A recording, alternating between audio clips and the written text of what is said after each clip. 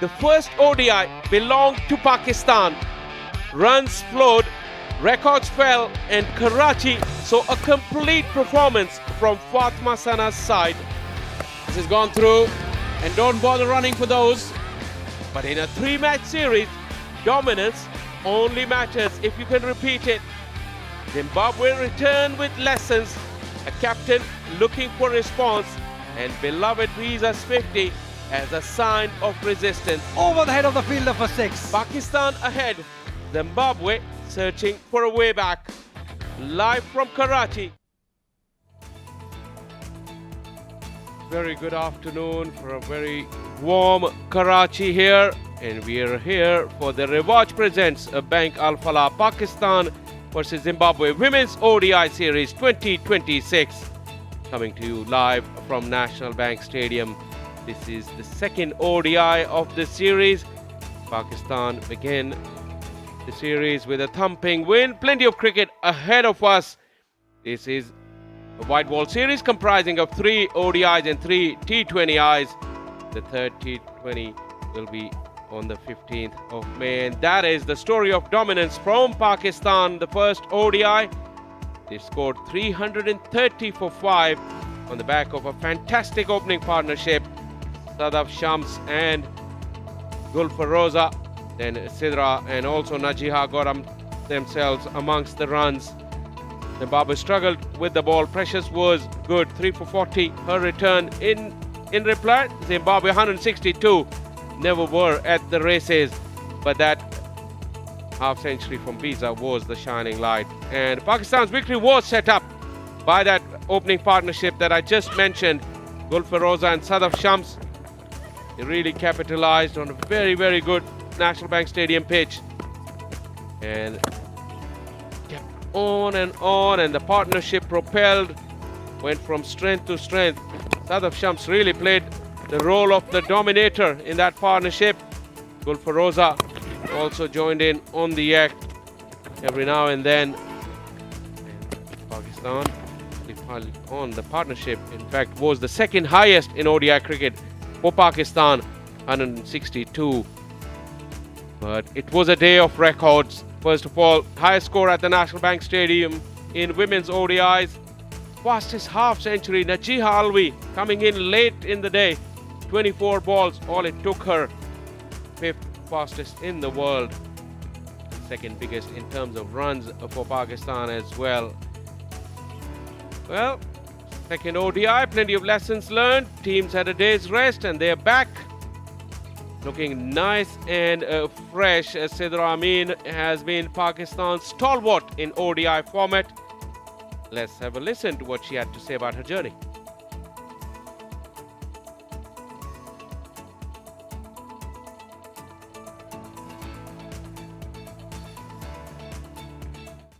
Ball आ रहा होता है और रन्स निकल रहे होते हैं, लेकिन सम टाइम टफ सिचुएशन होती है, कंडीशन टफ होती हैं, उस तरह बैट पे बॉल नहीं आ रहा होता. लेकिन एज ए बैटर तो यही होता है कि यार मैं सिर्फ बैटर हूँ. सो यही होता है कि थोड़ा सा चीज़ों को देखें समझें, तो जब थोड़ा सा टाइम वो गुजर जाता है तो फिर रन्स भी चलना स्टार्ट हो जाता है. तो फिर इस तरह से अपनी चीज़ों को मैनेज करते हैं अंदर फील्ड में. जब से क्रिकेट खेल रहे हैं यही कोशिश होती है कि अच्छा खेलें और रिस्पॉन्सिबिलिटी से खेलें, और मेरा रोल भी यही होता है. सो मैं रिस्पॉन्सिबिलिटी से खेलूँगी. मुझे लगता है कि ओडीआई में थोड़ा सा आपके पास टाइम होता है विकेट असेस करने का और किस बॉलर को अटैक करना है उसको चेक करने का.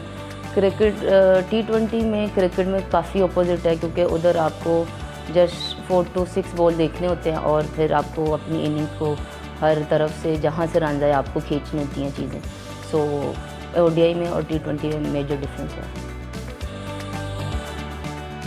थोड़ा उस दिन टारगेट लंबा था और हम यही प्लान कर रहे थे कि हमने हर ओवर में बाउंड्री लगानी है और साथ में हम रनिंग बिटवीन द विकेट से भी कवर कर लेंगे. तो इस तरह हमारा 8-7 का एवरेज, और कभी वो 10-12 पे भी गया था, तो चलता रहेगा. तो इसी तरह ही टीम के साथ जब खेल रहे होते हैं, जो अंदर प्लेयर आता है पार्टनर, उससे यही बात कर रहे होते हैं कि थोड़ा सा सेटल डाउन हो जाओ, देन हम एक्सीलरेशन की तरफ जाएंगे. तो इस तरह चीज़ें फिर हम चेक करके खेलते हैं. जब तो नया बॉलर आता है यही माइंड में चल रहा होता है कि लाइक इस पे हमने बाउंड्री लेनी है, क्योंकि जब बॉलर स्टार्ट करता है और उस पर ही आप चार्ज कर देते हो फिर वो थोड़ा सा बैक फुट पे जाता है, देन आपके पास और अच्छा मौका होता है कि फिर कमिंग उसके ओवर में आप और अच्छे से उसकी चीज़ों को टैकल कर लेते हो। सो माइंड में यही ऑल द टाइम चल रहा होता है कि रन्स ही करने हैं और रन्स किस तरह करने हैं वो देख देख के चीज़ें चल रही होती हैं। नए आने वाले खिलाड़ियों के लिए यही मैसेज है कि बी ब्रेव और शॉर्टकट नहीं ढूंढें, अपनी लाइफ को स्मूथ रखें, क्रिकेट में मेहनत करें, एक ना एक दिन जो मेहनती है उसका नाम बन जाता है और वो अच्छे से पाकिस्तान टीम को लंबा भी सर्व करता है।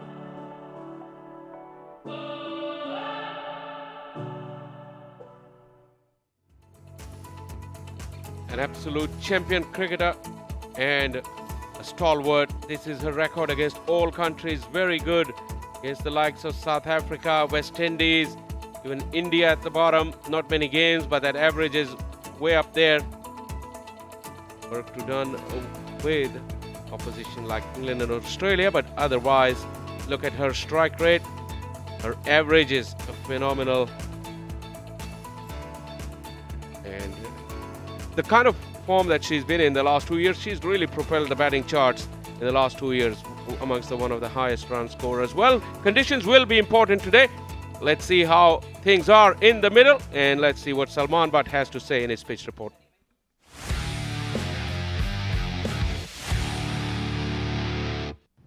Welcome to the National Bank Cricket Stadium in Karachi. The weather seems brilliant for cricket. It's bright sunshine, the wind is blowing, and the temperatures are much better than the first game. And the pitch that we have at our hand for this game, where Pakistan women take on the Zimbabwe women, it's a local soil pitch. So it seems perfectly rolled in, and it seems as if it will be a wonderful pitch to bat on. Definitely not the same kind of pace and bounce we saw on the Australian soil, but if you get closer down to this pitch, it is pretty firm and it has been well rolled in. Not the same bounce or pace, but still the batters can have a good time if they apply themselves. And for the bowlers, wicket to wicket will be the key.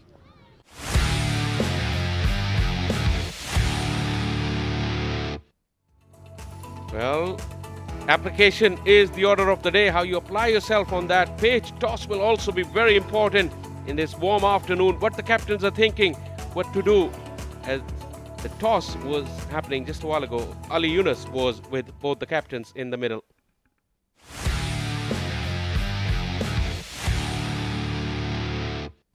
Yes, a typical Karachi afternoon. Plenty of heat, plenty of breeze and plenty of cricket ahead as Pakistan face Zimbabwe for the second ODI of Rivaj Present Bank Alfala ODI series. I've got the two captains alongside me. Nombelo Zimbada for Zimbabwe, Fatma Sana for Pakistan, Kamran Chaudhary, the match referee, all in readiness for the coin toss. Fatma is going to flip it. Heads. Heads is the call. Tails it is. Fatma has won the toss. Fatma, what have you decided to do? We're gonna bat first. Simple decision looking at the surface. Yeah, it's look good, so we will try to put a maximum total. Perfect game, the previous one. Is there any change in the plan or are you going to go with the same aggression? No, we're gonna play with the same aggression, but still we have two changes. Yeah, you ticked almost all the boxes. Is there anything that you want to change in this game? No, we just try to play a good cricket here and we will try to put a maximum total. Now tell us about the changes, the two. Danny comes in and Nashra is out and Ramin is back. Right, all the best, Fatma. Thank you, thank you. Well, Sibada, Zimbabwean captain. Had you won the toss, what would you have done? I wanted to bat first. Yeah, you had a tough game, the previous one. How do you come out after just one day, both mentally and physically? I thought we have had long discussions. Yeah, it's something that we're aware of and we have made amendments. How does this surface look like? Looks like a batting track to me. Yeah, previous one was not ideal with the ball and the field. What is the message to the team for this game? Just to stick together as a team and be positive. And how much score is you think you would be like to chase down? 200. Right, all the best, go well for the game. Thank you. Right, the news from the toss is that Pakistan, they won the toss and decided to have a bat first.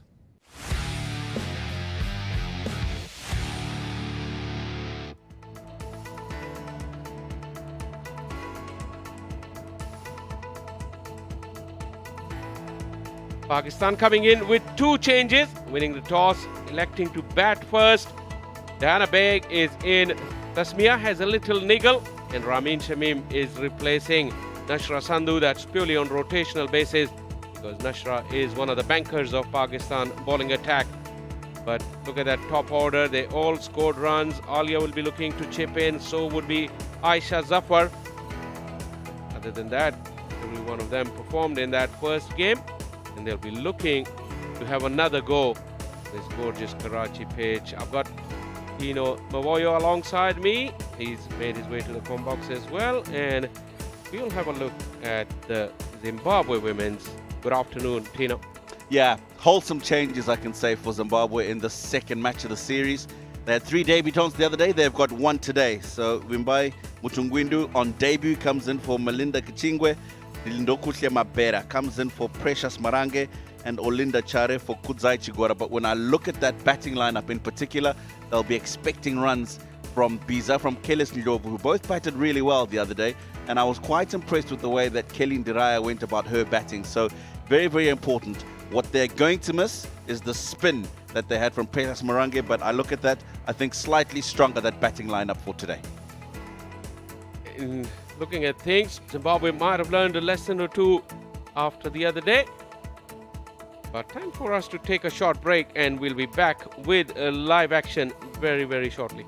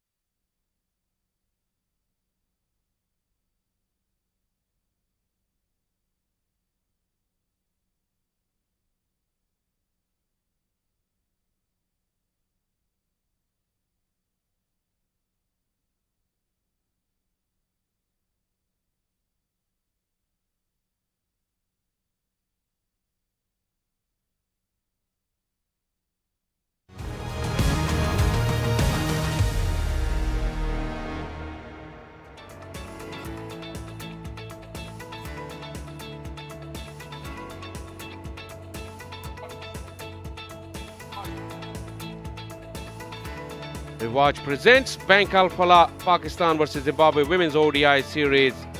We are almost ready for everything. The umpires are just about to take to the field, and second ODI of this series. Pakistan having won the toss, they've decided to bat first. Very warm afternoon. There's a little bit of breeze. It's not as hot as the other day. There'll be some comfort for the Zimbabwean team. Nemali Pereira, Tariq Rashid will be the on-field officials. Stepping onto the field. Very, very experienced umpires. Tariq Rashid was on the chair for the third umpire in the first ODI. Nemali braved the heat the other day as well. She's back in the middle. So is Zimbabwe. And they're in that huddle. Pakistan's opening pair will be once again looking to start in a good manner. This is a different pitch though. Probably it may not offer as much pace and carry for the batters to express their range of strokes. What can we expect from Zimbabwe? You know, alongside me. Lessons learned. It'll be time to see how they actually apply what they've learned from that first game. Absolutely. I think the one thing that sticks out in the Zimbabwean change room, and the players themselves will admit, is that they need to work on their fielding. That's a non-negotiable at this level. And you look at the 330 that was scored in that first ODI. If they had fielded better, had they taken their chances and taken their catches, then maybe that could have been a sub 300 total, and you're not looking like you're chasing so much. So that's certainly something they need to improve on, as well as I think the middle to the lower batting order could add a little bit more value with the bat. But very impressed by what I saw from young Diraya. Of course, Kelly Slidov was seasoned at this level, as is beloved Biza. But those are the things that I feel they'll need to work on. A bit expensive with the ball early on as well. But those are discussions they would have had and an opportunity to correct that today. Sadaf Shams has been in exceptional form, coming off the back of a 97 and a 98 in the previous game. Back-to-back big scores. Not really nervous, close to that 100, but up until that point, she'd played beautifully. Gul Feroza, her opening partner. She also got a 50. Generally is the aggressor in this partnership, but the other day she just took the back seat and allowed Sadaf Shams because she was on a roll. Gul Feroza just a 150. And that was in the last game. And they'll be looking to pile on the runs. But talking about Zimbabwe's effort in the field, and like you mentioned, Tino, good thing is age is on their side. For them very young and fielding, need that kind of energy. Left arm over, let's play. Put up a better performance and put Pakistan under a little pressure. As all in readiness. And it plays the call from the umpire.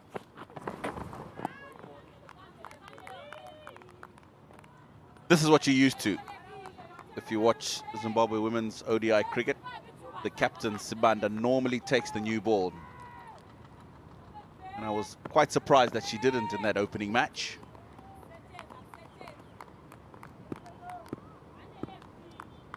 It was Chigora who bowled the first over. In the air, but through the gap. And possibly the first boundary of the game. The field was well set for that in-swinger. Two fielders in the ring on the onside. But it went between them. It was definite movement, as we saw in that first game as well. Banda bringing the ball back in. Head was slightly on the wrong side of the ball. That's why that ball went aerially, luckily between the two fielders. Boundary for any opener at the beginning of their innings. They'll take it. Nice stride into the ball. It'll be interesting to see how much she'll get the ball to swing in, because that's what she does naturally to the right-hander. But I say that because that breeze that you can see is going over her right shoulder to the left. So that's fighting the ball swinging back in. It would actually encourage the ball going away, which is why we saw Chigora do that 2 afternoons ago. But I like the leg side field with the 3 fielders in there. But early on, I want to see that mid-wicket tighter in. I want the mid-wicket in a catching position. because we saw that previous one go in the air. We saw a couple that went in the air in the previous game and a couple that didn't quite carry. So just a little bit of extra pressure. At the moment, it's a ring field, yes. But as a batter, no slipping. You don't really feel like Zimbabwe is attacking early. Slant away, there's a big shout. Nothing from the bowler, mainly from the wicket-keeper. You're right about that mid-wicket fielder when you say that, because he gets in closer. As we look at this one, typical left-armers over the wicket angle, taking it away from the right-hander. That mid-wicket comes closer. They'll cut down on the angle. And now they've changed the field as well. That one of those fielders has gone back. Third is up in the ring.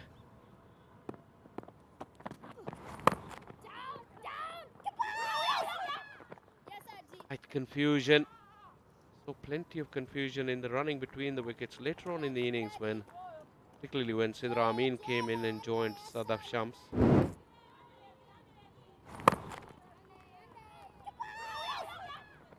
Yeah. The good thing there was they were watching each other and they could both see that my partner's not coming.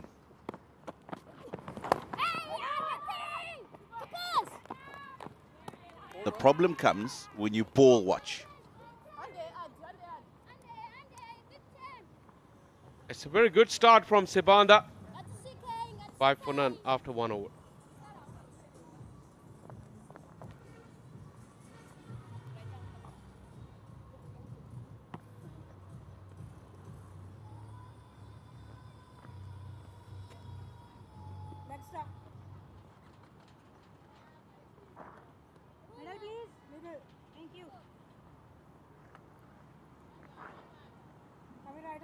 Two changes for Pakistan and 3 for Zimbabwe.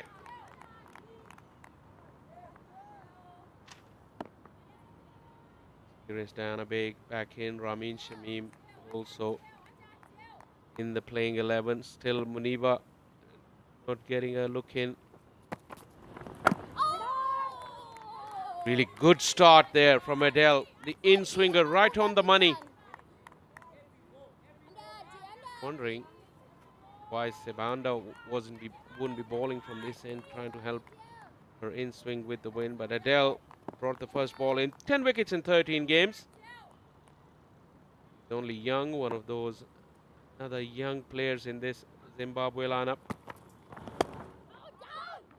Oh, that was aerial. But it's gone through and it will hit the fence. Once again, the in-swinger. Good use of the wrist from Gulfaroza.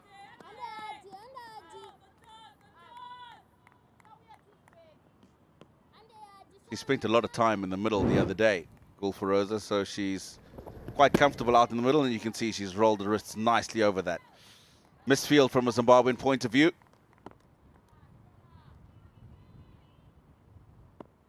She gets her first boundary. More swing, but another boundary. Very, very quickly running away this ball. Gulfaroza getting her eye in with some freebies here from Adele. So there's another example of how much swing there is because of that wind. She's got to start that ball a lot further outside the line of the off stump. And even if it doesn't swing back that much, she's got a ring of 4 fields on the offside. So the protection is there. Gulfaroza has shown she's very strong off the legs. You've got to stay away from that.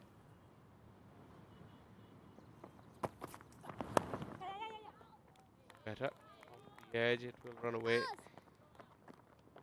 The bowler is under pressure from both sides because the batters are coming at you, and also that first boundary that went through the hands of the fielder, that is also not giving the bowler any sort of confidence.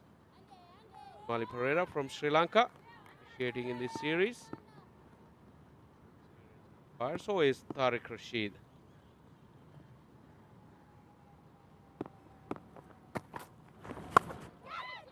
Aerial away from the fielder. Too much weight.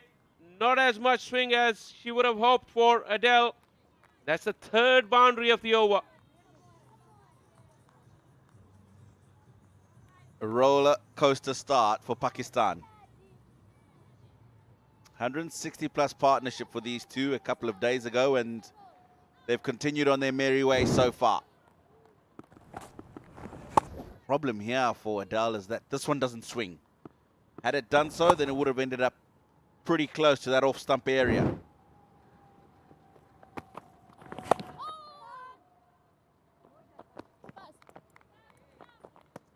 Dot ball to close out the second over.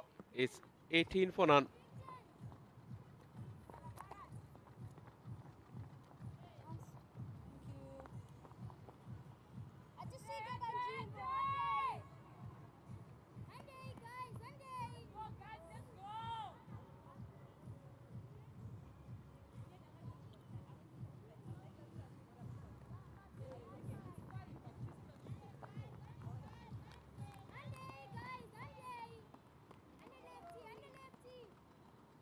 Slightly to away. Covering one leg. Bob, we need to bowl well from both ends. Build some sort of pressure. Boundaries is what they don't want in this power play.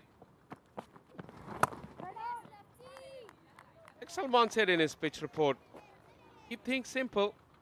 Bowl wicket to wicket. Isn't much pace on offer on this pitch, and you'll be asking the batters to do all the running. But if you spray the ball either side of the wicket, you're likely to go for runs anywhere.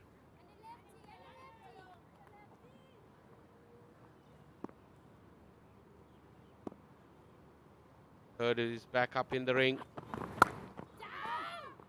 Nicely crunched. It's through. Whether it was a misfield or not, but the shot itself deserved runs, and it got the reward.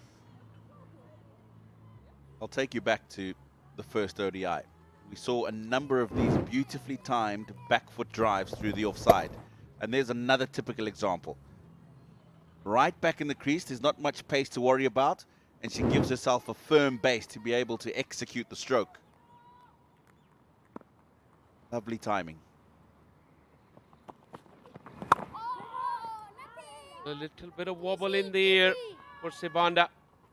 This time the line and the length was good. By that, this is a shot that don't normally associate with Pakistani women's batter, that back-foot punch of the straight bat.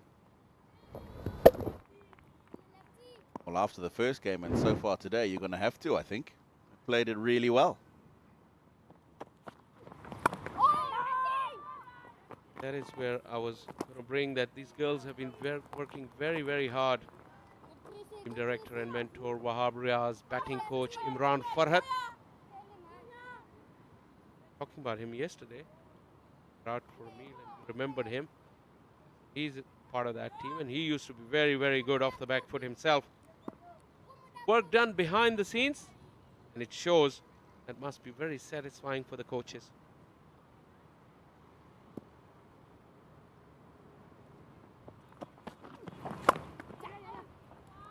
Sweeper out there now. It must be very difficult as a coach to try and not work on certain areas that you were good at as a player, especially from a batting point of view. That's why when Grant Flower became the batting coach for the Zimbabwe men's team, everybody improved so much on their forward defensive.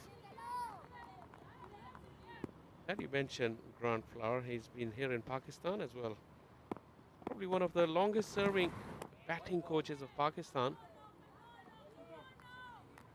Very good reputation here with all the players that he was involved with. I thought it was pretty hard that last ball. Yeah, Grant Flower, and of course Andy Flower, two greats of early days of Zimbabwean cricket. After gaining the test status, because Zimbabwean cricket existed way before that. Oh, chance! It was hit hard, but it went straight to the fielder, and at this level, you're expected to take those.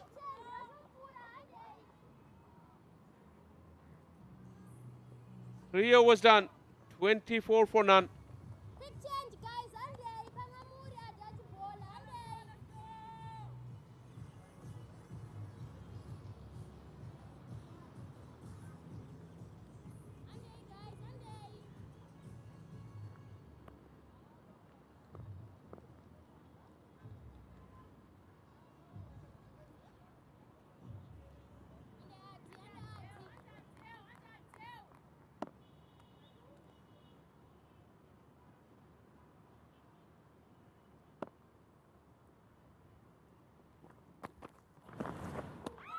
Beautifully bowled. That is a better line for that in-swinger. Although it didn't swung a great deal, but it did a little bit. Last ball, last over. A chance once again for Sadaf Shams. Yeah, she's played away from the body. She's got herself in an awkward position. She was trying to get low so she could do the reverse cup. She probably would have served herself better staying up and keeping the fingers pointing down. Sometimes at that backward point area, when somebody flashes as hard as she has, ball gets to you very, very quickly. A little wobble as well as the ball was getting to her. Probably caught her out a little bit.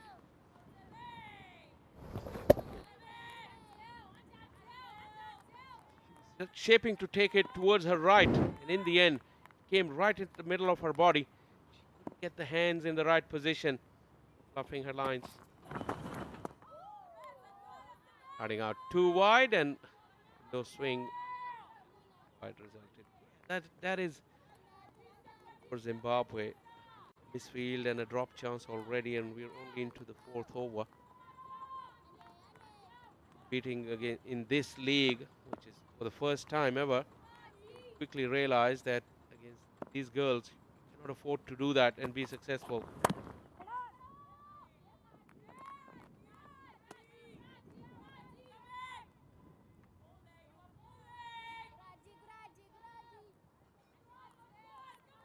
Goal for Rosa. 15 from 12, so she's got off to quite an accelerated start compared to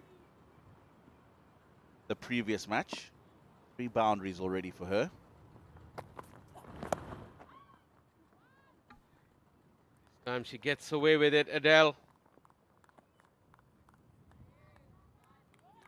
Lines have been very indifferent. First over, she went for boundaries on the onside and then on the offside, and that is a captain's nightmare. Field set one direction, if it goes through there, still live with that. Getting hit both sides of the wicket, and there is a problem. Edged away. That has been kept pretty fine, so just a single.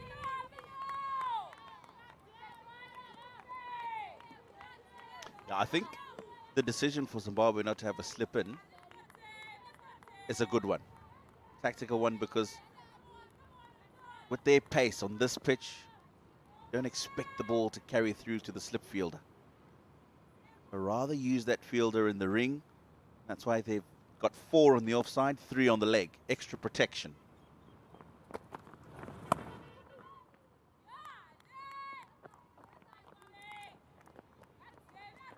Better over from Adele, despite that one wide. 4 overs, 28 for non-Pakistan.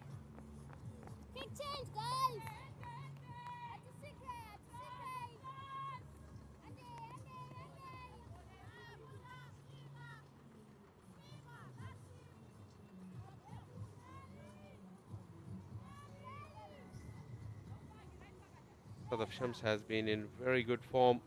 Like I said, she made 97 in the last series and 98 yesterday. So that is the reason why she's right up there in terms of high strike rates. Been over 1 to 10. So she gets off to a quick start. And look at some of those names on that list.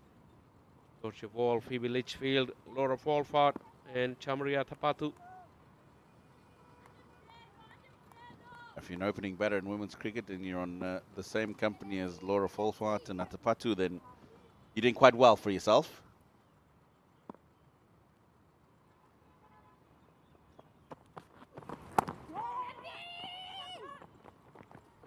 That is good cricket. Soft hands, fielders push back at the edge of the circle. That is something that Pakistani batters could do more of. There's very visible improvement in skill and running between the wicket. Here's another of those, and pitching singles, eliminating those dot balls. Dot balls has been a problem for Pakistan in the past. That urgency or that awareness to pick up singles, even inside the power play.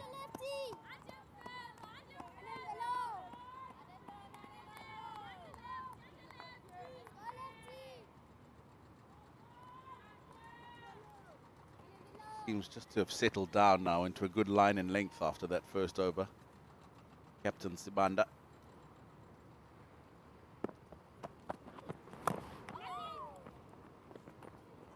That angle is good, and if she finds good areas, then it will be difficult for batters to get after, especially with the lack of pace. And I suspect as well, as the ball gets older, that is Sadaf Shams. Previous game started off playing some really crisp strokes. It's a bit of power in her game as well. That is also good to see, especially the strong base was strong outside the off stump. But Sibanda's angle, you could already see that Sadaf is not comfortable. Continuing on with Sadaf's knock from the other day, she had fair bit of luck, you have to say. That's not her fault. Capitalized. That was one of those shots that Tino was talking about earlier, the back foot punch. Aerial again. Quite carrying to the fielder, which is sitting right back at the edge of the boundary. These are long boundaries here at the National Bank Stadium, especially the offside boundary. Very unlikely that the batter is going to hit you for 6 in that direction. Bit of lack of awareness or inexperience there on the part of the Zimbabwean team. That fielder, she's gone way back to the rope again, but now come off 5 yards off the fence. Action again. Goes out. Over number 5. It's 31 for none. A good one from Sibanda.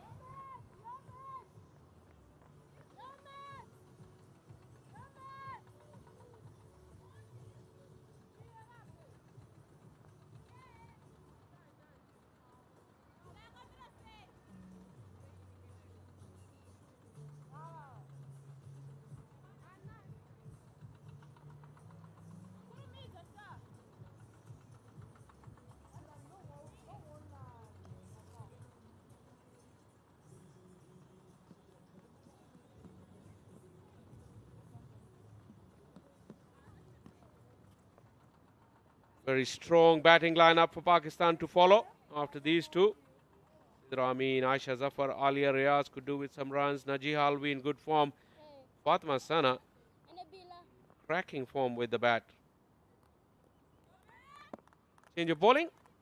Spin for the first time from this Karsaz end, our commentary box end. Sprays in line. Couldn't pay the full price, just a couple of runs there.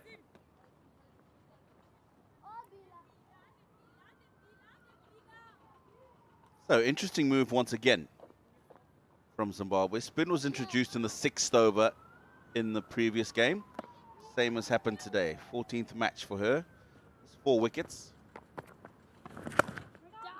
Beloved Biza. Feel that she will certainly grow in her role as an all-rounder for Zimbabwe. And the more she bowls, the better she'll get. Definitely, and the point that I'd like to make, that she's such a good batter. She'll need support in the field first thing, but she's such a good batter. You would definitely know where not to bowl to good batters. That information or that knowledge alone really help her with her bowling. Now, is there confusion? There was a bit, but they'll get back, will they? Yes, they should. It was close. That turn wasn't quick enough, and it felt like it could be mighty close. Zimbabweans' body language. Initially, they got really excited, but a bit muted after that. Third umpire, Zulfikar Jan. In the end, it will be an easy decision for him. The throw was quite a long way away from the stumps. Biza had to drag it a long way to dislodge those bails. That was enough for the batter to get in.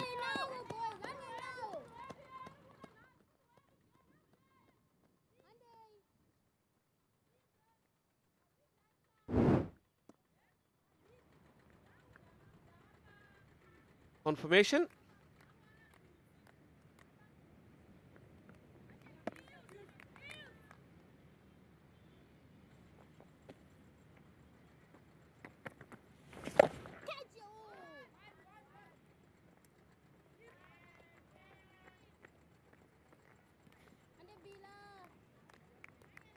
Yeah, she's been effective already since she's come into the attack.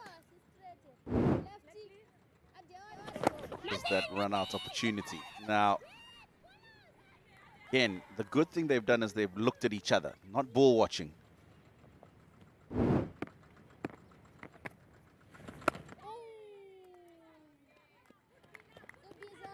That is a very good start from Biza. Much better those first 6 overs from Zimbabwe today. Pakistan 34 for none.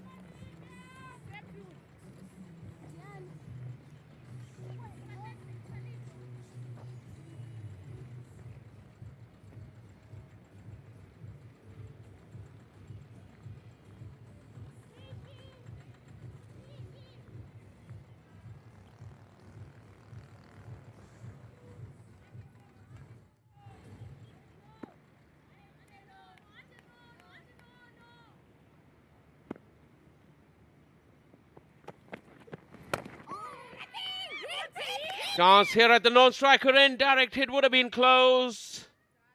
This time no confusion, good communication. That's always a chance that you can get to the other end safely. Direct throw. You might have another look. Yeah, she's too deep at mid-on. That's the problem. You won't see it in that shot, but she's come in from literally on the circle. Not going to save a single from there. She's got to get tighter.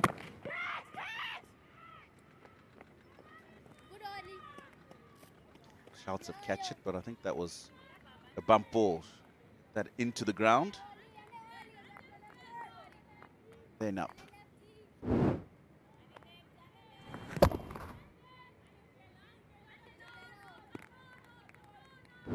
Good effort in the field though, bouncing right in front of you, never easy.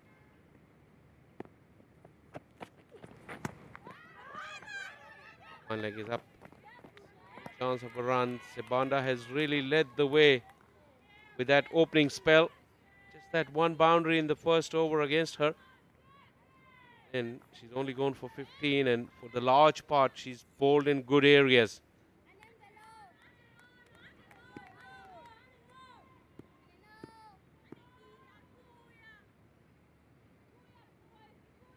That angle going very nicely across from the right-hander. So she's got herself a slip as well.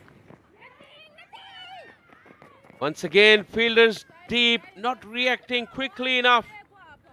And Pakistani pair pinch another single. This has gone straight to the fielder. Wonder if a direct hit might have done the trick here. Just not on the balls of her feet, she probably would have been home. Slight bit of awareness needed from the Zimbabwean fielders.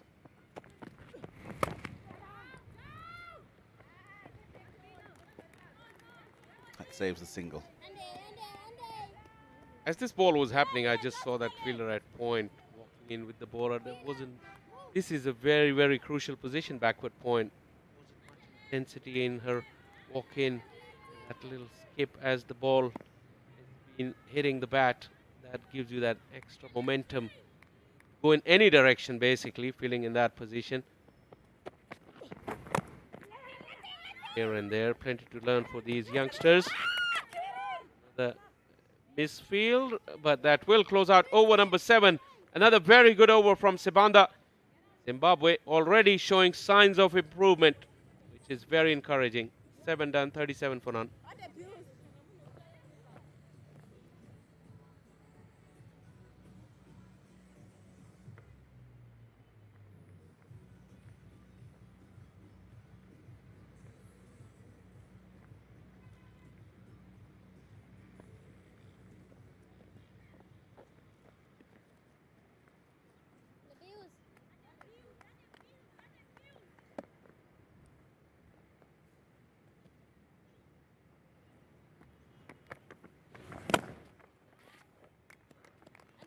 Right, 37 after 7. Without any loss, Pakistan. They've done well. Intent quite clear. They want to go after Zimbabwean young bowling side. The roles seems to have switched between these two batters. The previous game, it was Sadaf Shams who was more attacking, more positive. Today, it's the role for Gul Firoza, as I welcome alongside me, Ayman Anwar. Thank you so much, Ali. Yes, exactly. It's wonderful to see Gul Firoza pitch. Yesterday, we saw her struggle a little early on, though she got good runs at the end. But today, the start has been phenomenal for her, and it's a good-looking shot from Sadaf as well. Towards long on for 1. Yeah, discipline from Zimbabwean bowlers also. We saw lots of extras in the first game. 100% sure that they've increased in that. They've worked on it. They've been disciplined. Not many extras been given. Not many wides been given. Oh, that's over the head of the fielder for 4. She's been very lucky. Could have easily gone in the hands of the fielder on another day, but this time she will get the boundary. It was a difficult one for the fielder. She was there at the short mid-wicket, had to jump really higher to grab onto this one. But the power behind that shot was very well from Gul Firoza. She swept it, a full-length ball, and into the boundary.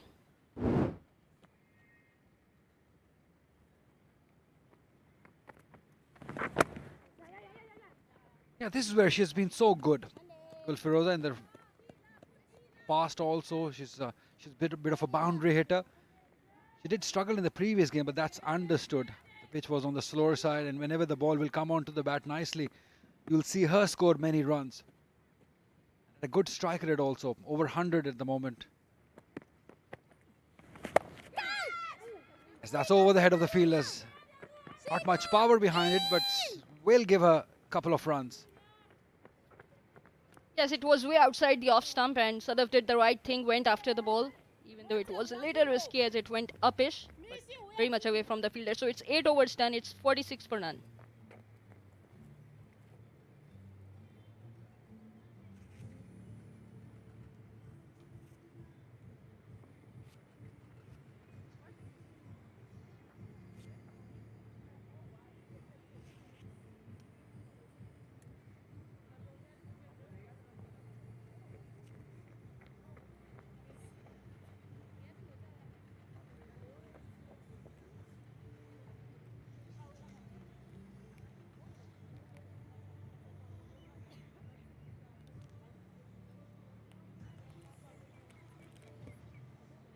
Right, something very, very good as far as Pakistan batters are concerned, Ayman, is that have a look at the last over. Single, 4, then a single, then a couple. So they're looking to score runs on every delivery. That's what you want to see, that intent there to score runs.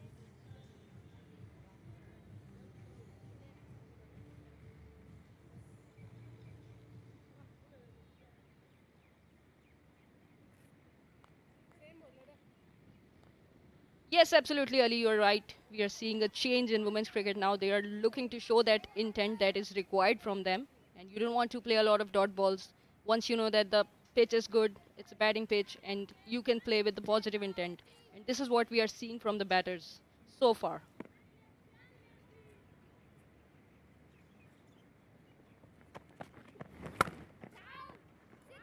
Yeah, that's hit hard, but there is protection on the offside. Absolutely, and everything that you just mentioned has to do with the fitness, the strength these girls now possess. It's getting better and better. I'm not saying it's 100% or up to the level of what Australia does or England or New Zealand do. At least they're on the right path. They look fitter. They look very energetic also. They look to score big runs, 330 in the previous one, and I'm sure they're on the way to get another 300. As she goes up and over, beautifully placed. That's a powerful strike from Sadaf Shams. That will probably get her going. Absolutely amazing. This is from Sadaf. It was in the arc, it was in the slot, and she played it rightly over the head of the fielder. She knew where the fielder was exactly, so she must be eyeing this length to take it over. And she got the welcome boundary for her. This is so good. Just grabbing this opportunity. Good surface. a young bowling attack, so you got to capitalize on it. Don't want to be missing out on these opportunities to score runs for yourself, for the team. That's why you see in the previous game also both Sadaf and Gul Firoza, they respected the good deliveries, although they were very few. But whenever they're given the opportunity, they pounced on it and hit boundaries. That's a good game awareness, valuing the wickets.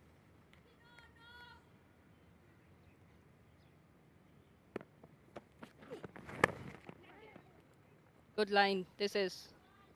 As long as it is within the stumps and hitting the hard length, it would make it difficult for the batters to charge up against this. And they need to do it with consistency here. And today they are more persistent into their lengths, the Zimbabwean, and they have read the conditions really well. I like the idea of having a deep cover early on into the power play. And this is the area that needs to be protected on a pitch like that. And at the same time, they've got long off in place. So the length and the line has been provided.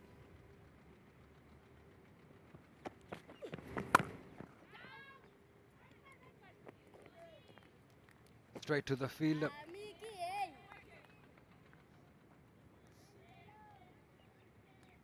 Right, Bank Alphala proudly sports women's cricket, and through its Pehchan current account, it's helping women build their identity and confidence beyond the game.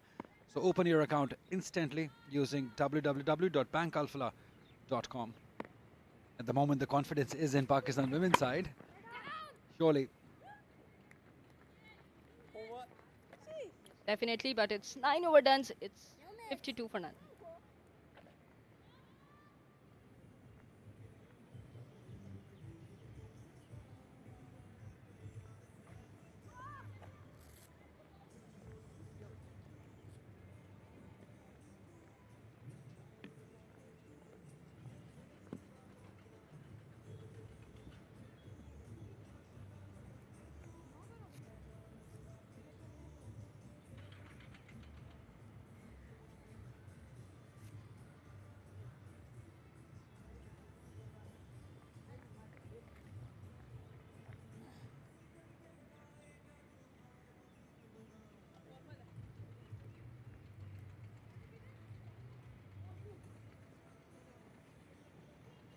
The conditions usually have been tough for the visiting sides whenever they come this part of the world for the first time. But this is what happened. This has nothing to do with the conditions. She got hit. Actually just twisted her foot, maybe a cramp even.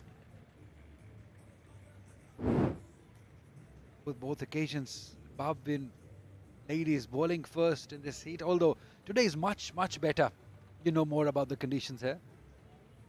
Yes, absolutely. Yesterday it was feels like 42 and today it feels like 40, to just an edge of 2 degrees centigrade to the Zimbabwean side.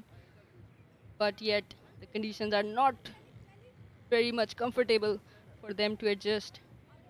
They are coming from the weather that is very much pleasant than we have here in Karachi. I was having a word with Tina Moyo early this morning and I asked him if it's back home, if it's get this hot. And he said that there are some areas where the weather can go, the temperature can go up to 49. Yeah, in the previous game it was 45 when we came into the ground. It was very hot. Today, thank God, it's much better.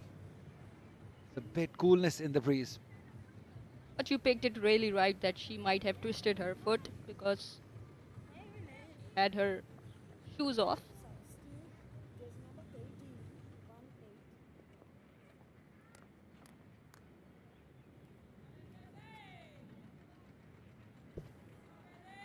Right, beloved Biza. She was the pick of the batters in the previous game for Zimbabwe women. She's got a job to do with the ball here also. Edge, more runs. Might not have enough. It has enough, surely, for 4. Everything working for these two. They bring out the 50 partnership also. And they continue hitting boundaries too. It was a good length from Biza. Sadaf couldn't pick it well. She went onto the back foot to play this shot, but couldn't connect it well. So got a thick edge off her bat. No chance for the wicketkeeper to collect it. Lucky boundary this is for her. See, that's the trouble.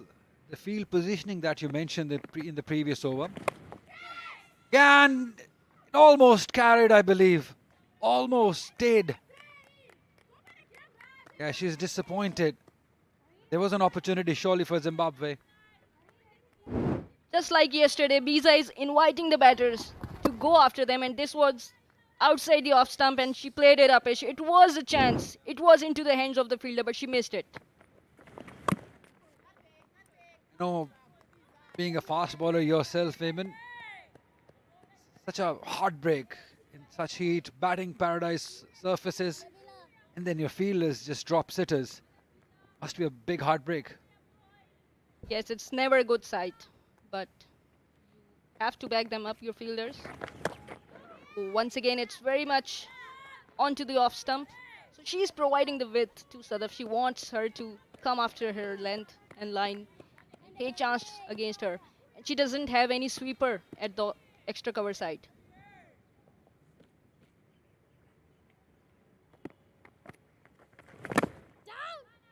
Yeah, as if she wants her to play in that area because she's got a long on in place and a mid wicket in place. If Sadaf Shams tries to go across the line, there's every chance of top edging it. If she's hitting it hard through offside, there's every chance of cutting and edging it to the wicket keeper. This is good. Use of the feet, coming to the pitch of the ball, just milking it towards onside for one. End of 10:57 for no loss is Pakistan women.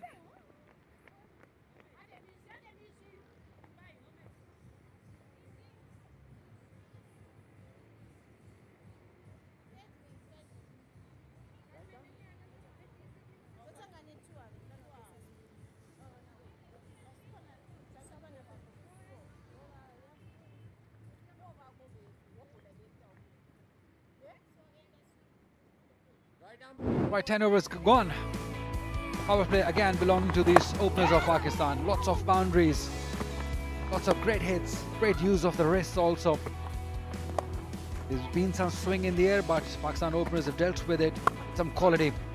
Every time the width is given, they pounced on it and hit boundaries. This one was an excellent shot off the back foot. Opportunity was there, not just once, but a couple of opportunities. Such a heartbreak for the captain. There was another opportunity also.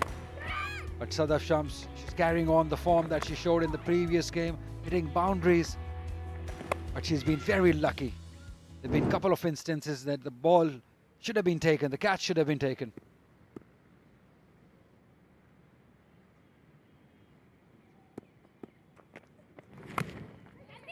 Mavunga comes back, and it could be tricky for the batters. They need to hurry between the wickets, and they made it comfortably.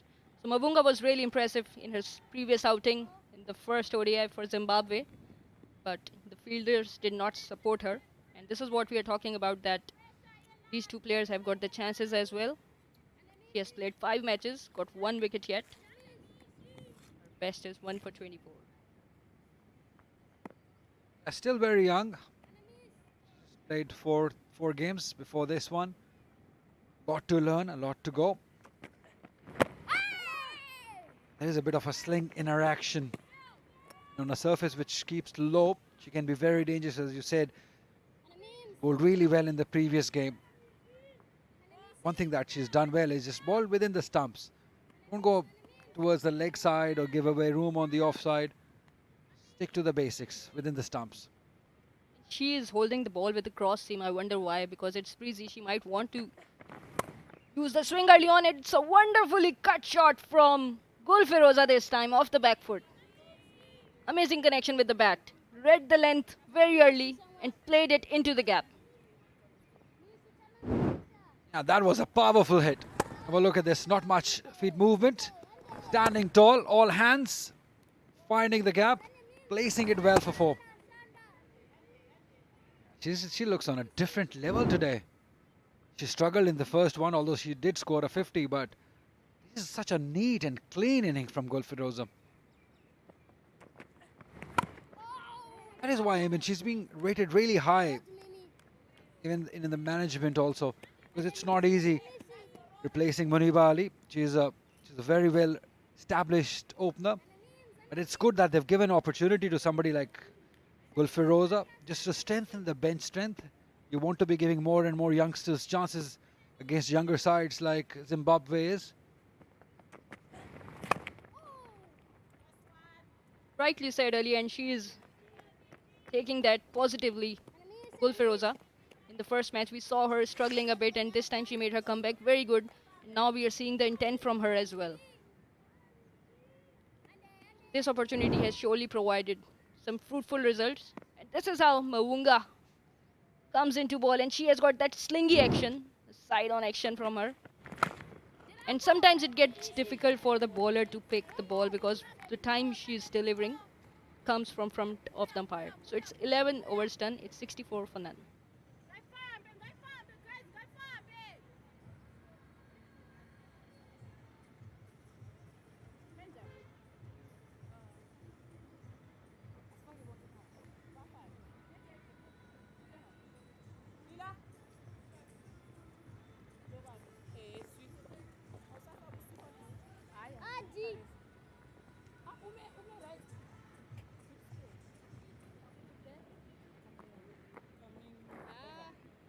Change bowler. Come right arm over to you.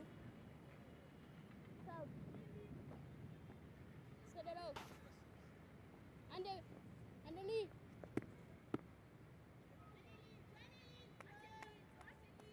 The Kule.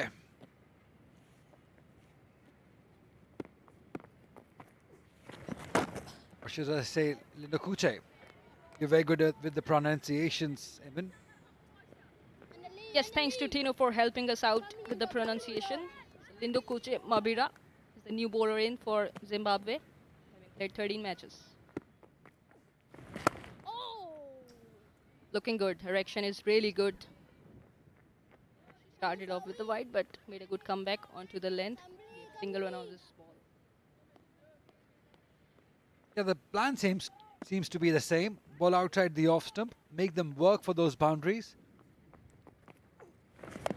This is what they're looking to do. They're making batters sweep from outside the off stump. I know it's not working for them as far as fielding is concerned, but they've shown discipline in bowling, which is good. Because yes, results might not have gone their way, but improvement is what you want to see. And they surely have done well. Yes, absolutely. I would say that the bowling has been disciplined. Once again, it's the drop catches that have been putting the Zimbabwean team onto the back foot. Otherwise, had those catches been taken, the results would have been different.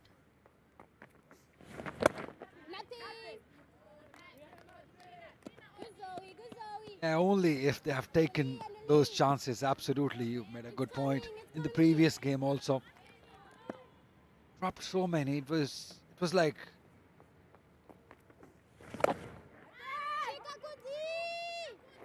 Oh no, again gone through. That's exactly what we're pointing out. The fielding. It's been the trouble for Zimbabwe. Another chance given, another lapse in the field. This time it was swept and swept hard from the middle of her bat. And the fielder had the chance to stop the ball, but she could not dive in technically right to be able to stop that ball from going for boundary. The most interesting thing is, yes, they have dropped chances, but a couple of chances they took in the previous game, they were magnificent. We'll talk more about it. 12 gone, 70 for none.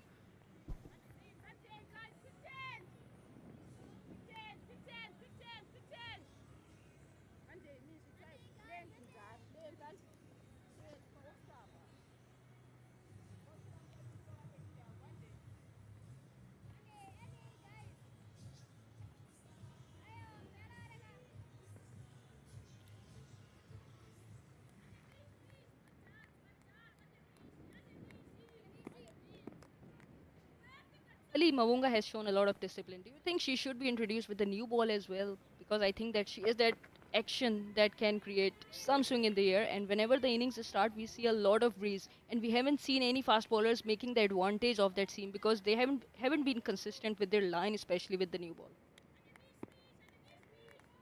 I mean, you mentioned it in the previous Mawunga's over that she's holding that cross seam. Maybe going down, maybe going down. Yeah, that's what umpire has signaled. She's holding that cross seam ball. And you know, when you're bowling seam up deliveries with the seam up right, it gets difficult to control. Maybe that can be an issue for her. That control of that ball, because cross seam, you get the control more with the line. Yes, absolutely. Whenever you are a little less in comfort, like you would be able to swing with the seam or not, then you try to hold it cross seam. That's what she has been doing. But her previous delivery was really threatening because it skidded off the surface. Came onto her back leg really quickly. But replied back with the wide. Yeah, but you make a good point in this. When you say if she can be used with the new ball. See, everything is not working anyways. So why not to give her a chance to do it? Maybe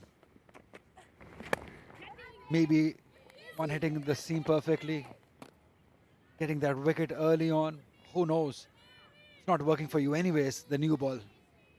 So yes, point should be taken.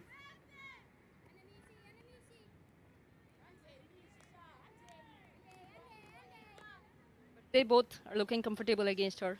The action is not bothering her at all. This time it has been lofted over. There's a fielder, but it was a very difficult one. But a good try indeed. Wonderful shot. This is from Sadaf for a boundary. Yeah, shot out of her frustration. She's been kept quiet today. We just went after it. Not a full-blooded shot, but just a wristy shot. But look at this, just made a pre-planned shot that she has to go after the ball. It was a great effort though. We have seen some stunning catches by Zimbabwean fielders in the previous game. They can drop easy once and can catch the difficult ones. But a good comeback. This is from Mavunga. She has to be persistent at this length on this pitch. Whenever she does that, it makes it difficult for them to create runs on those balls. But anything fuller into this pitch will go. This is what happened on the previous ball. It was a full pitch from Mavunga and she played it wonderfully into the gap. There was a chance, but it had to take some effort to grab this.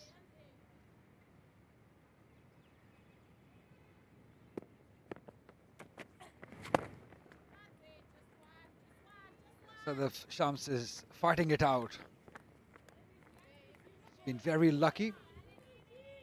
Previous game also. Even here today also, she's been given some opportunities. This is what happened earlier in this over. It was pitched in line. Very much marginal. But just with the angle, it looked like going down.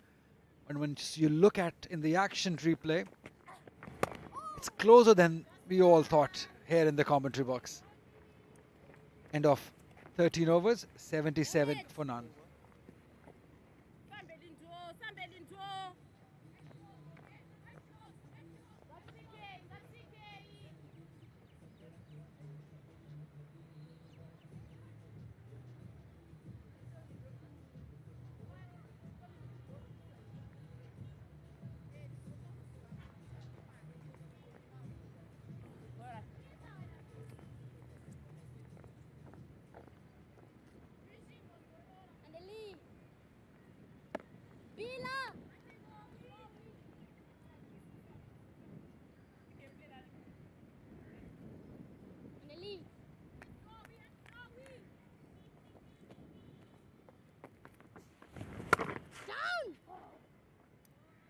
Beautiful.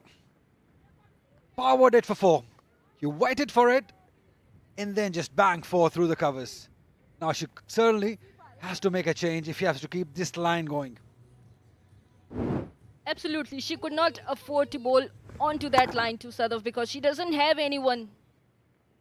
She doesn't have anyone at the deep cover protecting those runs. Gulfaroza was the one who has struck this boundary. Once again, the line is similar, but the shot is amazing from her. There's a protection in the deep, would only be a run there. Yeah, she can afford to have that sort of a feel for Sadaf Shams because she's not at her best today.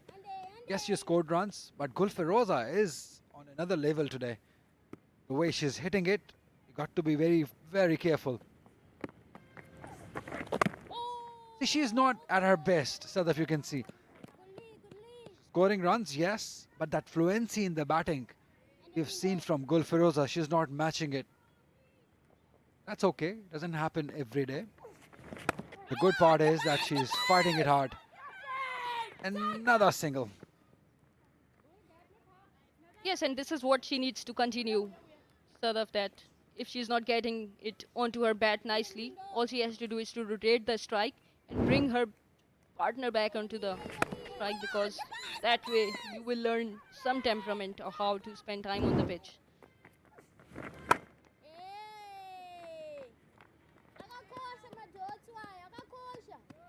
But I think she needs to take her chances, Lindo Kuche. They don't need to make adjustment to the field. They want to invite the batters to make ball shots here. There's one, as you just said, trying something different, not happening. End of 14, Pakistan batters look really good, 83 for none.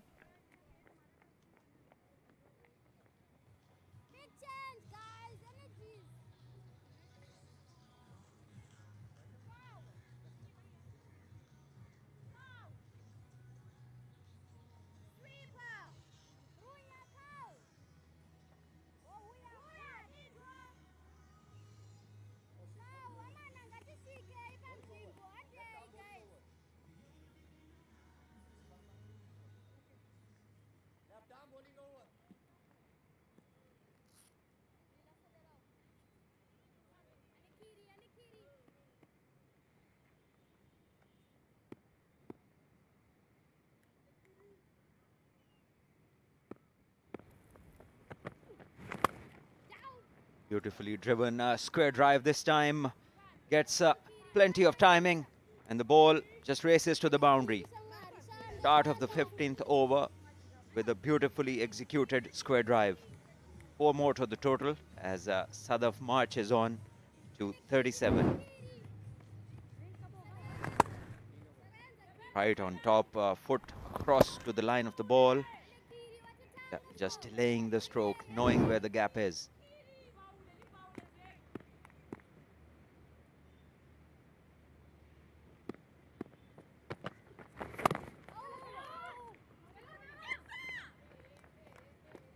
Not a lot of pace in the pitch, but still, once you get into the zone, you can find timing. Along with me is Kainat Imtiaz. Pakistan doing well, Kainat. Well, the intent seems very clear in today's game. Not wasting a lot of time, just getting onto rotating the strike.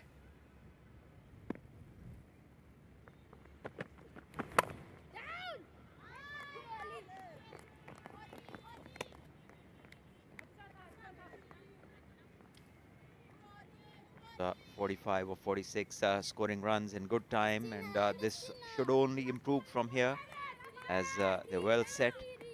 The pitch is a typical Karachi pitch, which is good for batters. Not a great deal of pace and bounce, so you can just get onto the front foot. This one has been flicked past the short fine in the ring.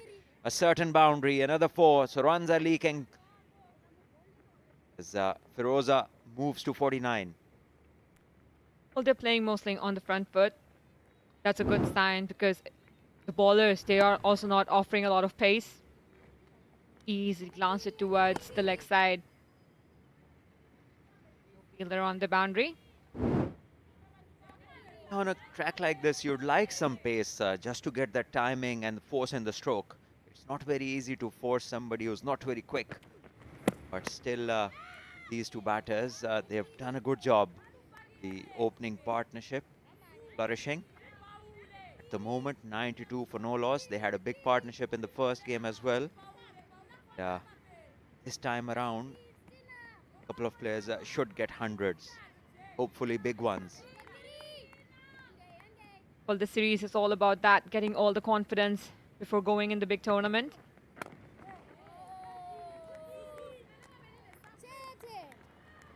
.50 for Gul Firoza. Consistent she's been. This is a second 50 on the trot. One in the previous game and second one in this second game.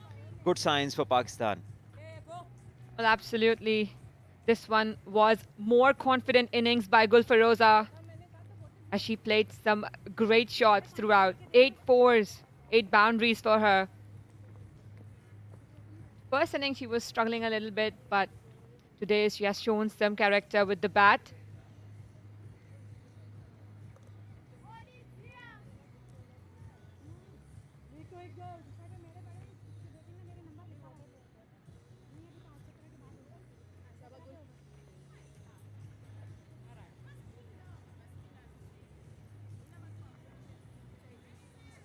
Well, it's a great opportunity for Gulfaroza to turn this half century into a century to gain all the confidence.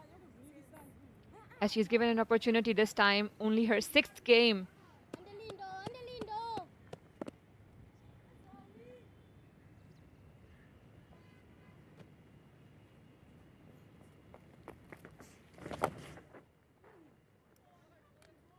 Taken from outside off, swept to perfection through the gap. 2 fielders in the ring. The shot was on.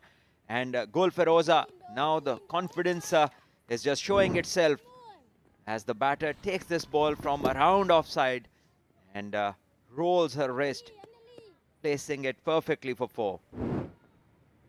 Well, good signs once again as she's playing all over the ground. Sweeping around as well.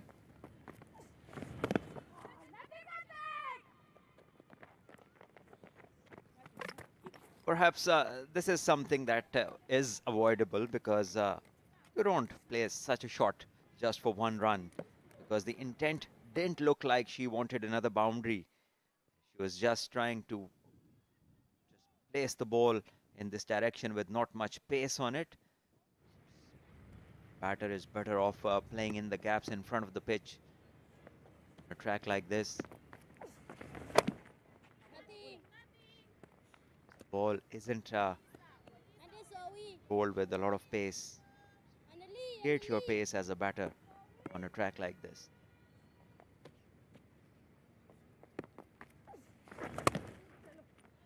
This is much better, just opening the face of the bat slightly and just pushing it in the gap, doing it safely and efficiently. The roles have switched from the first game. In the first game, Sadaf was the one taking all the charge, and in today's game, it's Gulfaroza who's taken the charge. Another one down the ground, and that's how you define a partnership in a cricket game, because not every day the same person would be in the same sort of touch. So whoever is doing well, the other one just needs to keep playing along, building up a partnership. Putting pressure on the opposition as this one takes the outside edge, and the keeper didn't do much about it. The edge doesn't get to the boundary. Does give the batters a couple of runs. The over ends at 9 runs. After 16, it's 102 for none.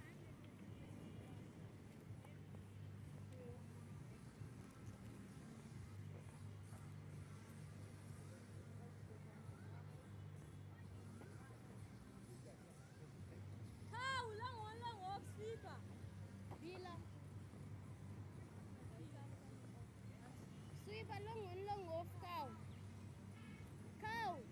102 of 96 deliveries, back-to-back 100 partnerships for both the openers. It must be very heartening for them and for the sports staff, for all this coaching side of the Pakistan team, because these girls have worked hard, and what we've come to know is they've worked really hard on their fitness levels in the last couple of months, and batting for longer periods, hitting with more power and running between the wickets more aggressively will all be the signs people would look for. Well, absolutely, Salman. And also the intent has changed drastically of the Pakistan side. They're now looking all for the singles and doubles and hitting boundaries occasionally.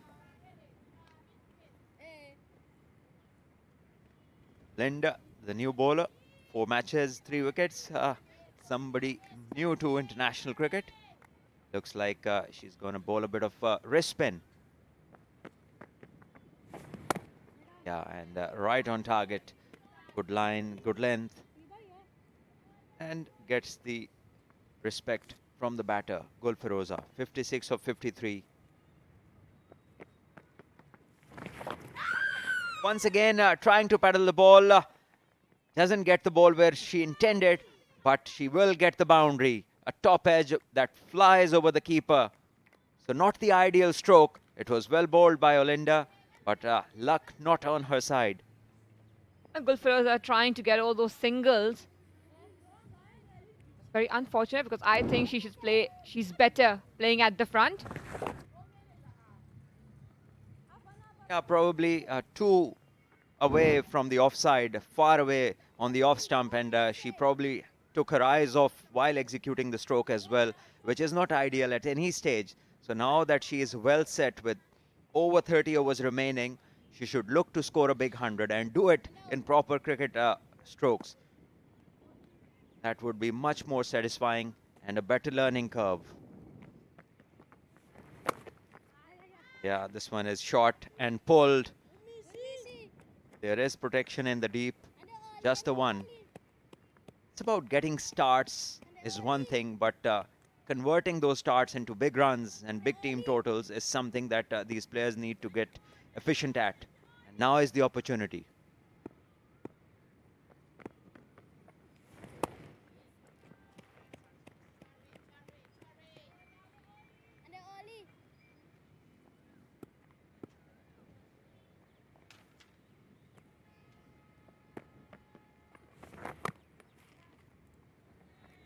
Sadaf still struggling a little bit over there with all the punches. Plenty of Vigotel smartphone moments.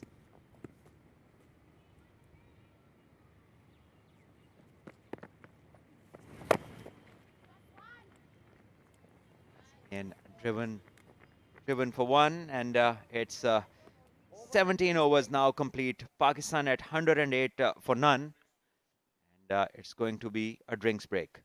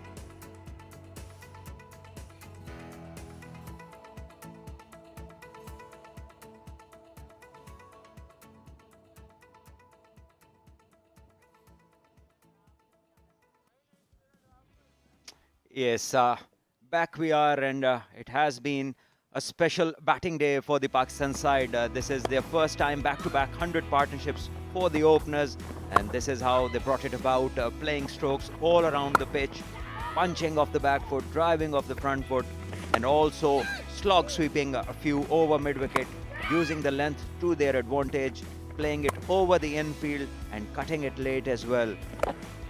It really has been a very controlled and authoritative batting display from both the openers, looking in good form. The only thing they'll be looking now is to score big as possible, get to those hundreds, get more confidence flowing in their batting.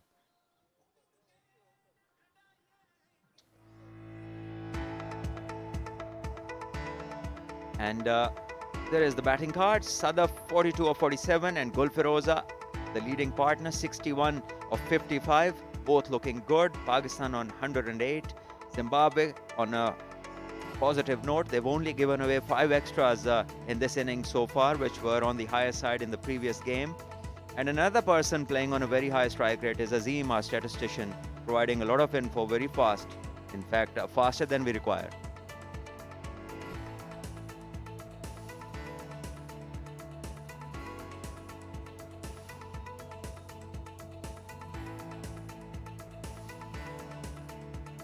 Seven bowlers this inning, used already in this inning. So far, just 17 over gone and quite many to be used.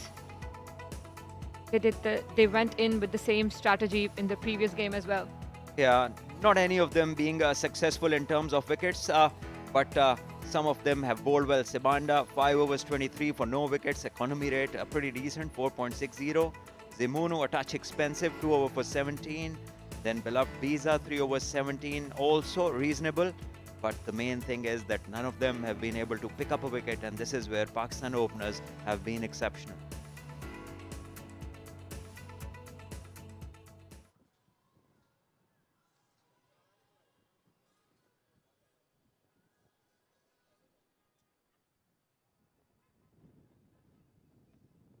Resuming the play after drinks. It's a windy afternoon.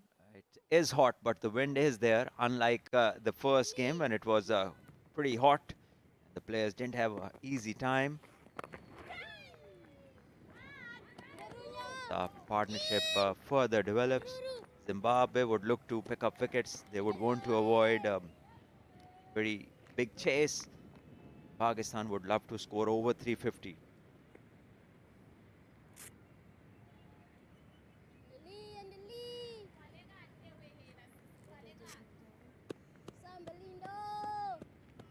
Lot of time taken by the batters to get set and ready for the next game, for the next ball.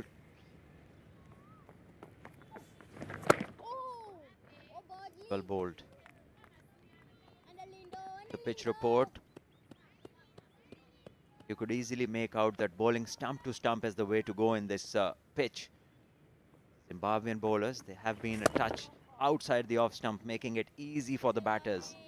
Bowling on a length within the 3 stumps is going to test the batters against spin bowling over here. Absolutely, but overall I think it's because of the experience, the lack experience Zimbabwean side.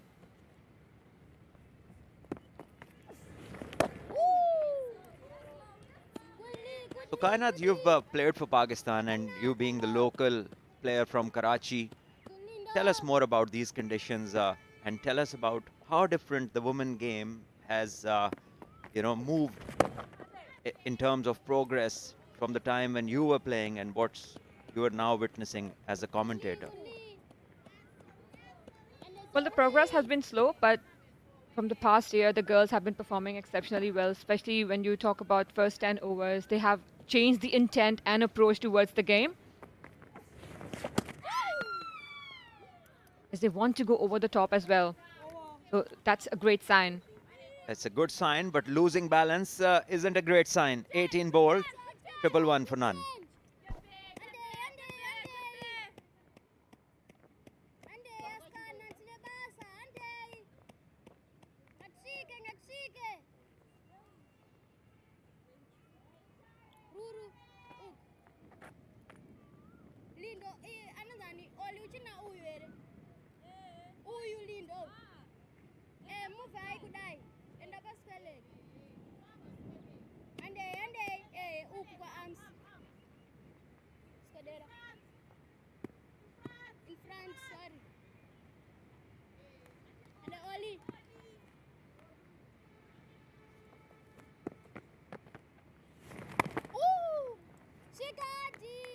Another one, and you can continue with your answer. Well, lately, Pakistan struggled to get that one opening partnership where they can stand for a longer period of time, at least for 15 to 20 overs, so that they can gain that confidence. But this time, as we see, they have been playing with great intent, and that's the need of the hour. Two Yeah. back-to-back. This particular ball was way outside off, and once again she's just dragged it towards mid-wicket where there's a couple of fielders on the boundary. She could have gone over extra, the amount of room she had, and there is none between long off, which is very straight, and the extra cover boundary fielder. So this is something the batters need to see to hit into the safer zones with a minimum of risk and maximum reward, and this is how they should be thinking. A lot of time for them to adjust. Good fielding effort. In outside off stump, driven square of the wicket. Looking for two, but that's not great running. What would you like to see? You know, what has improved and what can be done to get the better out of these players? I personally would like to see the circle to be used more positively. Not only some ground shots, but some aerial shots as well, because there are a lot of fielders in the circle. They can easily utilize both of them because there are only two fielders out. Haven't seen much of extra cover shots. Yeah, as you can see, her intent is to go towards the leg side rather than staying on the crease and using her feet. With that, 18 overs gone, 114 for none.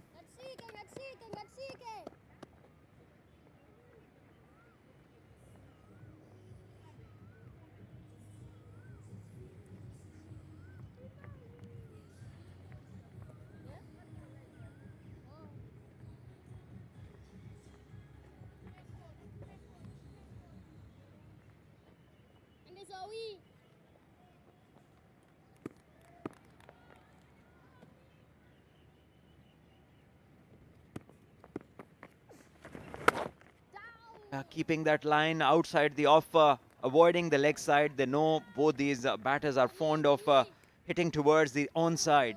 And I think it's a strategic ploy from the Zimbabwean bowlers to bowl outside off and keep them to hitting on the offside as much as possible.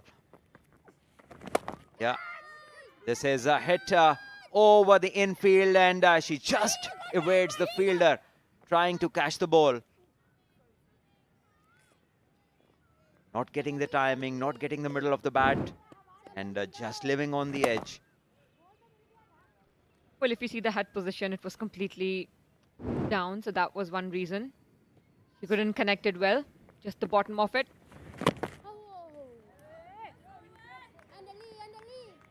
There's a bit of reluctance while the spinners are on.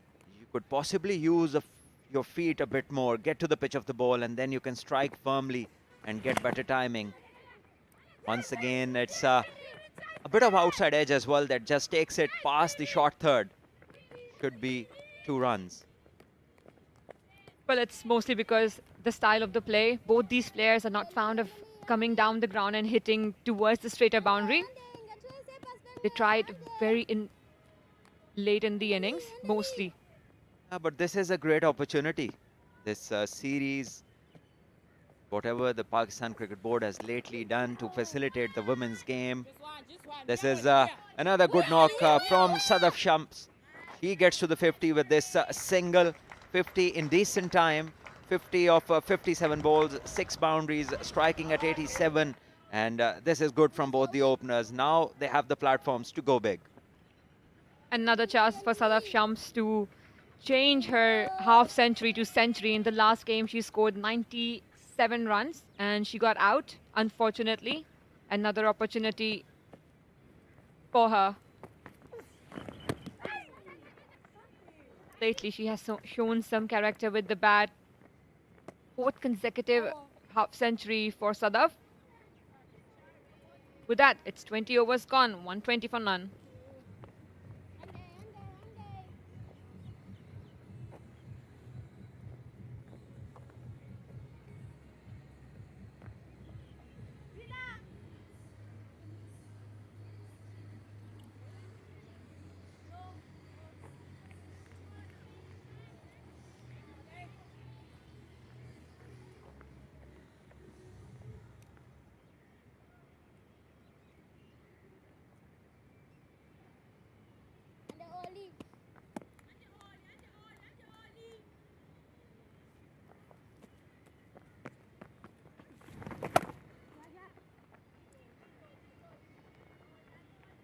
Run a ball is what the scoreboard tells you. 120 of 20 overs, 121 of 20.1. Now is the time where some more shots have to be seen. Some scoring zones being operated fluently. Strike rates getting higher because the platform has been laid. Both these openers have crossed the 50 barrier. They know the pace of the pitch, then they've seen the bowling.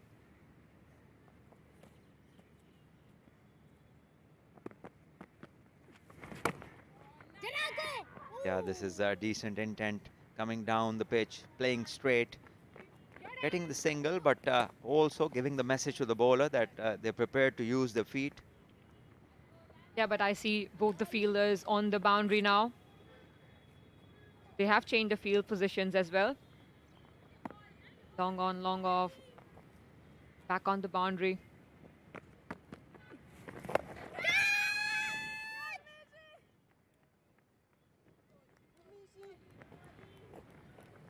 Well, quite safe, Gulfiroza, trying those lock sweeps.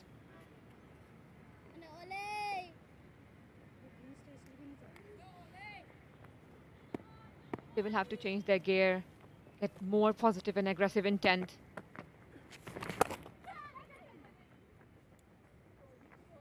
Both the players, they've started coming down the ground. Yeah, tactically you can see the field on the offside suggests that the most of the balls will be bowled outside off. So the batter can take the liberty and stand closer to that off stump, maybe take the middle or the two leg and get closer to the line of the ball. Once again, trying to reverse sweep, trying the fancy shots when they're not required and not executing in the manner that they should be. 21 bowled and it's 1-2-4 for none.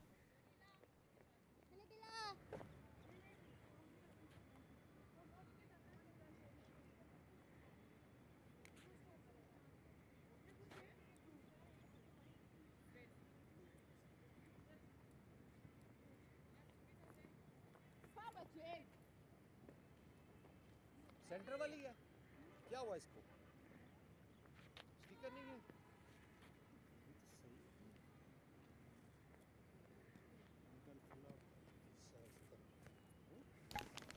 एक इसमें उल्टा लगाया हुआ है देखें तो कौन सा है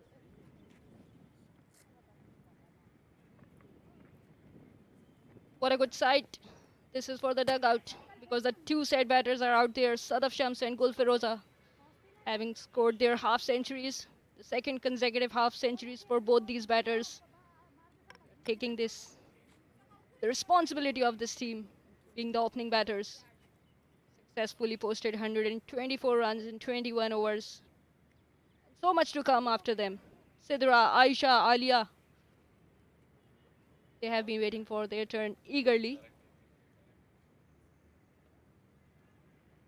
But the two solid batters are out there and found themselves into this series really well.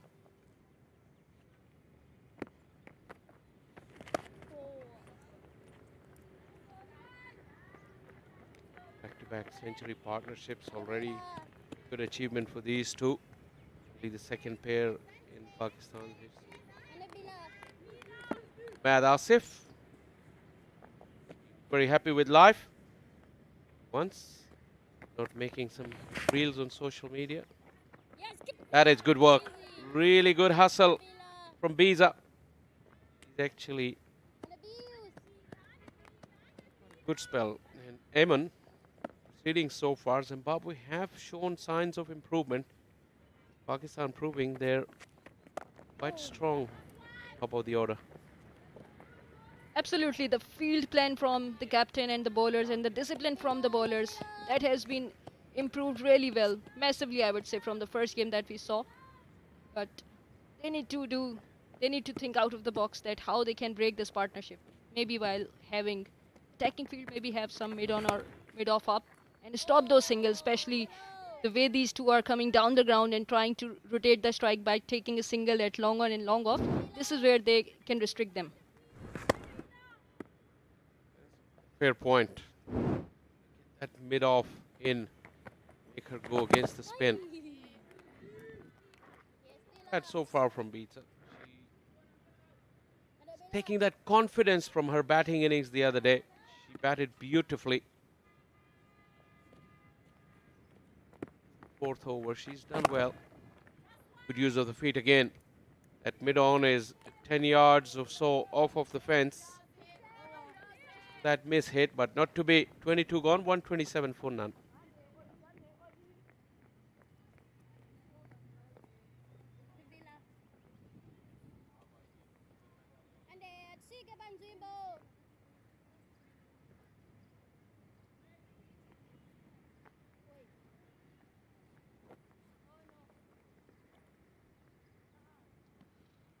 Muniba Ali, opening batter for Pakistan. She's in the bid today. Certainly the idea is to give confidence to the youngsters, and they have availed it really well. They have shown so much improvement, especially Gulfroza today. 68 of 66, 68, playing with a strike rate of 100. They have to hurry to stop the two. Done it.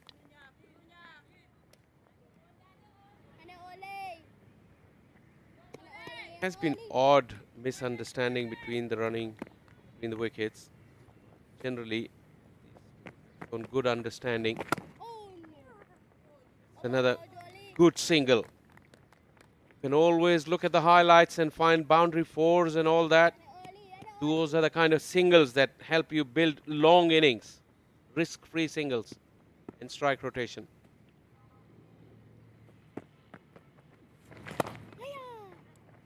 I'm sure when the Zimbabwean teams would review this match and what they could do better, how they could stop those runs, they might want to think that the field set was very much defensive, especially when the two batters were set out there and they did not get any breakthrough. So they need to be attacking.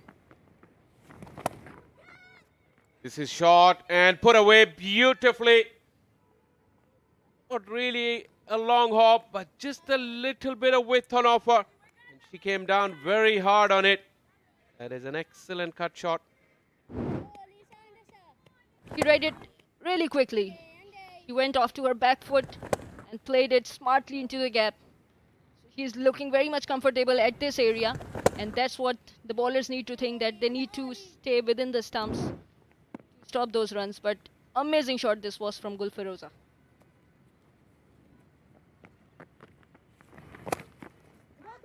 Shot kept low as well. It's in the middle of the gap. That is an excellent effort in the field. Zimbabwe would need to do more of that, stopping a certain boundary.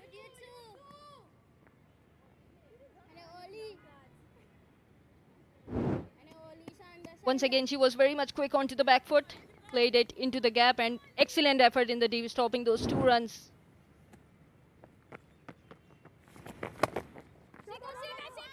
That is a very good shot, actually, because it is short, and she didn't go with the cross bat. She went with the straight bat. That allows you more control. It's very, very impressive there. A single to close out the over. A good one for Pakistan. 23 gone, 137 for none.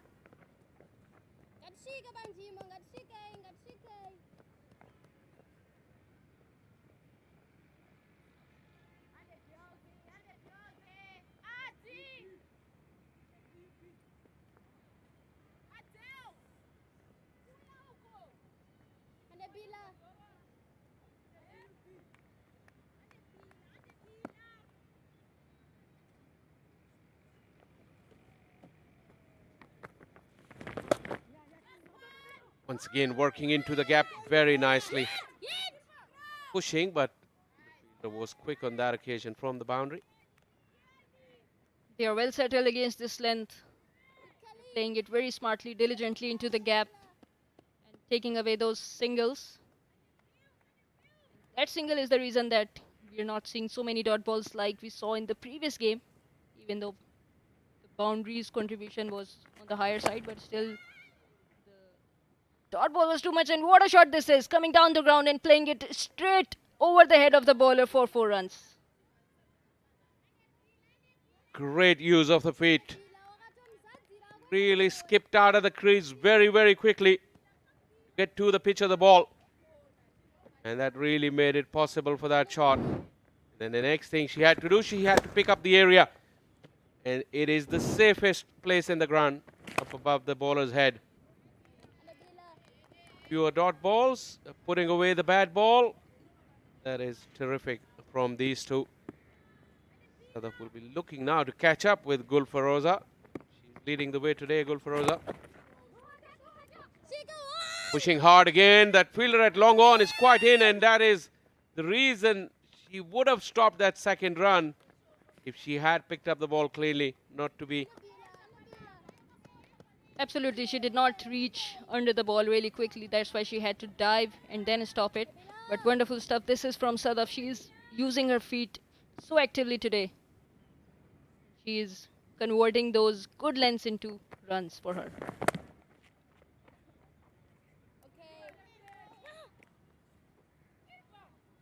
Good ball by Biza.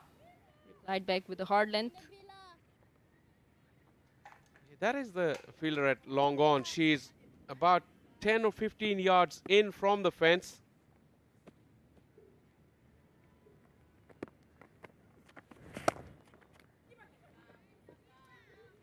Wonderful last two balls from Biza. Restricted it to none. So it's 24 gone. It's 144 for none.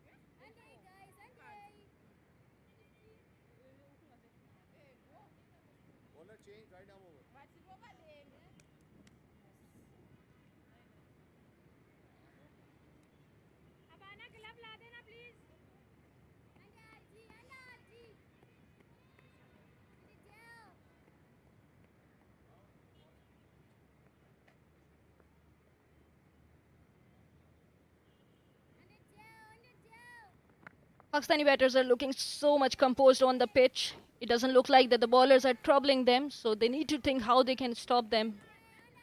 The best idea would be to not allow any boundaries in any over so that they become itchy and go and do something different, something out of the box.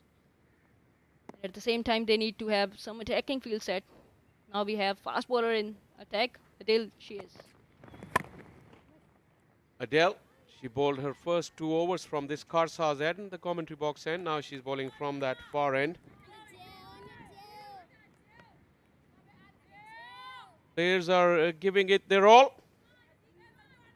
Match is intense, but so is the heat as well. Keep your skin protected with Rivaj SPF 60. Sunblock and enjoy the game to the fullest. Pakistan's most trusted sunblock. And this is a boundary. Well, Zimbabwe just cannot stop the flow of runs. Pace on the ball, and I'm pretty sure these two batters are well set, and they will enjoy more pace on the ball. This was exquisite from Sadaf. Off the back foot, into the gap. Wonderfully looking cut shot, this is from her. They need to stop those runs. The Zimbabwean bowlers, they need to be consistent on their length. She likes them there outside the off stump when she's offered width. The boundary line was also the problem, but so was the length. Dell is over, and 150 run partnership has been brought up. Another magnificent effort, piling on the records, these two. Remember that 162 was the second highest ever for Pakistan women's for the first wicket.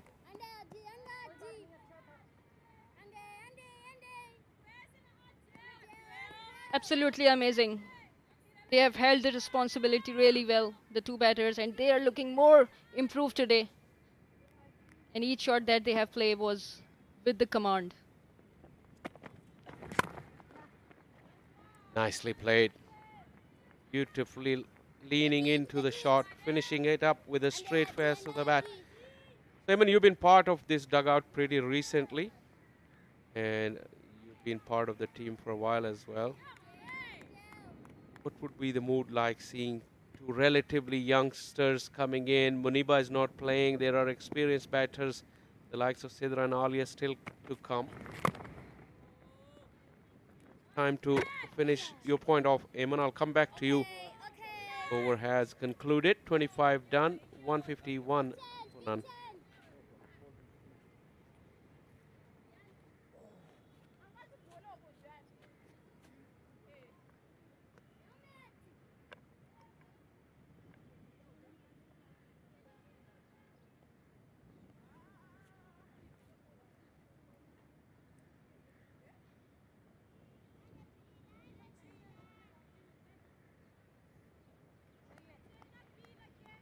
So coming back to your point, Faisal, yes, I'm sure the whole dugout would be very happy. I mean, the way these two are playing, they have been phenomenal on the pitch. In the first match, they produced records for Pakistan, and once again today, they have raised a partnership of 151 runs. So surely ecstasy this is for the dugout, and these batters will certainly feel some competition as well, because they know whenever they come out here and play, they have to be better than them. That's how you produce good players, by challenging them.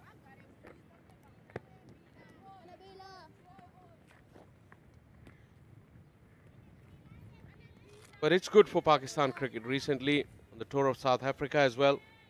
Before that, the home series against South Africa, Pakistani batters have started to pile on big totals. 300 plus scores have been seen regularly. That is the direction where the women's cricket worldwide is heading as well. Seen the recently concluded, well, not quite recently, but about 6 months or so ago, the World Cup. And we saw the knockout games. They all had huge totals. They were chased. A very good sweep shot, perfectly executed, and found the gap to perfection as well. That is terrific batting from Gul Feroza. Absolutely brilliant stuff. This is from Gul Feroza. It wasn't a bad length from Biza, but she picked it up really well. It was on a length, and she picked the length rightly and executed it into the gap and played a grounded shot. And that is what is so admirable about her, that whenever she plays a sweep shot, it is grounded. Usually we see players doing it aerial, and that's get risky. And that is the most impressive part as well. Boundary followed by the single, non-risk free cricket, just straight bat offered. And that is the reason the partnership keeps propelling. Just the 5 of the over. First 2 balls were dots, but she's made up for it now. Seen away from her 100, Gul Feroza.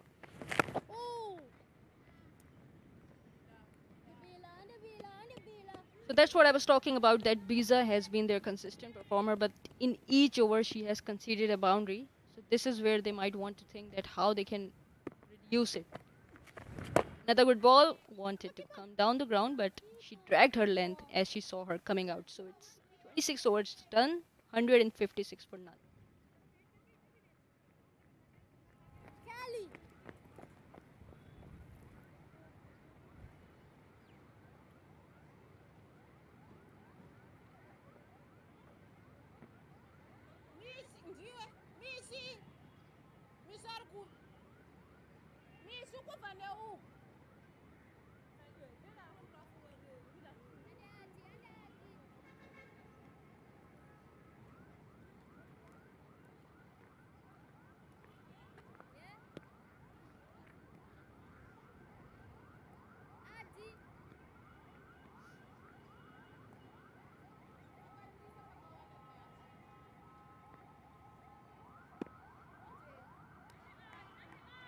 Adele is coming back from far end.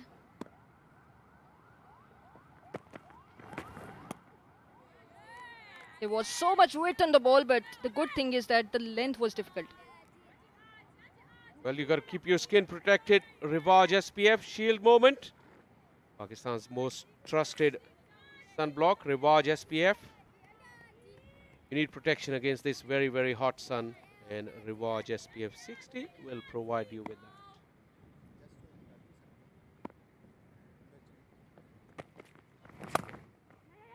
Blowing cover drive. The chase is on, but eventually it's in vain. That is a glorious shot from Gul Feroza. Getting to the pitch and just caressing it. And the fast outfield has done the rest. That was ethereal from Gul Feroza. Came onto the pitch of the ball, played it beautifully, completed her follow through. And there was no chance for the fielder to give it a chase. Even though she made it. But it went underneath her. Little knock there for that fielder at point. The shade off the hands and onto the body. The one. But that's once again, Gul Feroza. We see after she hits the boundary, she makes sure she takes the single on the next ball.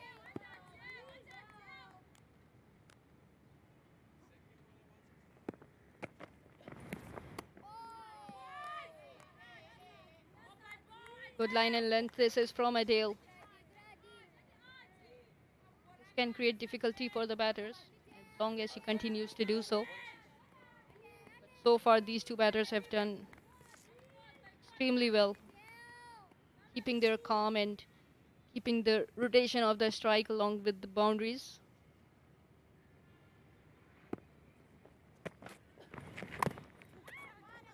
Slow delivery, change of pace, making Sadaf Shams wait for it.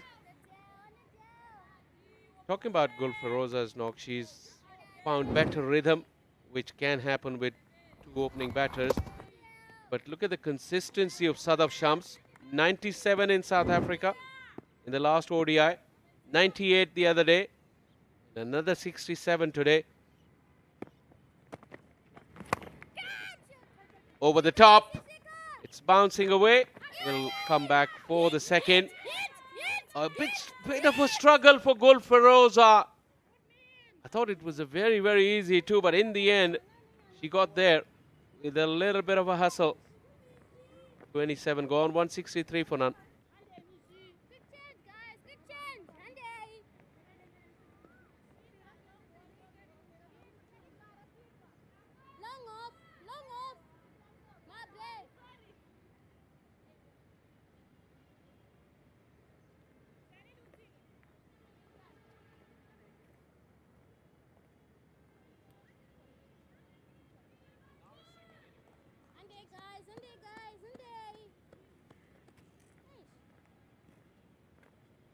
Change bowler, coming right arm over.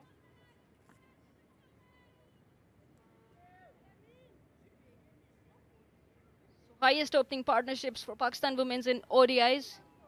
First one was Muniba, but here in this match, the second highest partnership for Pakistan is between Sadaf and Gul Feroza, scoring 163 and are still out there. And the third one was among them, Sadaf and Gul Feroza, just 2 days ago in the first ODI. Just a chip over the head of the bowler. This time they're not going for that second. Interesting to see that replay of last ball, last over, where it looked like they were easy too. A better throw would have had the better of Gul Feroza. Lucky she's still there. Absolutely. The throw was not on the target. Otherwise, that could be the end of them. Another inside edge. So she did not come onto the pitch of the ball rightly to be able to execute a shot. Have a look at this running between the wicket. It was away from the fielder. Gul Feroza really struggling. And then the hesitation. But look at how wide the throw was. Anything closer to the stumps, she would have missed out, which she would have been gutted about. So close to that 100 now, once again getting into each other's way. These two batters may be tiring down a little bit because it's been so hot. Obviously, we can see it from the gestures of Gul Feroza that she's struggling a bit in these circumstances. Obviously, it's not easy out there. It's extremely hot. Feels like 40. She needs to stay hydrated.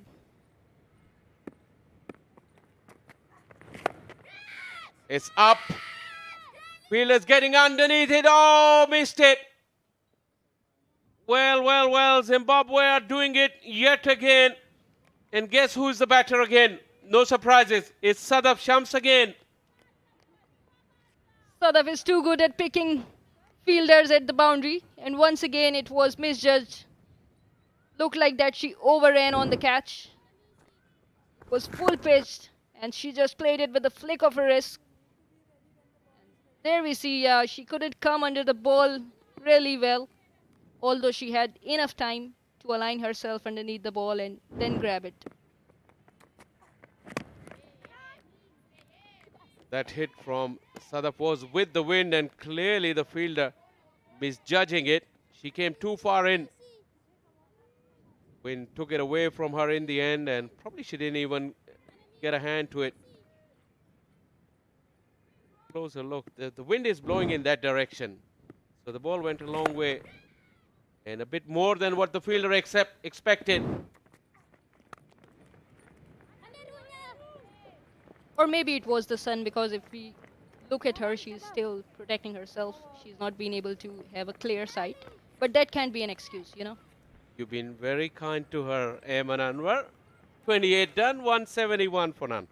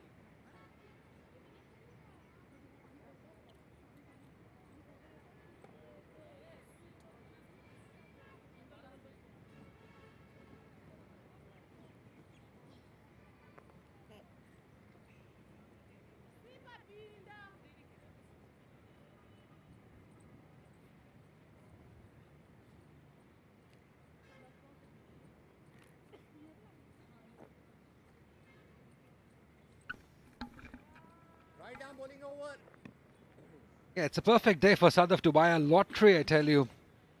He's been very lucky. Not just in this game, but the previous one also. So it's the right time to buy the lottery. Gonna surely win it. The amount of luck she is carrying. She's moved to 75 of 83. She's played well. She's fought it out. She's grabbed those opportunities. And at the moment, there is no one who can get her out at the moment. As I welcome alongside me the former captain, Mr. Salman Butt. Very good afternoon. Thank you, Ali. Bit of an extreme in terms of the afternoon. Wide down the leg side. He should have been here for the first one day. Today is like winters in front of that. It's really hot in that game. Yeah, I can see you wrapped up in a blanket. Nice cool breeze.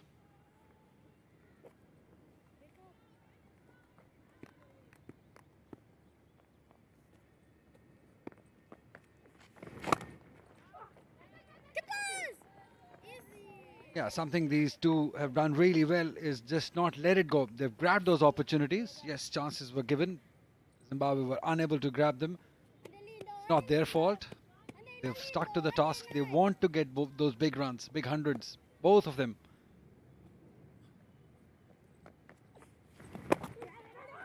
Yeah, that's a good shift. Bit of misunderstanding. Thankfully, no direct hits. Otherwise, it could have been a different result. Looking to go big as a batter is always of great importance to get into that zone where you start to think about big scores, batting for longer periods, conversion of good starts into bigger outcomes. This one has been paddled. And once again, poor fielding this at short fine. Lets it go through straight. Cost them a couple of runs. Yeah, they all seem disappointed. And rightly so. Because they worked so hard. Then these opportunities come and then they don't grab it. Just, as I said earlier, it's such a heartbreak. She's not going to let go of this opportunity. Gulfiroza, she moves to 94 with this single. 29 done, 176 for none.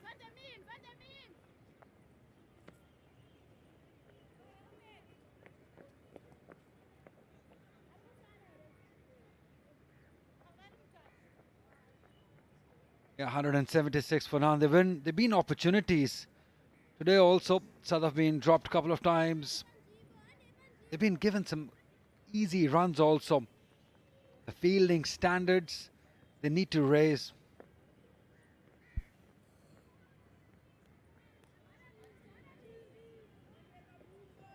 Still a very young side.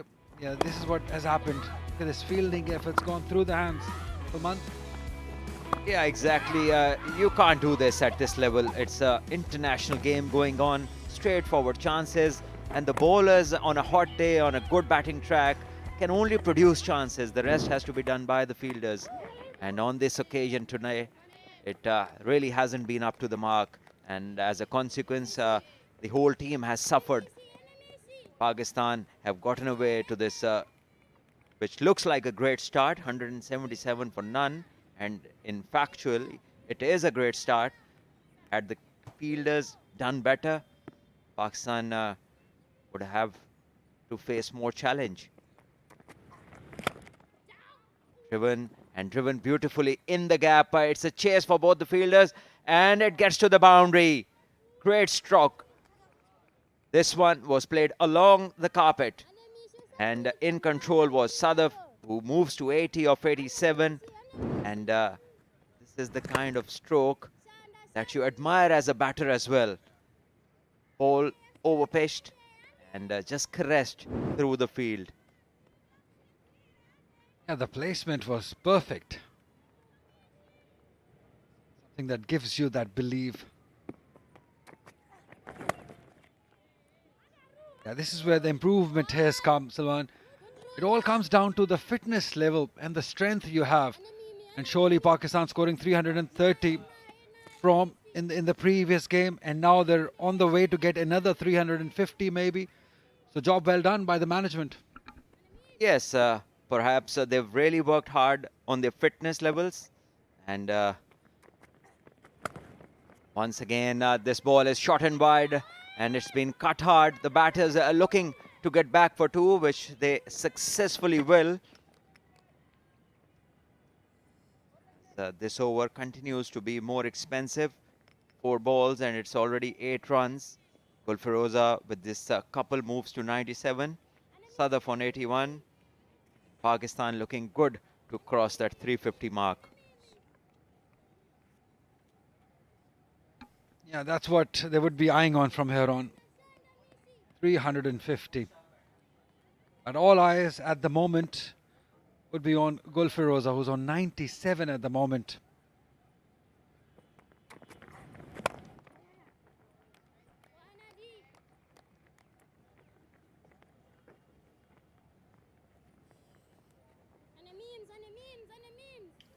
Fitness is the key.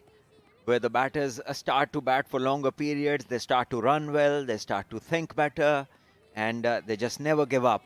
And fitness remains the key. The athleticism enables you to do a lot more with your abilities. This is exactly what we are seeing. Much improved in terms of fitness, but still a lot to do. 30 overs bowled, it's 185 for none.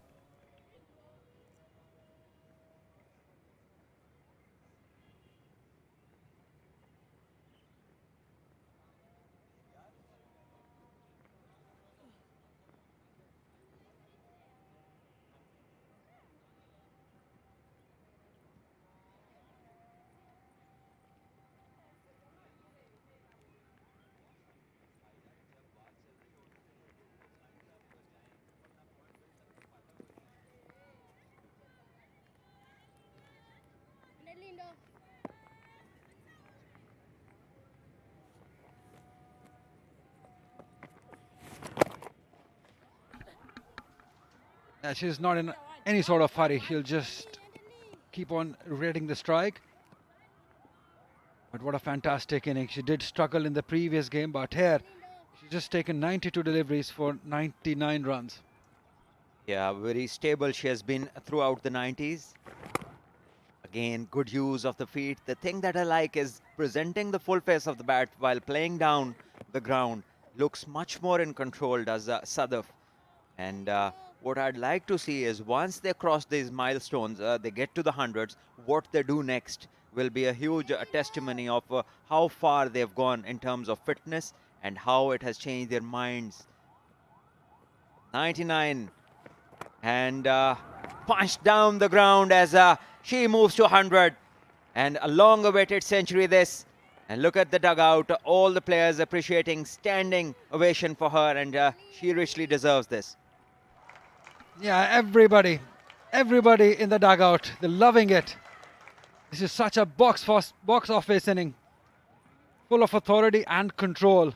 Just 93 deliveries, strike rate of 107, 13 fours in that. That's her first century at this level. Now is the time to see how she approaches next, because this is a huge satisfactory thing to get to 100. But now we shall see what sort of professionalism she carries after the 100. Once again, another one down the ground as Sadaf slowly but surely keeps moving towards her 100 as well. Now Gulfiroza, 93 balls she took to get to this 100.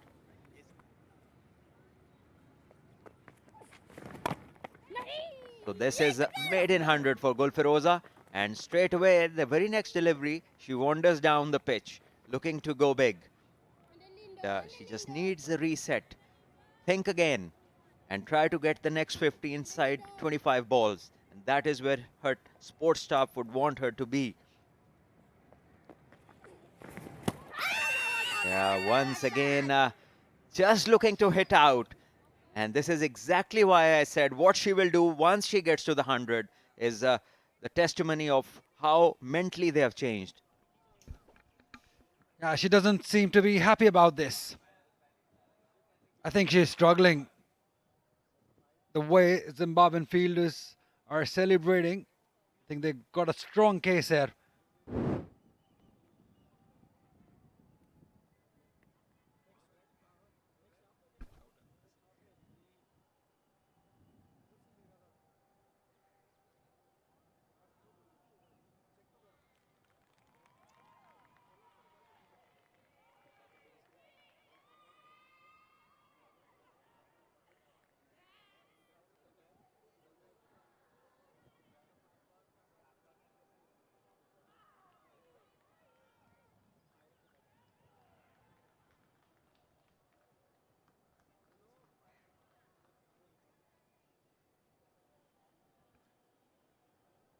Yeah, I'm afraid Gulfiroza will have to walk back.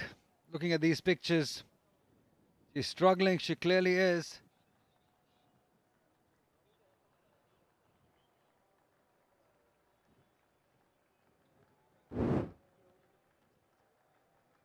They've given it out. Gulfiroza can move back into the dugout after playing a masterclass of an inning. Such a controlled inning that has been 100 of 95 with 13 fours. She's been stumped.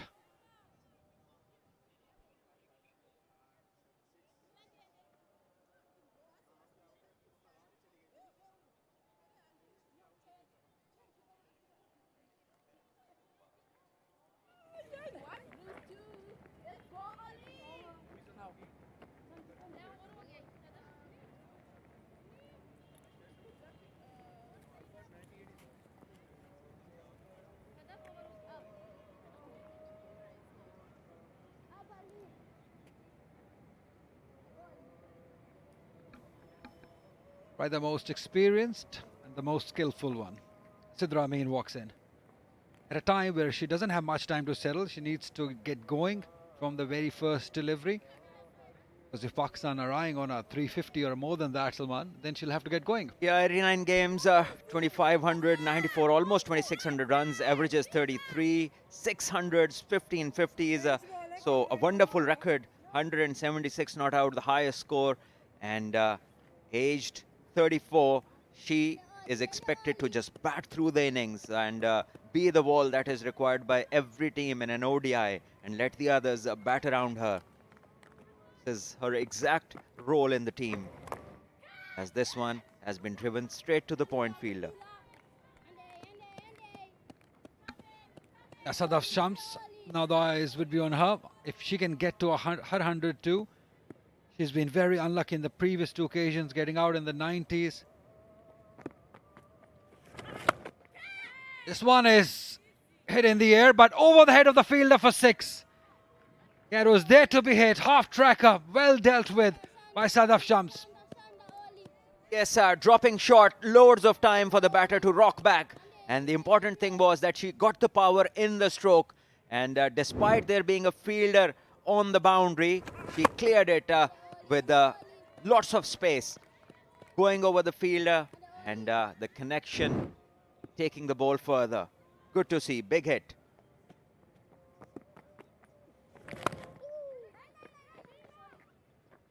Yeah, we got to be careful with running between the wickets now. We saw lots of times when they had lots of confusion in the previous inning.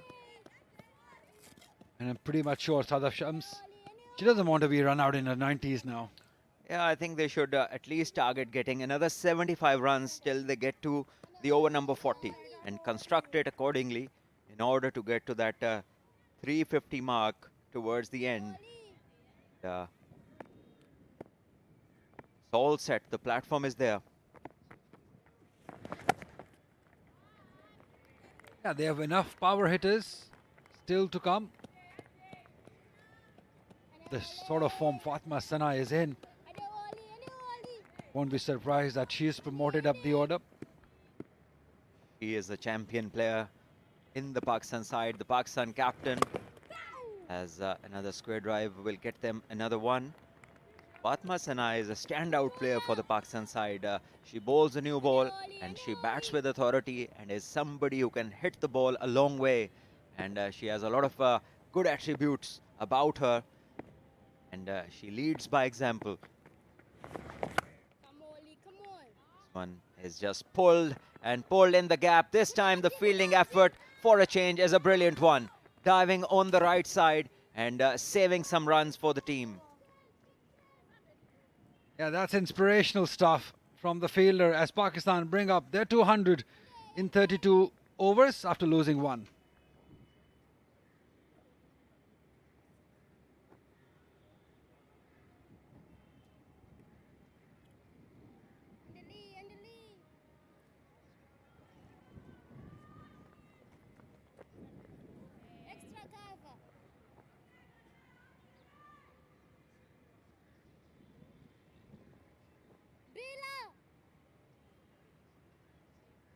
Great opportunities for the batters to score some runs, get your record up there.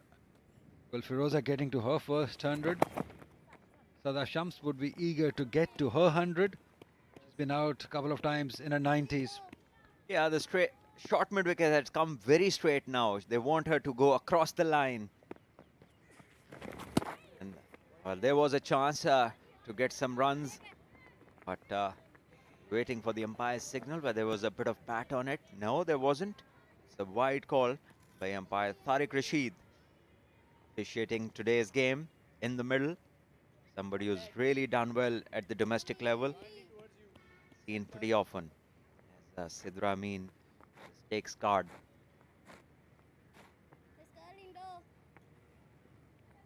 She's a very wonderful athlete, runs really well between the wickets.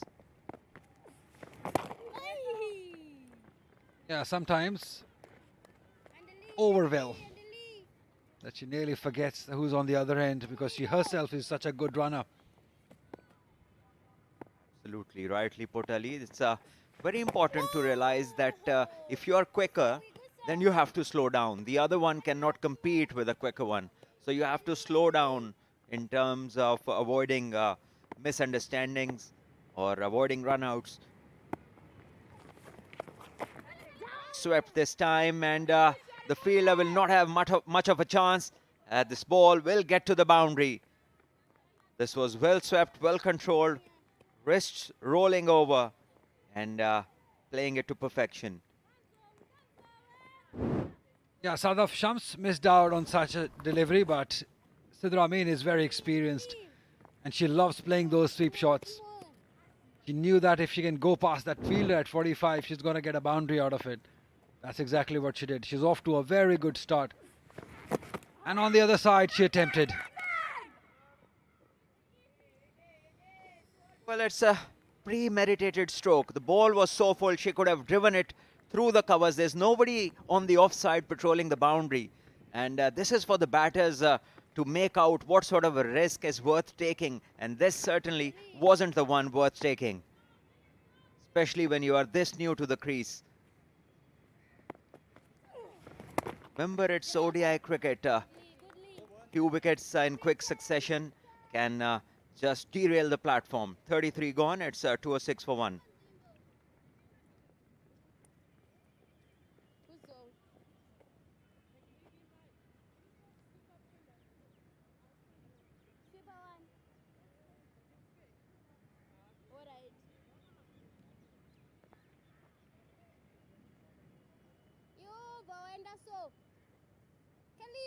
Change bowler, come right arm over.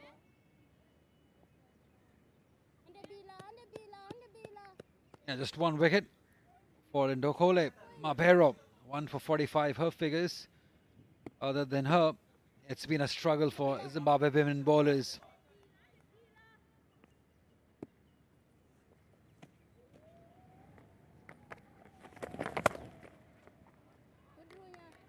She cuts well, straight to the fielder though. This is the nervous time for her. The previous game, it took her 29 deliveries from 90 to get to 98.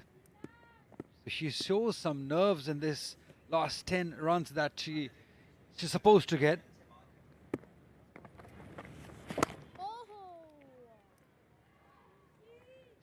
She looks confident in this game, just looking to get singles, looking to get that personal milestone. Nerves can get to you. I'm going to ask Salman about how to deal with those nerves when you're into your 90s. Because as I said earlier, it took her 29 deliveries in the previous game from getting from 90 to 98 runs, and then she got out. Is there a particular way to deal with it, Salman? Yeah, it's probably your own ways you find out along your career. Some people naturally get through it very quickly. Others have a time where they are into that zone where they want to play safely and get to the milestone. But now in modern day cricket, players think very differently.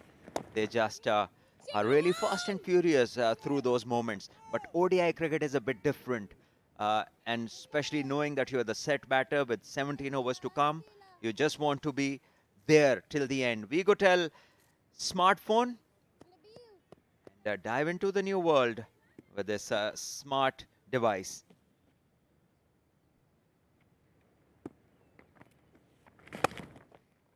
I initially playing in the under-19 domestic competitions. In one season, around 5 times I got out between 90 and 100. And in the last game, I got 180. So 5 times I missed getting to 100 in the same season.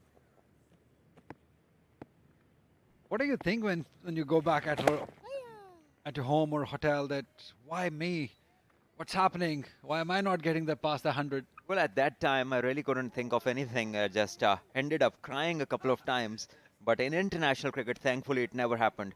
After 34, it's 210 for 1. Time for drinks.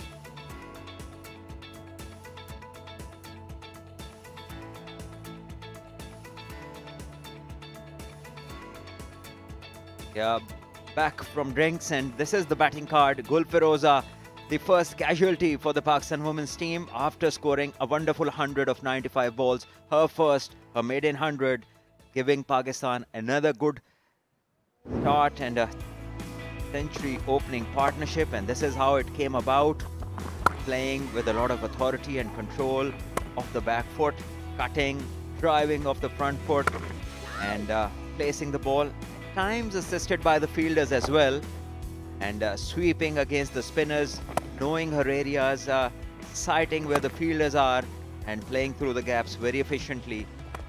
Then also milking the ball towards the teammates. Yeah, very good celebration also. I wonder if she knows that she has scored the fastest century for Pakistan in women ODIs. No wonder it is the first century. She looks exhausted as well, and but only this is the way she'll find out how she has grown in her fitness. Gul Firoza, 93 balls versus Zimbabwe, the fastest ever ODI 100 for the Pakistan women's. Before that, Sidra Amin is on the second and the third with 97 deliveries and 102. Muniba Ali on the fourth. Sidra Amin, the third time in this chart, and then Javeria Khan, 116 balls she took back in 2015. Yeah, certainly is a great effort by Gul Firoza.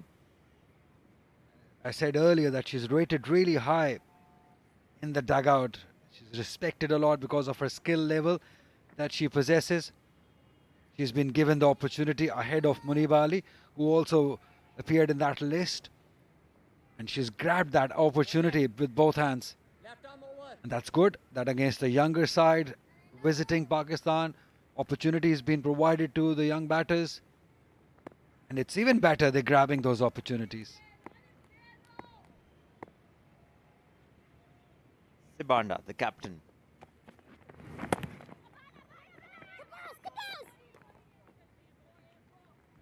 Sidra is always looking for ones anywhere.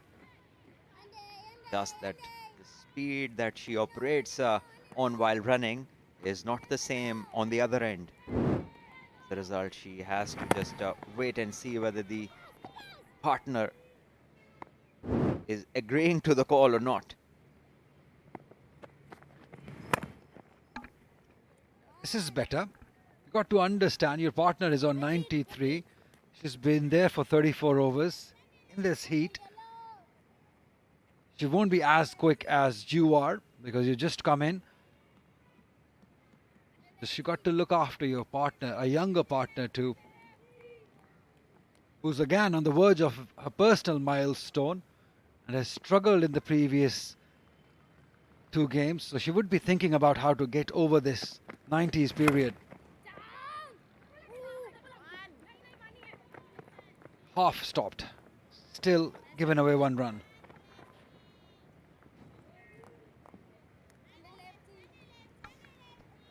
Not to take away any credit from these girls, it's quite hot out there. It's a 50-over game which they do not frequently play in this sort of heat. So yes, it takes a lot of toll physically and mentally on the players. And when they bat for longer periods, mentally it's not easy to make decisions if you're not used to. But this is the only way they get used to it, by scoring big, by batting for longer periods, and by being out there in the middle in this heat. When you look at the board, on 94, playing 100 deliveries, you still have 16 more overs to bat. I'm pretty much sure the dugout, the support staff must be very pleased with this effort, because we know that they've put in lots of hard work. They themselves being involved in that process, which was not there earlier. But yes, good job, well done from everyone who's involved in that management. Yes, namely, they have a few big names from Pakistan cricket. There's Wahab Riaz leading as the mentor. Then there's Imran Farad doing the stuff with the batters. Abdul Rahman operating with the bowlers, spinners especially. And Umaid Asif doing his work with the quicker bowlers. And Abdul Majid, the man with the little bat in hand, doing the fielding and stuff. And Moin Nadeem leading the side with their progress in fitness, which has been clearly seen in the last two tours. And that has to carry on for longer period to change the culture of fitness and to change the way the players think. Ali, do you have something to say?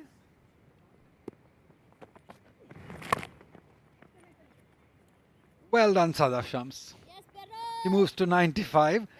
35 gone. 215 for the loss of 1 wicket. Pakistan women dominate.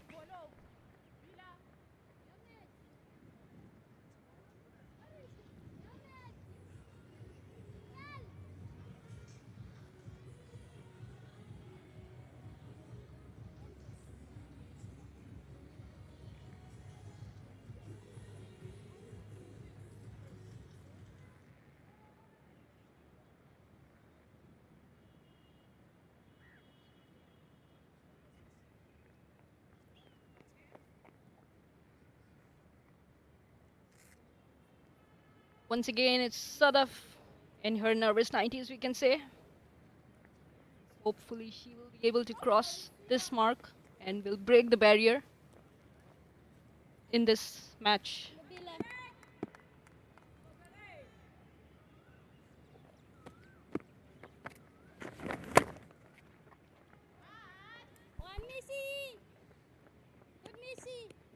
Very good afternoon, Amin.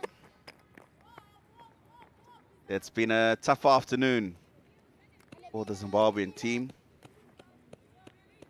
One stage when the innings started, it looked like very much improved effort with the ball. The Pakistan openers, who were prolific in the first match as well, have continued on today.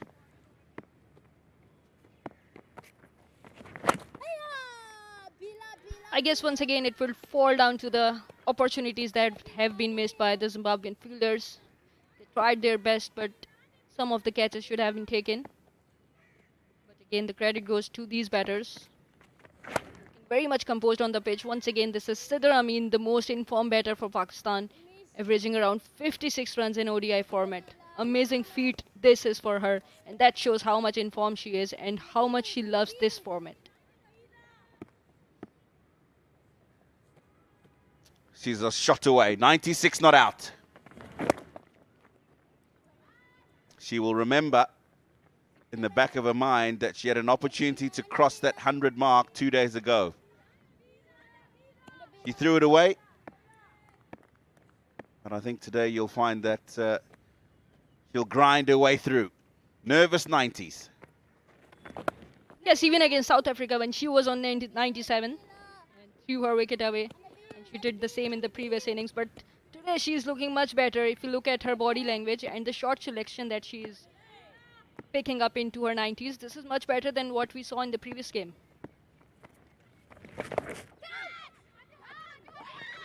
Shots of catch it. It doesn't collect, but I don't think that the run out would have been affected nonetheless. 36 gone, 219 for 1.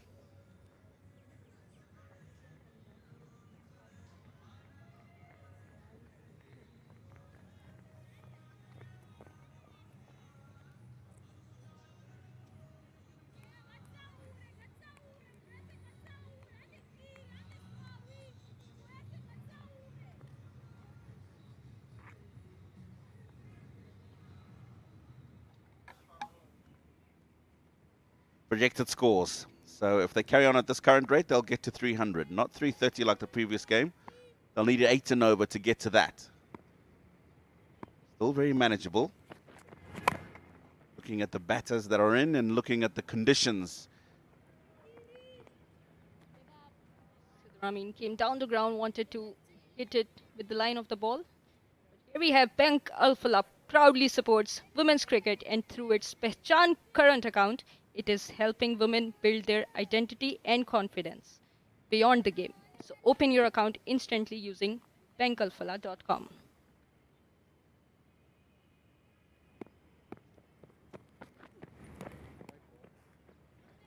Wide ball. Been very impressed by how the captain has come back after a very expensive first over. 3 boundaries in it. Then bowled extremely well. Her next 5 points 1 overs, just going for 18 runs.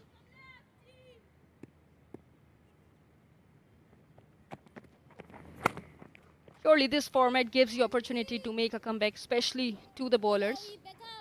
We are seeing it from the Zimbabwean team that they are staying disciplined, especially in the second game. They have been within the stumps and they have come up with a plan. I like the idea that the spinners were bowling outside the off stump and wanted to invite the batter to play a shot up against them. And here we are seeing the same from the seamers as well. They've come up with the line and length.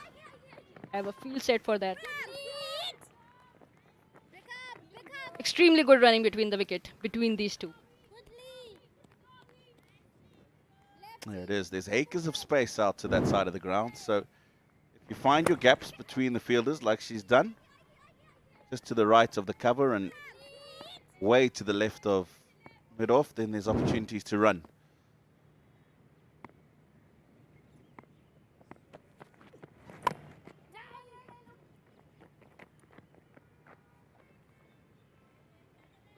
Dot balls are the key here for Zimbabwe cricketers because the more they do it, the more it would itch the batter to go after the ball and to get the boundary or to get the runs.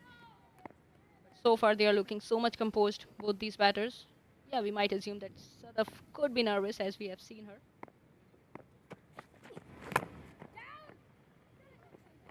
Aerial for a while. Misfield. It'll allow another 2 for Pakistan.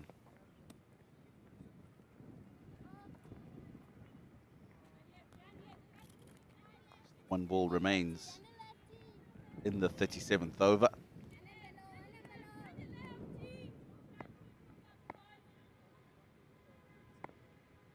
Gulfiroza, the Centurion, hydrating herself. She knows she has a job to do in the field now.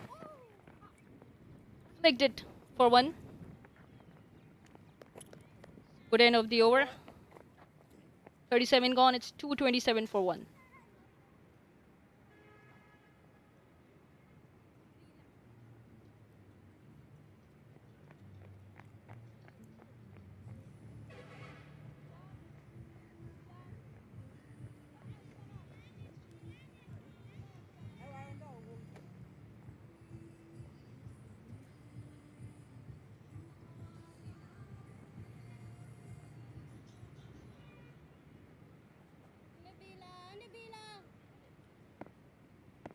Riza has been the go-to bowler for the captain. She wants her to continue her spell. Have bowled 8 already, 2 to go into her spell. Wanted to come down the ground, but she kept it on the leg side. So wide has been called by the umpire. You can see what beloved Biza was trying to do here. Saw Sidra advancing down the pitch and took the pace off it. The line that she didn't get right.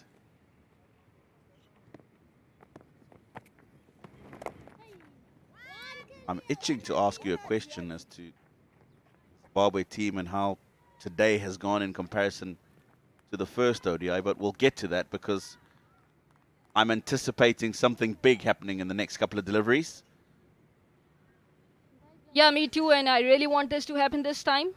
Doesn't want to see any agitation into the stance of Sadaf at this stage because everything looks so good and into her favor at the moment.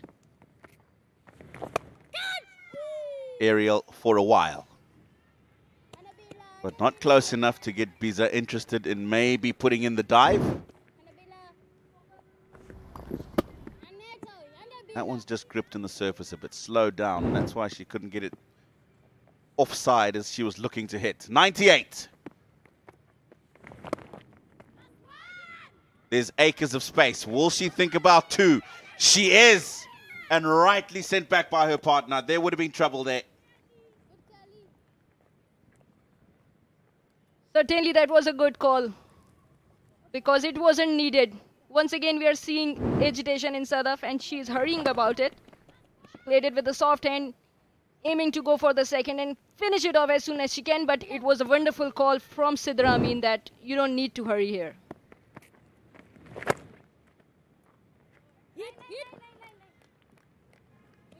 Good fielding. Now that is an example of somebody who's experienced. Sidra Amin, one run away. No need to throw it away.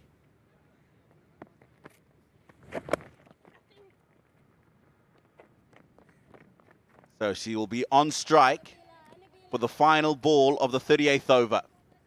Her previous 2 one-day international innings, she was in touching distance of 100. She's never got there before. She's 1 run away now. I want Sidra to tell her to calm down. You have so many overs to come. Just stay relaxed.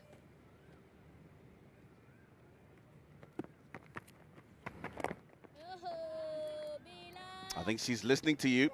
Sidra doesn't have to do the job. You're doing it from upstairs. 2, 3, 1 for 1.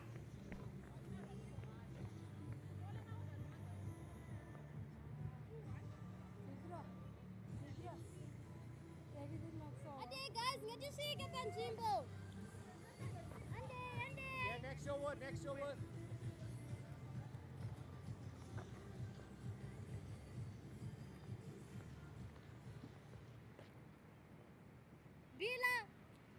Right arm over. Next up. So the wait is getting longer for Sadaf to complete her century because Sidra is back on the strike.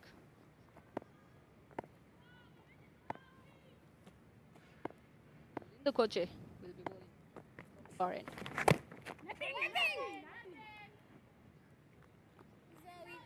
Well, the weather's been warm, and to protect yourself, Rivage SPF Shield. Players are giving it all in this intense match, and so you need to protect your skin. Rivage SPF 60 Sunblock. Enjoy the game to the fullest. Appeal from Zimbabwe. Umpire not interested.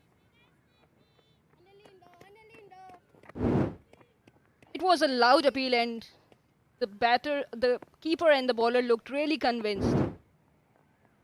No was a call from the umpire.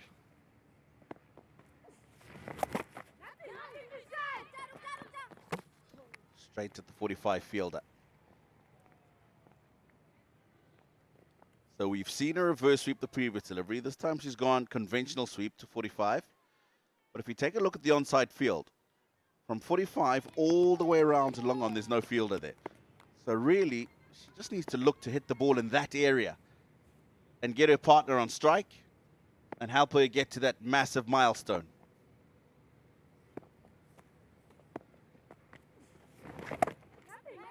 Absolutely, she is trying to go for those premeditated shots, but yes, rightly mentioned that she has got more gaps ahead of her rather than trying to improvise because she's getting the balls into her zone. All she needs to do is to come onto the pitch of the ball and execute her shot.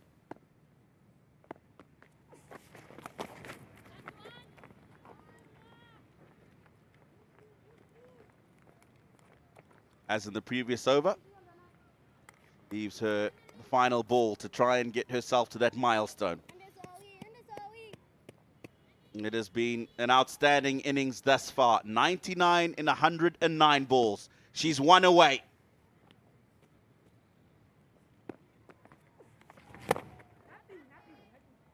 Oh, it's a misfield. And there it is.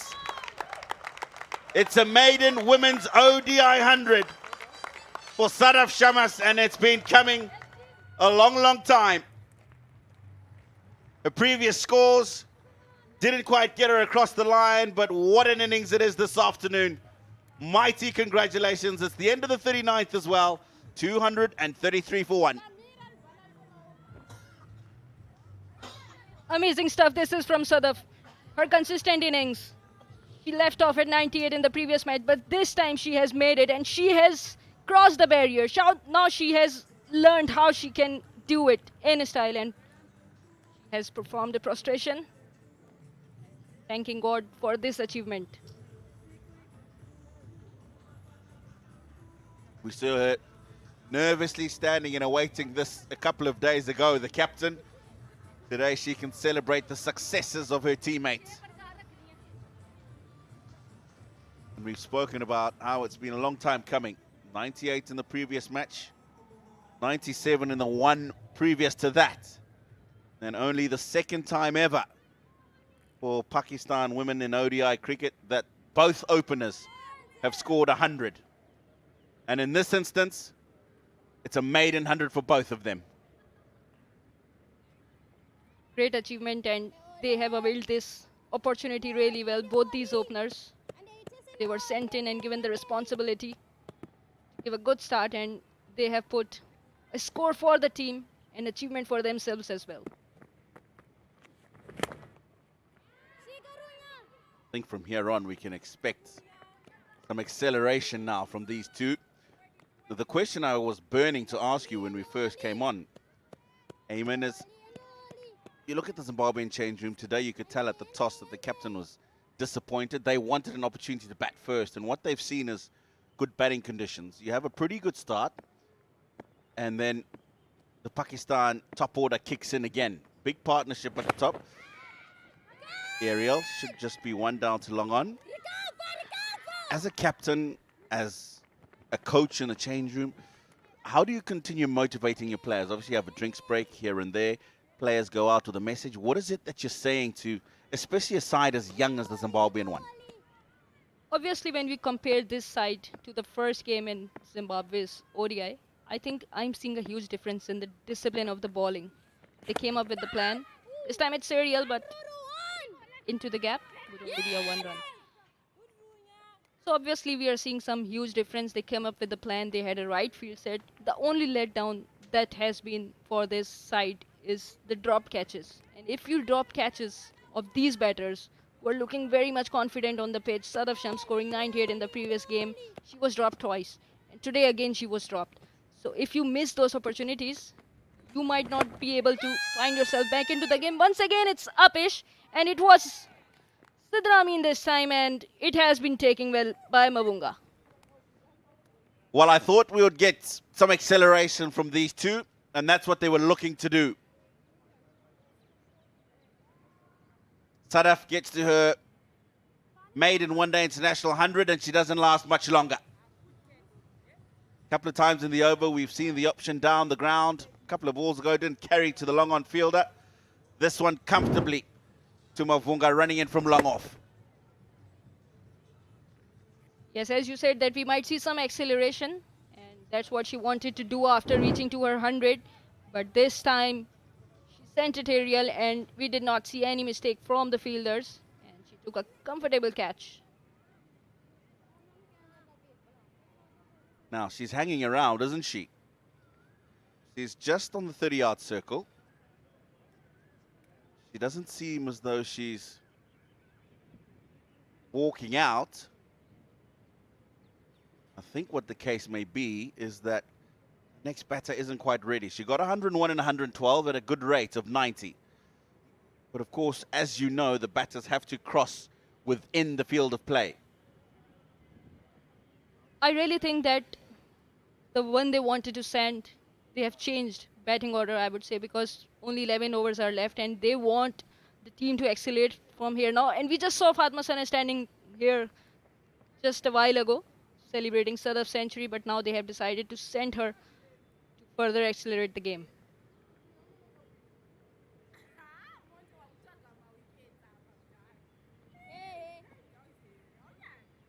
Now, she's ready to come on. But again, she's not. There we go. So, they cross within the field. Sadaf makes her way out. And the captain strolls in. Yeah, she gets the celebrations from the dugout. And why not? It's always a special moment getting to your first 100 at any level. And she's tried a couple of times in the previous 2 innings. Today, she's come off.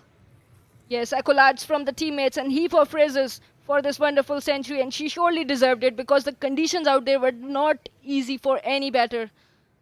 But she made it look very comfortable and scored her maiden ODI century.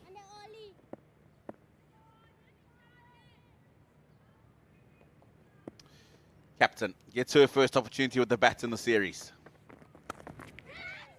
And she's off with a beautifully timed late cut. Will it go all the way? No, it won't.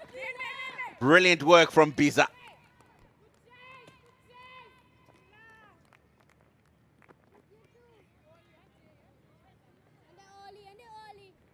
That was a great stop.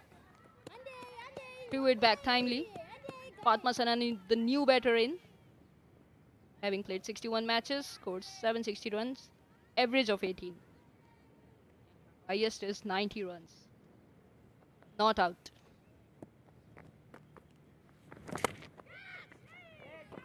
Aerial again. Not quite getting to the inner ring fielders. 40 overs gone, 10 remain. It's 239 for 2.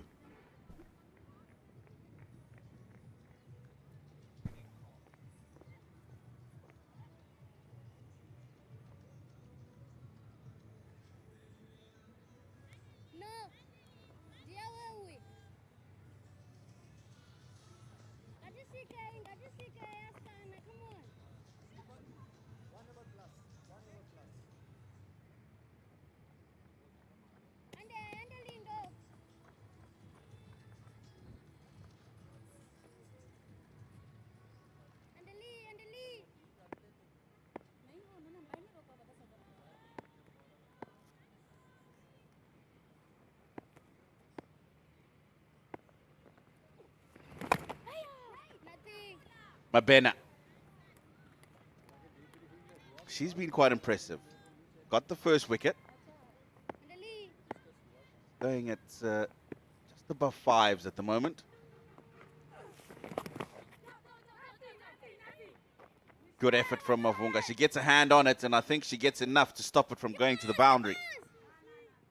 One thing has certainly been apparent in these first 2 matches of the series. Zimbabwe bowling first. The spinners have been the most economical. Comes into the side for the first time today and given a very good account of herself.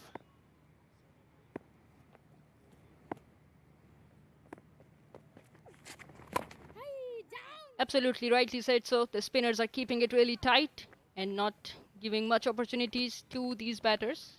But here I think Sidra Amin might have to change her role. Usually she is known for playing along the ground and building up a partnership alongside her teammate. But now we have entered 40th over and the stage is set for her. Pakistan have scored a decent total here and they might need to accelerate it further.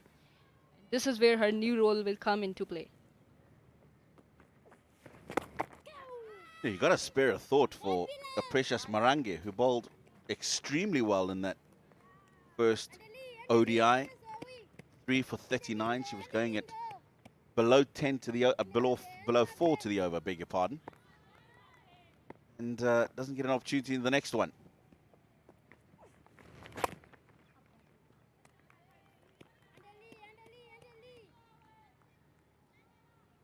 Yes, we need to hear the reasons that why it happened. Or maybe it was because it was so hot, it was difficult conditions. They don't want to put them into difficult conditions. They might want to give opportunities to more players in ODI especially, because in a format like this, you have time and you want to give opportunity to players to settle themselves in. So it's 41 gone, it's 244 for 2.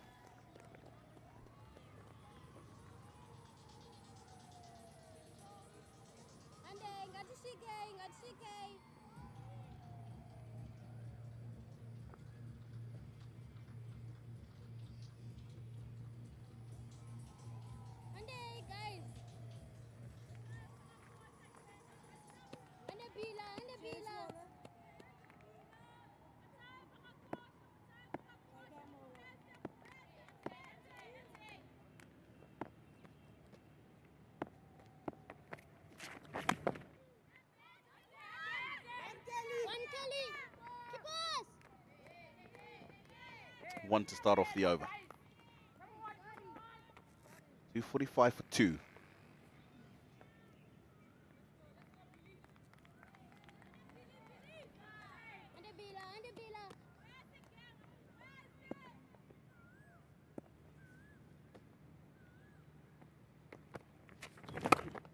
In the air.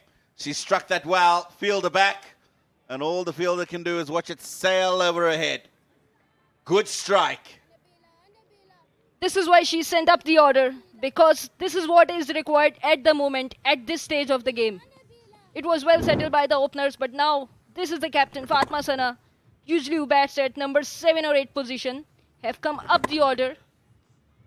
further accelerate the momentum of this game. And she has done it by hitting a huge 6 over long on. 302 is what they'll get at the current rate. 8 in over, which is still very much achievable because they got 8 wickets in hand. For these remaining 8 overs, will get them to 318. 10 in over, 335. That's also still very achievable. So really important how Pakistan maneuver these final 8.4 overs in this innings.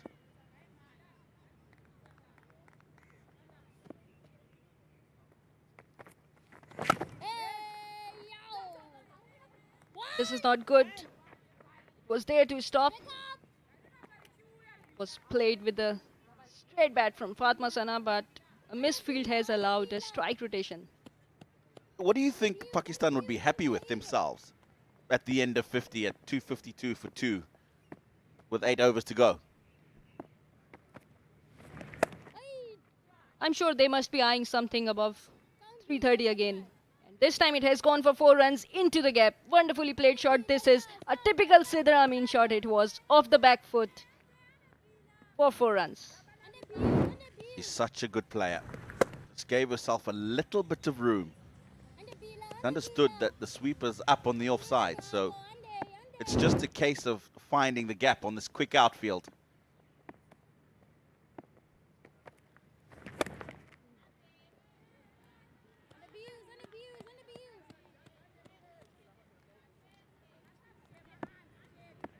"49 balls are yet to come, and if you score at the rate of 8, you must be looking something around 320. Once again, it was short pitched, and again Sidra Amin is too good at picking up this shot and sending it away for 4 runs. So it's 42 over gone, it's 260 for 2.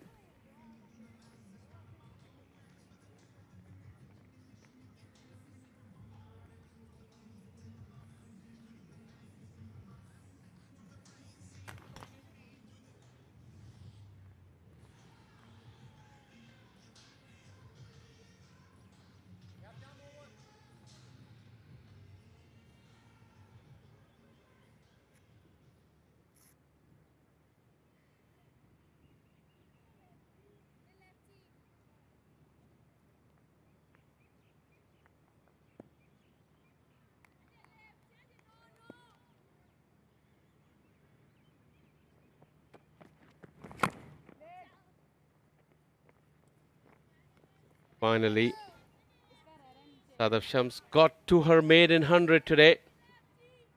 Today's the day she would remember for a very, very long time. 2 near misses in the last 2 games, and today she got over the line. Absolutely delighted. Smashed away. The skipper has promoted herself up the order. Right decision. Gotten off to a good start. 11 of 7. I've got the box. I've got alongside me former Pakistan international Kainat. Very warm welcome, Kainat. Thank you, Faisal, once again. Fatma showing off her class with Sidra Amin. Great shots, of course. They both are striking players, and they both know how to score massive runs.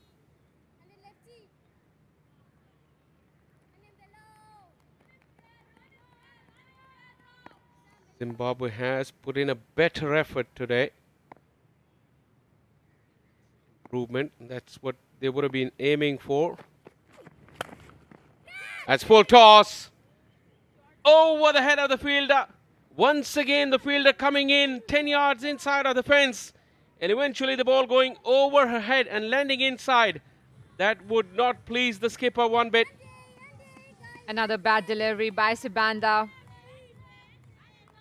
Another full toss for Sidra Amin. She's one set better. Extending her arms, making sure she crosses the fielder. Though there was a chance, there was an opportunity.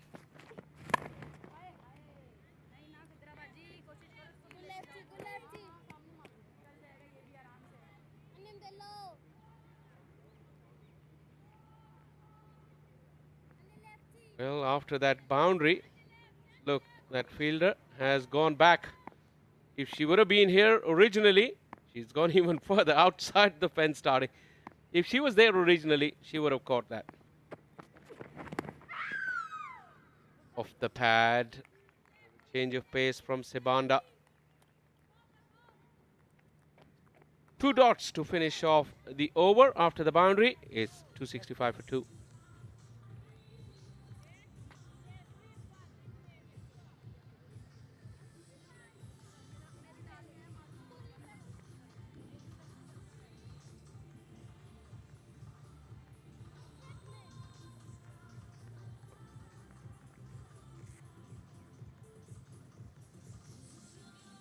Change bowler, coming right arm over.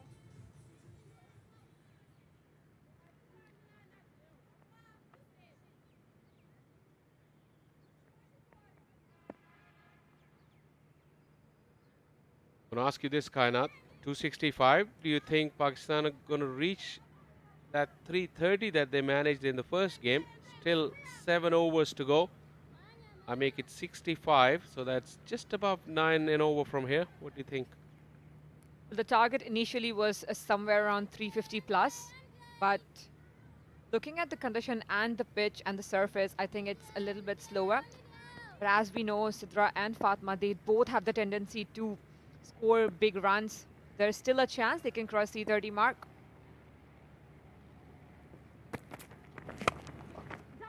Smashed down the ground. Fielder will get there. That's a good effort. These two are very, very good runners as well. Quick runners, I might say. Sidra is a bit dodgy with her calling, but she's got speed, and so has Fatma Sana. Well, she's dodgy, but Fatma Sana, she's very clear with the calling. Very fast as well, so 100% she'll make sure Sidra is running all the twos and triples as well.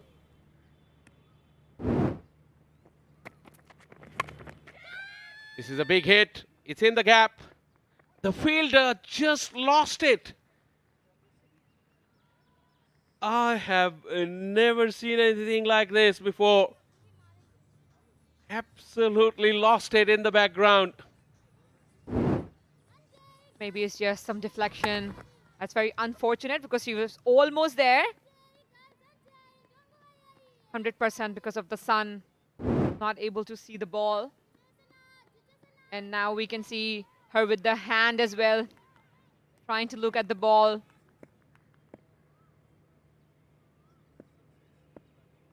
It did look very, very comical.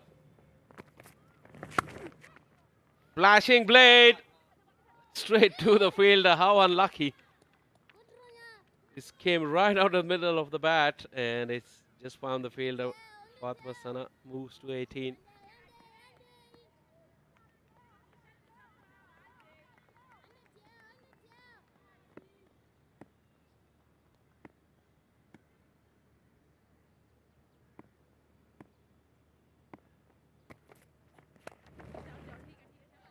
Anad, you played a lot of cricket for Pakistan. Just going to put you on the spot. Do you recall any funny moment on the field? Anything similar to this in your playing time?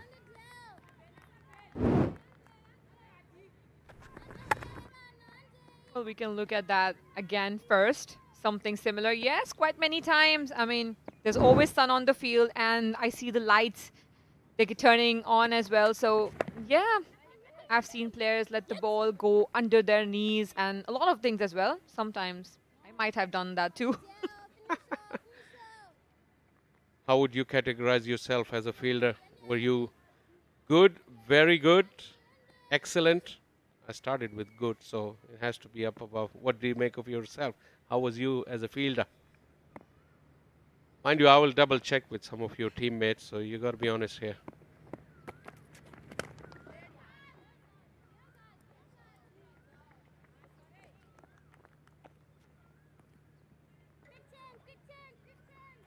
We'll continue that after this because it's 44 overs gone, 275 for 2.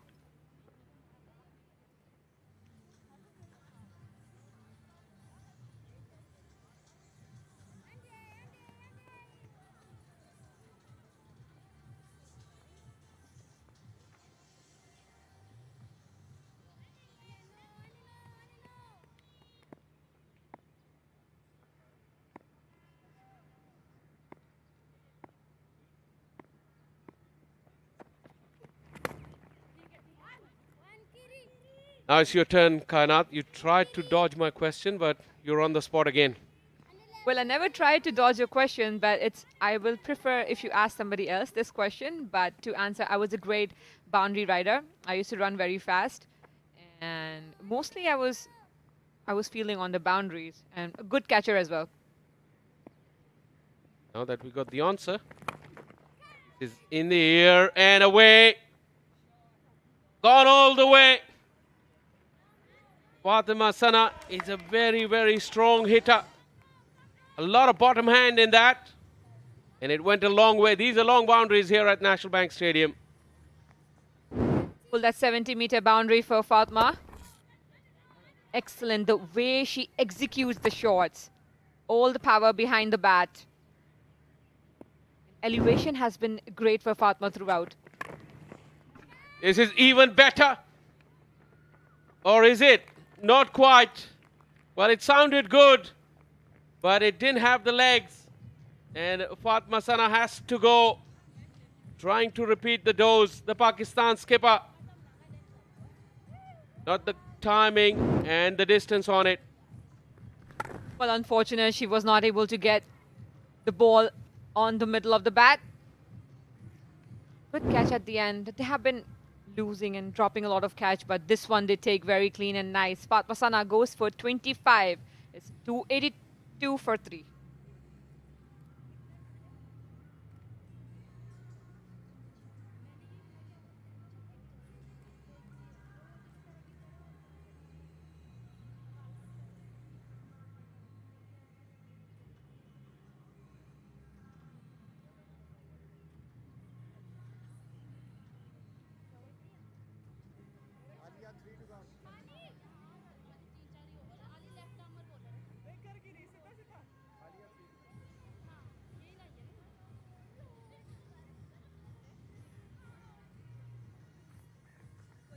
Alia Riaz.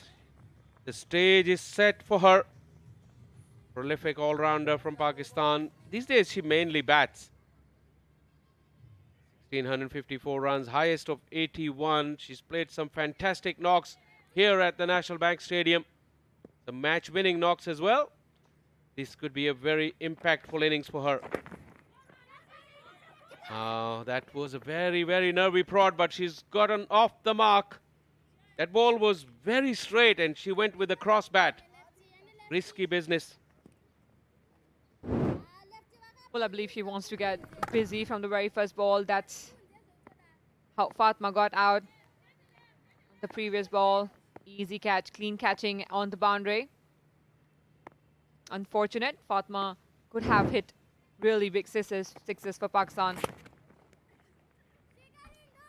It is in the gap. And it will go through to the boundary. Sidra very, very strong down the ground. Sibanda, despite the wicket, has gone for runs in this over.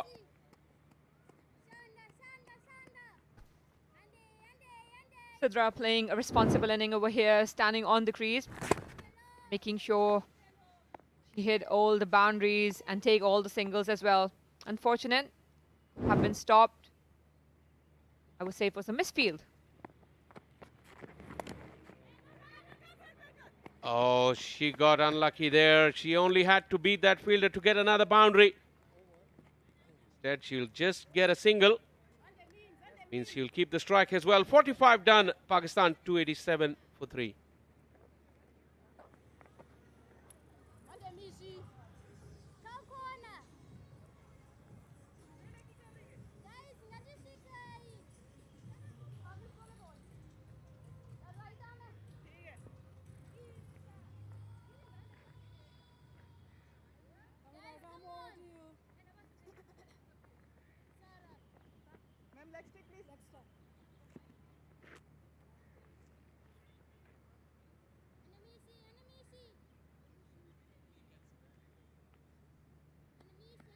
At the current run rate, Pakistan will get up to 319. 8 in over will take them to 327. They'll be eyeing a bit more than that with wickets in hand and a couple of big hitters in the middle. Edge, and it will run away. Alia Riaz does need a little bit of luck. And that boundary may well get her going. Will just touch the bat. Easy runs for Alia. Well, that's one of the favorite areas for Alia to score runs on. Make sure she get all the cut deliveries.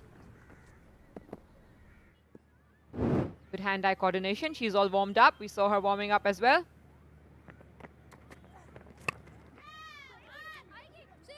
Bringing a little bit of a bottom hand into it. It didn't quite go where she intended. But Sidra Amin is very, very quick. She turned around quickly and got back safely.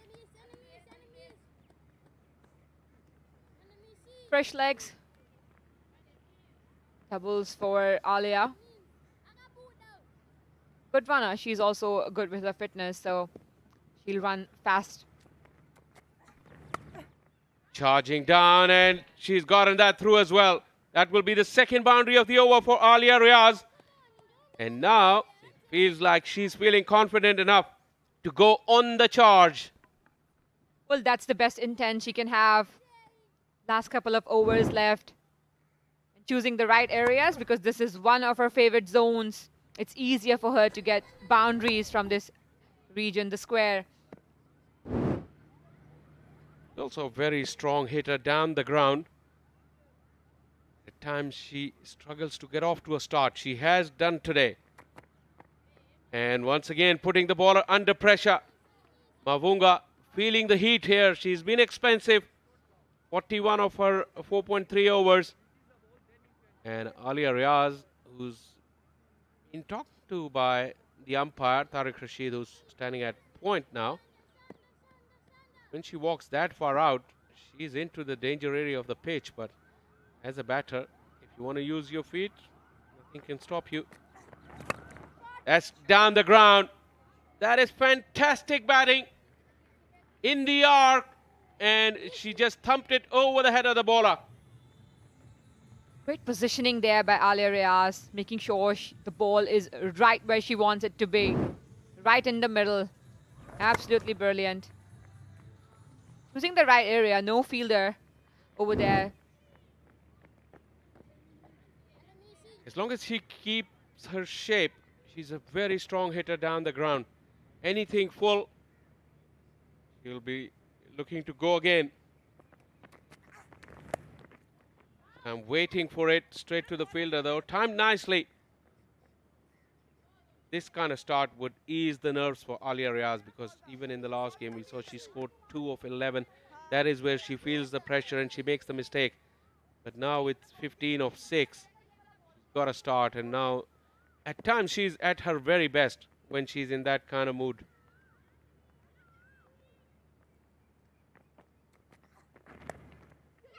That was right off of the middle stump. Very risky again, but lucky she got some bat on it.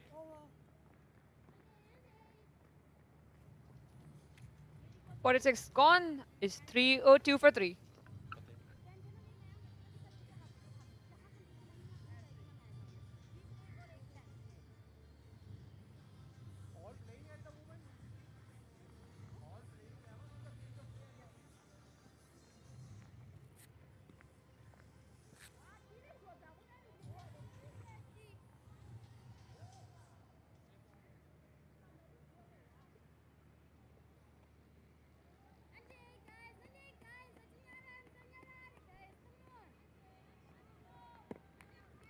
Pakistan's really seen an upturn in their batting performances lately. Just become the second team to have scored 4 300-plus scores in a row. That is massive improvement. Sweep, pitching outside the line. A good chance. It probably was going to hit the stumps, but it did pitch outside. Tariq Rashid, and this is exactly what he's told the bowler.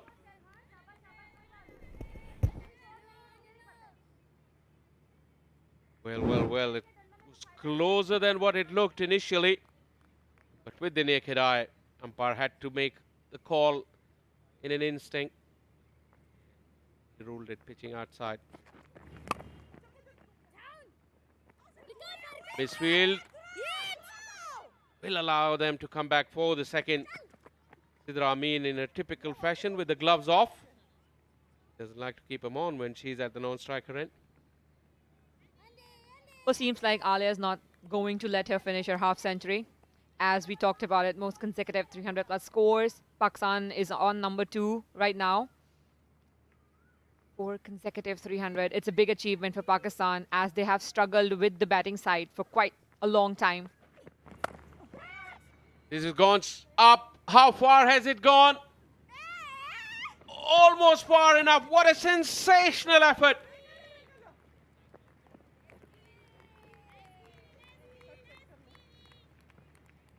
Wow, this is Christiana. Umpire might want to have another look, but this was absolutely sensational in the outfield.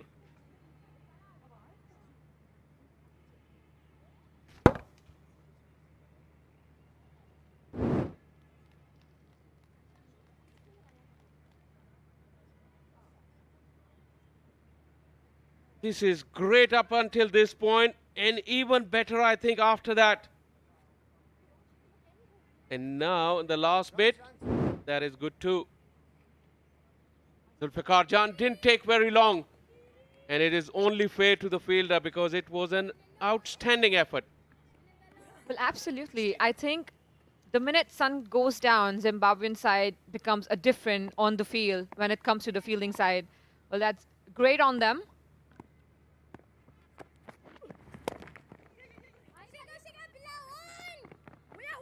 Very quick turn, but not an opportunity for the second. So, make a good point. Say when the sun goes down, they feel better. Probably when the weather gets a bit cooler, they're a bit better. Well, that's the same with us. Just look at the effort once again. Great fielding on the boundary, making sure she saves some runs for the team. Great balance as well. She almost was falling over. Now the sweep over the top. Alia Riaz is in a punishing mood and puts away yet another boundary. Probably the conversation between them. Let me finish my half century first as well, because she's standing on 49, Sidra. Well, this is because of the intent. The better the intent, the better the scoring opportunities and areas she'll get. This time on the leg side, just pushing it through. I think on impact, she just shut her eyes and swung the bat. But she got something on it and got the boundary.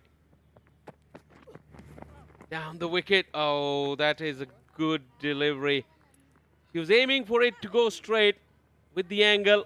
She had gone over extra cover. Probably she would have made contact. This is what she's talking to her partner now. Good over for Pakistan. 47 gone, 310 for 3.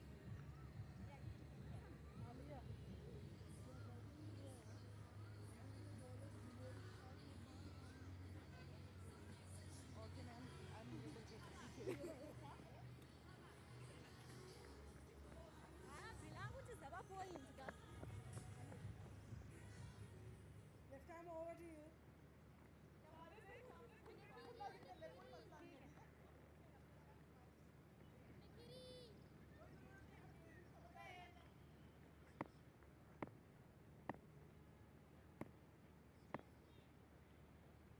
Back-to-back 50s beckon for Sidra Amin. Continuing her good run of form in this format. Beaten, got herself into an awkward position, couldn't lay bat to ball.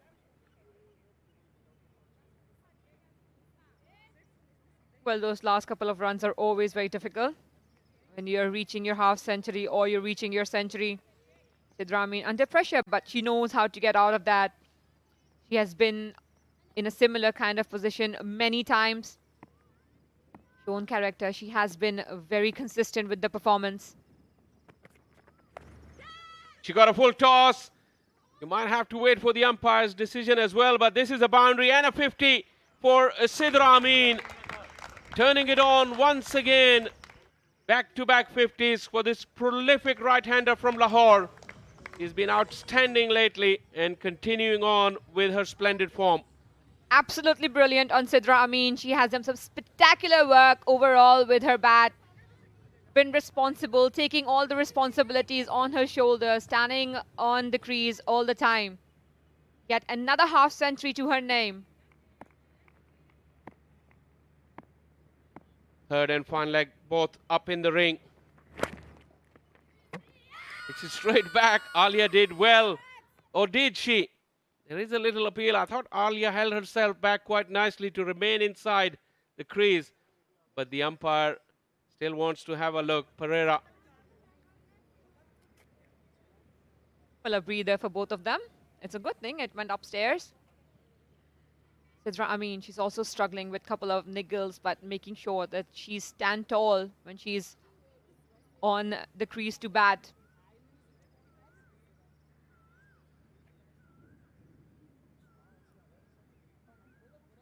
Zimbabweans, they will be looking for some luck. She held herself back well, Alia Riaz. Did she get back in? She did. That bat is grounded.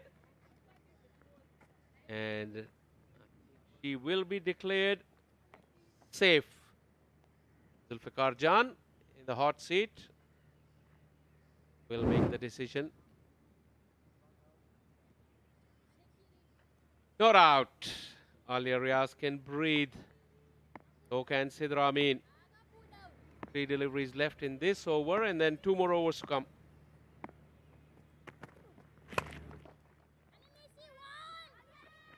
Running hard. No fumbles on that occasion. I see throwing have been better as well for Zimbabwe now, as we move towards the end of the innings. You just mentioned Zimbabwe get better when the sun goes down and it's a bit cooler and calmer. Could you recall anything in your playing career? What was the hottest day ever that you played or fielded in? I'll give you time to think after this ball. Flashing blade once again over the top of that fielder. Screams away to the boundary. Pakistan going hard from both ends now. First Sidra and now it's Alia Riaz.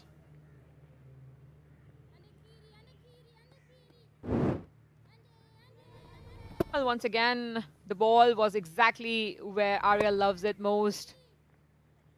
Slashing that ball has been the favorite part by Alia Riaz.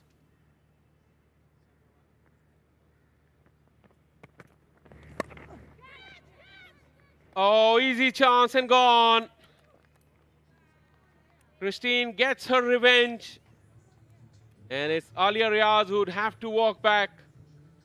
He was looking to capitalize on a start and give Pakistan as many runs as she could. She tried and came second best here on this occasion. Well, this time she went cross. Easy catch at the end. Just a slight bit of top edge. And then a send off. Alia Riaz goes for 27. It's 319 for 4.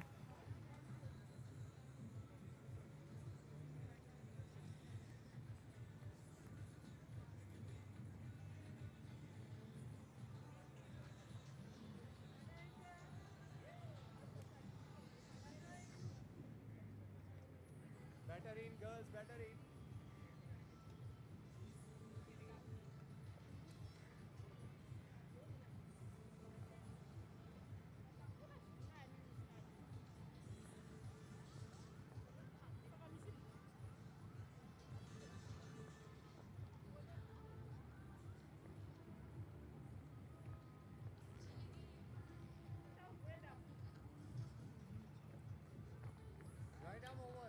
Really, whirlwind partnership between Sidra Amin and Alia Riaz has come to an end. Added 37 in double quick time. Aisha Zafar, very little time to make an impact. Bats in the top order and like have more time than this. Only 12 deliveries to go. She's at the non-striker end. How much more damage Sidra Amin can cause to Zimbabwe? She's well set. Run a ball 54.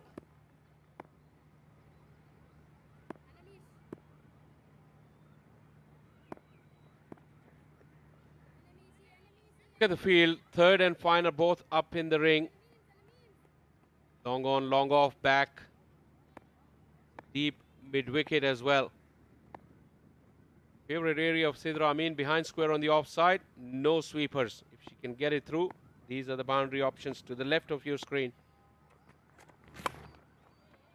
There she goes onside. Can Aisha Zafar come back for the second? No. Well, this is Aisha's turn now. She's one explosive batter as well, so she still have 11 deliveries left. She can make the full use of it. Just an easy top edge. Wanted to go cross. The ball didn't carry that much for Alia Riaz, but good impactful performance overall. 27 is a good score. Short story. Full toss, easy pickings, put away very, very comfortably. An absolute gift for Aisha Zafar to begin her innings. Well, good confidence for her for first ball, full toss. Easy pickings, as you said. Right areas, no fielder on the boundary, on the leg side. Very disappointed with her execution. Mavunga gone for plenty. She's completed her half century. Mavunga with the ball. Cracking shot. Sweeper is pretty straight towards that extra cover boundary. Aisha Zafar has looked good.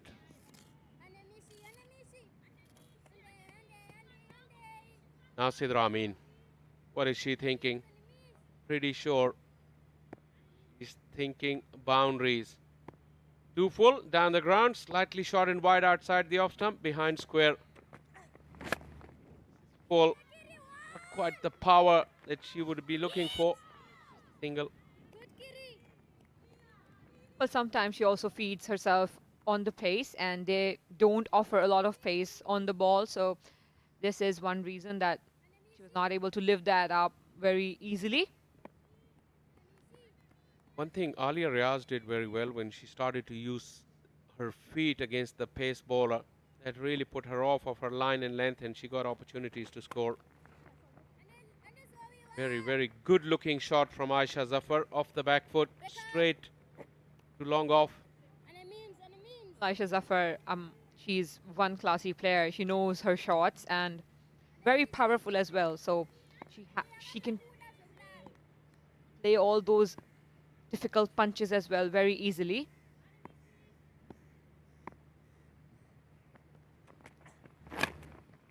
That is good bowling, but it is gone through. Well, well, well. Mavunga finally getting one right, but she still goes for runs. This is the kind of day for her. She's gone for plenty. 56 off her 6. 1 to go. Pakistan 329 for 4.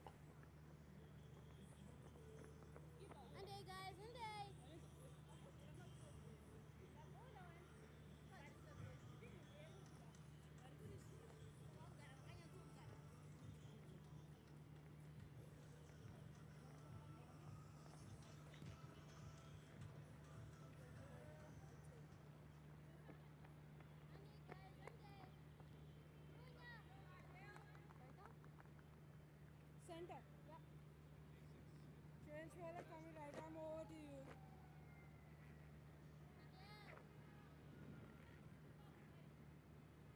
6 deliveries to go. Aisha Zafar looking around, surveying the field, thinking about the boundary options. Both the straight fielders are back. Third and fine are back.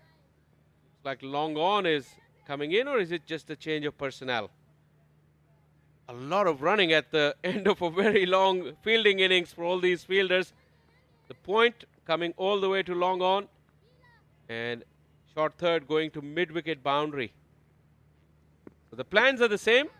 The personnel has been changed for this final over of the innings. Off the bottom of the bat, Sidra is not very keen to come back for the second. Well, Sidra is the batter in the form. It's better for her to take the strike as much possible. 5 deliveries to go. Her favorite areas are still open, where she can score easily. Makes sense for Sidra to take maximum strike. Once again, dragging it with her bottom hand.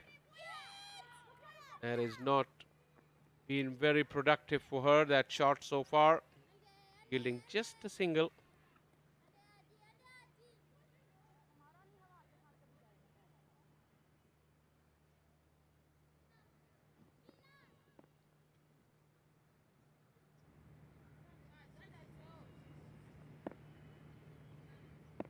Mid wicket is very straight, so is long on. And that area is vacant. That is where Aisha Zafar will pick up the boundary. Very, very intelligent batting. Picked her spot and executed it perfectly. Well, this is exactly what we were talking about, the areas that are vacant. A little short delivery, and Aisha picked it rightly towards the square boundary. No change in field. Same plans from the bowler. Goes wide. Allows the width. Will it get there? Yes, it will. Aisha Zafar really cutting loose at the back end of this innings. Well, no variations, but too wavered by the bowlers. Once again, one delivery short pitch, another short pitch outside off stump. Easy pickings for Aisha.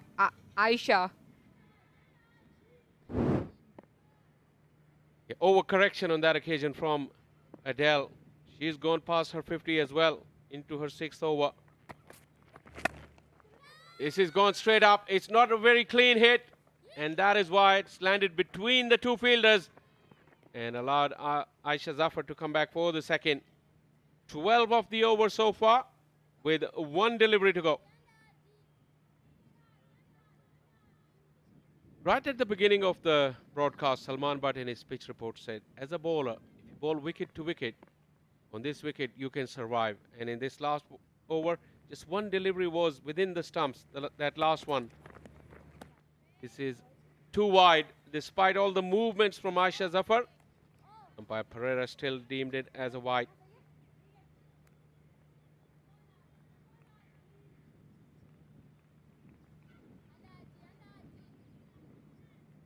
And with this is the second highest score by Pakistan women in ODIs.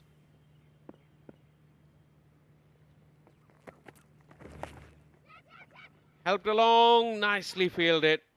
Well done. Zimbabwe had been under a lot of pressure, but at times they've held up pretty nicely. And just a single to finish off Pakistan's innings. 343. For the 4th time consecutively, they've gone past over 300 in ODI cricket. That is the second instance of that. And this is Pakistan's second highest ever 50-over score, 343 for 4. Wonderful effort from the entire batting unit. They all came good today. The tone was set once again by Sadaf Shams and Gul Feroza, and it carried on all the way through the innings. Look at the consistent run rates throughout the innings, and a grandstand finish in the last 10 overs. 104 for 2 was the return. Absolutely brilliant by all the players. Huge partnerships at the very start of the innings by Sadaf Shams and Gul Feroza. They have been exceptional, bringing in their centuries. Absolutely spectacular by Sidra Amin, as she once again was the main star, as she stood there, took the responsibility and made another half century for the team and herself.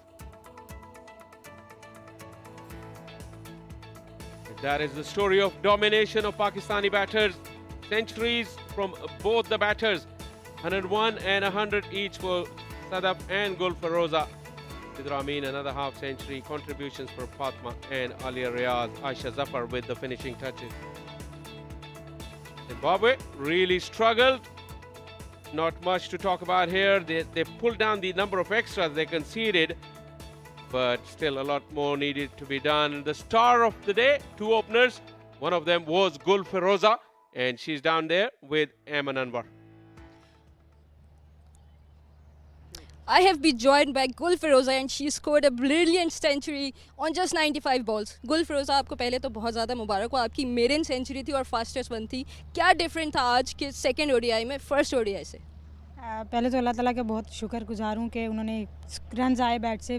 पिछला wicket थोड़ा tricky था early on, क्योंकि उस पर वैसे runs नहीं आ रहे थे, ना वैसी बॉलिंग काफ़ी डिसिप्लिन थी, और आज विकेट काफ़ी बेहतर था, तो इसलिए अर्ली ऑन भी रन्स आ रहे थे और हम लोगों ने कोशिश यही की थी कि जितना मैक्सिमम ले जा सके लंबा, ताकि नीचे आने वाले भी सेट हों और आराम से जितना मैक्सिमम टोटल कर सकें, तो उसी अप्रोच से खेले थे। आज हाईएस्ट रन पार्टनरशिप हुई है आपकी और सदफ के दरमियान, तो क्या कम्युनिकेशन था बीच में, किस तरह से आपकी असेसमेंट थी regarding the pitch and the conditions? हम लोगों ने सिंपल प्लान किया था कि हम हर ओवर में बाउंड्री को ट्राई करेंगे, कि बाउंड्री के ऑप्शन क्योंकि हमें मिल रहे थे इजीली, तो हमें ज़्यादा कुछ करने की ज़रूरत नहीं पड़ी, तो उसी पे फोकस था कि हर ओवर में बाउंड्री चाहिए और 4-5 सिंगल करते रहेंगे, तो इजीली हमारे रन्स भी आते रहेंगे और बोर्ड भी चलता रहेगा। अच्छा, आपकी सेलिब्रेशन के बारे में थोड़ा सा बात करूँगी, किसी से इंस्पायर्ड थी वो? बाबर भाई से इंस्पायर्ड थी, क्योंकि काफ़ी टाइम के बाद माशाल्लाह उन्होंने भी काफ़ी रन्स किए और मेरे भी वैसे फॉर्म नहीं लगी हुई थी, लेकिन अल्हम्दुलिल्लाह अल्लाह ताला का बहुत शुक्र है कि अब फॉर्म लग गई है। और ओवरऑल किस तरह से देखती हैं आप अपनी टीम एफर्ट्स को? बहुत माशाल्लाह जिस तरीके से टीम खेल रही है, पिछला ODI भी बहुत अच्छा खेला और अब भी सबकी टीम एफर्ट्स हैं और सब कर रहे हैं, इस चीज़ की बहुत खुशी है। Thank you so much, Gulfiroza. Now it's time to get back to the com box. How about that, Gul Feroza getting inspired from Babar Azam's recent run of form and scoring her own 100. Zimbabwe women will require 344 runs of 50 overs when we come back after the break. Stay tuned for the run chase.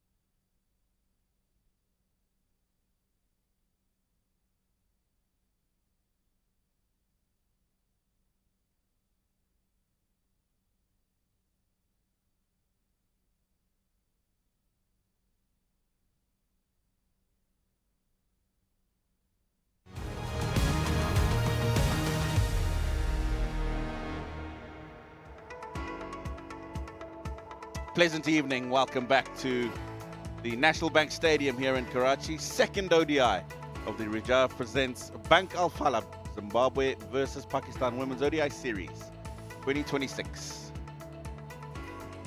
The batting was good from Pakistan in the first match. It was pretty much the same today.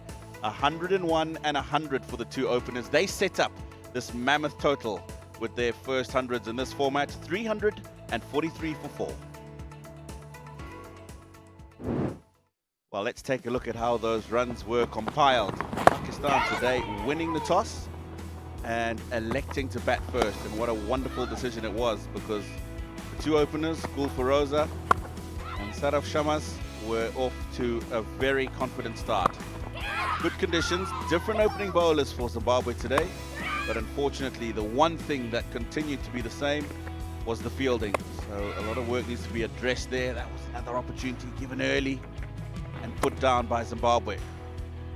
Good batting conditions. As soon as the Zimbabwean bowlers were slightly offline, it was meat and drink to the Pakistan openers. Back-to-back 100 opening partnership for the two of them. That was the moment that took her to yet another milestone. Really good strokes down the ground. And I saw a lot more maturity in the manner in which the two openers went about their batting today. Forward runs all around the ground. The other thing that stood out was the spinners for Zimbabwe. Once again doing a handy job. That was the moment she got to 100. And then she didn't last very long after that. For the sweep square on the onside, it was a great bit of work actually from the wicket keeper. And then there's another milestone. Only the second time that a Pakistan opening pair has got 100 each, and both of these today were on debut. That was her departure, Sadaf, and then out strolled the captain. Played a really aggressive innings. He possesses the ability to do that. Really did play some lovely strokes, picked her areas until her dismissal. And it was Alia Riaz who walked out to the middle. The big, strong hitter. Another milestone in the innings. That was her demise. I think it was just the slower ball that a pace off it, maybe just held in the surface a little bit. But Pakistan continued to get the boundaries, well led at the end. And a mammoth total. It's their second highest in ODI cricket. That's how the Zimbabwean bowlers went. Only 4 wickets taken. And those two, Chare Mutasa, Mabero and Nombelo Sibanda. But when you look at the economy, it's the spinners once again. Mabero 5.2 and beloved Biza 6, who were the most economical.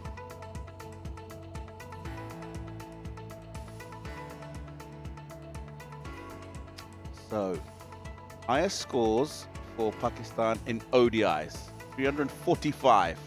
Just 2 more than today. That was against South Africa at Centurion this year, and then 343 for 4 today against Zimbabwe here at Karachi. Against Ireland, 335 as well, a third on that list. Yeah, 13 better from the last game. Pakistan 330 they scored the previous day, and now 343.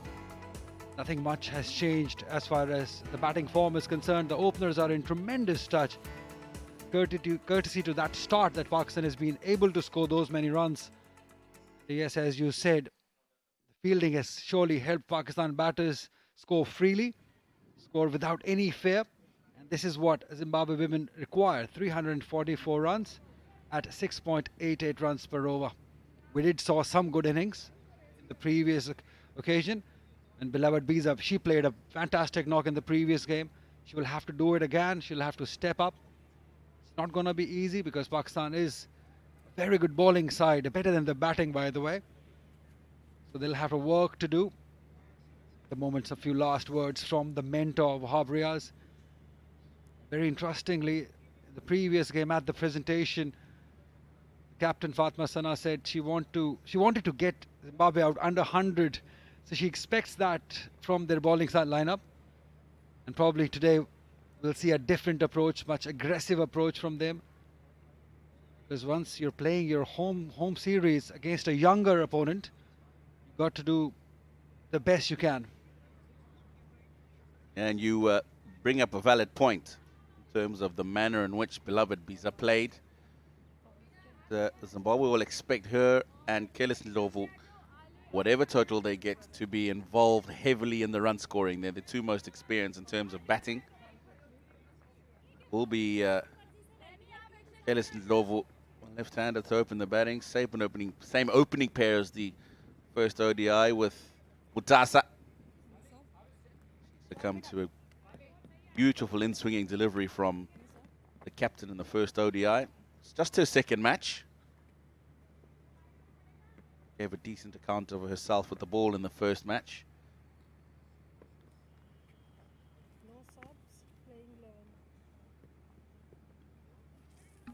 Yeah, another thing that they need to see is, but let me first introduce Kelis Ndlovu. 396 in her 21 games, 350s. That's heartening. Best of 61 with strike rate of 57. Important part will be the running between the wickets that they really need to work on. Yeah, and Christine Mutasa, as I mentioned, just her second game, 1 run in that debut match of hers a couple of evenings ago, so she'll look to improve on that. They both are up against the captain, who's on some red-hot form with the ball. 79 wickets, best of 5 for 39. She can surely swing the ball, and this breeze that's going on here in Karachi, that will surely help her get that swing early on. Will surely be a challenge for both the Zimbabwean openers. Have to score these runs at 6.88 runs per over. Will be surely very challenging. As I said earlier, the last time they had so many confusions in running between the wickets. Even Kelis, she lost her wicket. She was looking so good, but that confusion in the middle, she lost her wicket. To be a little bit careful. Here's the first delivery for the run chase. On target, that's what you expect from Fatma Sana. She'll keep on targeting those stumps, and if there is any swing available, she'll be very, very deceptive. On the money straight away. This is what you expect from Fatima. Seem just slightly angled towards the slip, so she'll be wanting to use the breeze that's going over her left shoulder towards the right, just to get that ball to go across the left-hander.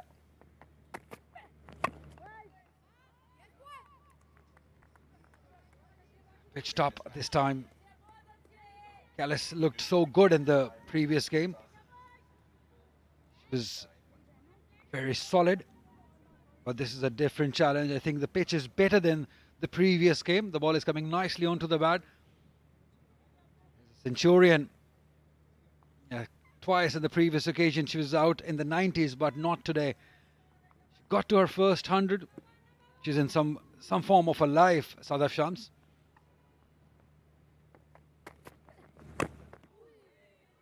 Just looking to hit it too hard. Sort of a surface where you look to time early on. There are so many gaps. The fielder is inside the circle. This is not short enough, in my opinion, to be looking to play the pull shot so early on in your innings as well. She just needs to give herself a little bit of time just to gauge the pace of the wicket. Different pitch to the other one she played the other night. She's full of confidence. So just give yourself a few balls just to have a look. This is good. She's found the gap. Might find the boundary too. Does it have enough? Yes, it has. It's going to get away with that. A boundary to start off her inning.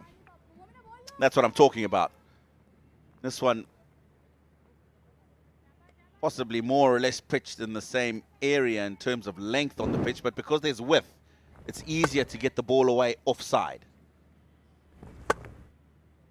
As we've seen all throughout the day, a really good batting pitch, so expect value for your runs with this outfield as well.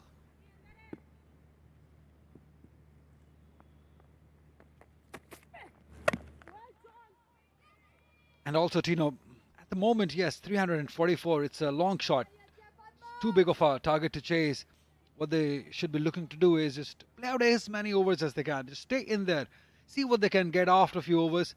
Because if they keep on losing early wickets, like they did in the previous game, that's not going to help.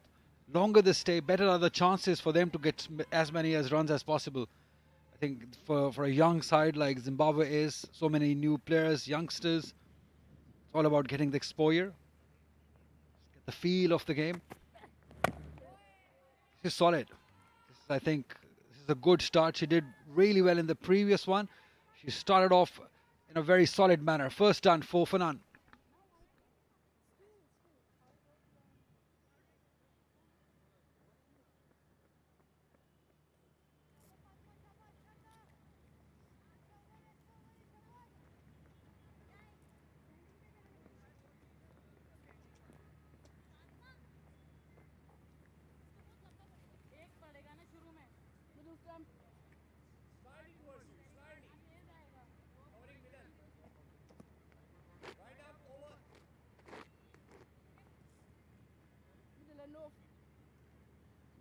Diana Baig, 74 matches, 65 wickets. She's got a wealth of experience. How ideal it is to have her with a couple of other young seamers coming up. Didn't play in the first game, gets her opportunity for the first time in the series today. Yeah, she'll look to get that swing going. And as you said earlier in the previous over, that there is strong breeze going on. You might expect something from the ball, especially where she's floating the ball in the air. So expect some swing. She didn't play the first game. That's why I give a lot of credit to this new management, where they're giving the opportunities to the young bowlers and the batters even. Just strengthening the bench. It's very important to have a player backup. Yes, gone, done. First wicket for Diana Baig. The swing that she gets every time. Christine went for that expensive drive. There was a fielder placed right there for this. Diana strikes. The first one for Pakistan. That's the experience you're talking about. She bowled that first one. It was slightly fuller, so it didn't give the ball enough time to swing. This time she gets it perfect. A little bit wider, starts aiming at that off stump. The outside edge and a comfortable catch taken. So first wicket falls for Zimbabwe. Gulferosa hangs on to that comfortably. Mutasa goes for none. Zimbabwe 4 for 1.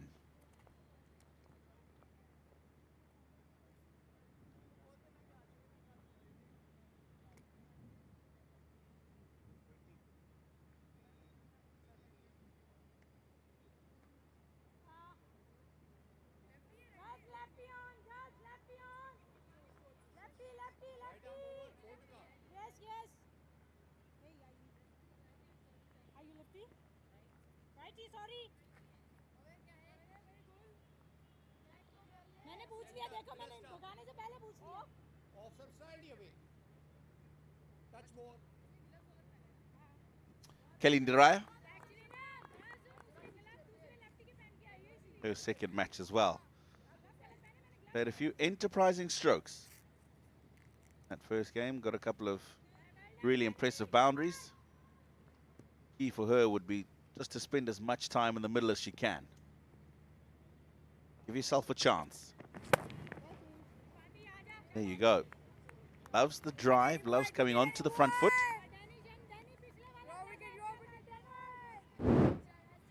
This is why she's there. Front foot's gone nowhere really from Mutasa. Good catch because it's gone quickly.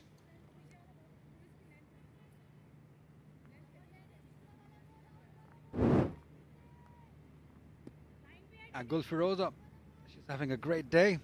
100 with the bat, and now catching the slip. Trying too much.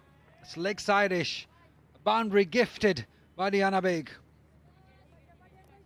Yeah, she's just got a bit greedy this time.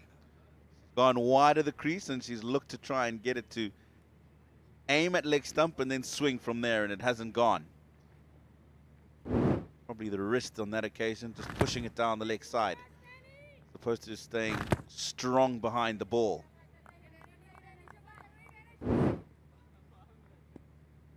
Yeah, how many times we've seen that happen?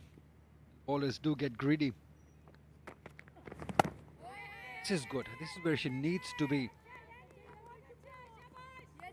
Times, yes, we have seen bowlers try a little too hard, trying to get that swing from the leg side. But Diana Beg, you expect, with her experience, to be on target most of the time. Now that she has someone at the back, like Tasmia is, so I know she has to bring the best of her to keep that place in the team.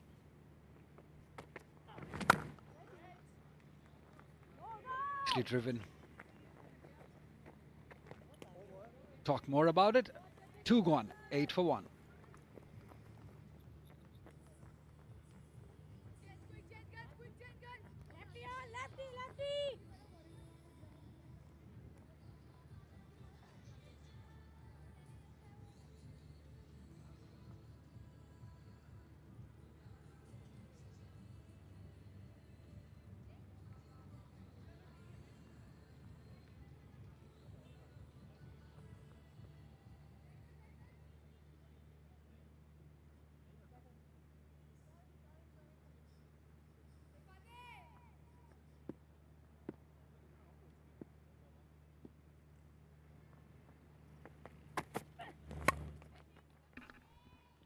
Not quite where she intended the ball to go, but she'll take it. Keep on rotating the strike. Don't let the pressure get to you. But you know, what are the expectations back home from this young side? I know they're coming into this series after a very poor series against New Zealand. So what do you expect back home? Well, this is very much a learning curve. If you have a look at this side, only 5 of the players that went to New Zealand are a part of this team. So a lot of youngsters who, a lot of them are engaged in a high performance program back home. So it really is a learning curve for these young girls, and they're expected to learn quite quickly. First time that Zimbabwe's been elevated to the Women's Championship, so it's going to be tough.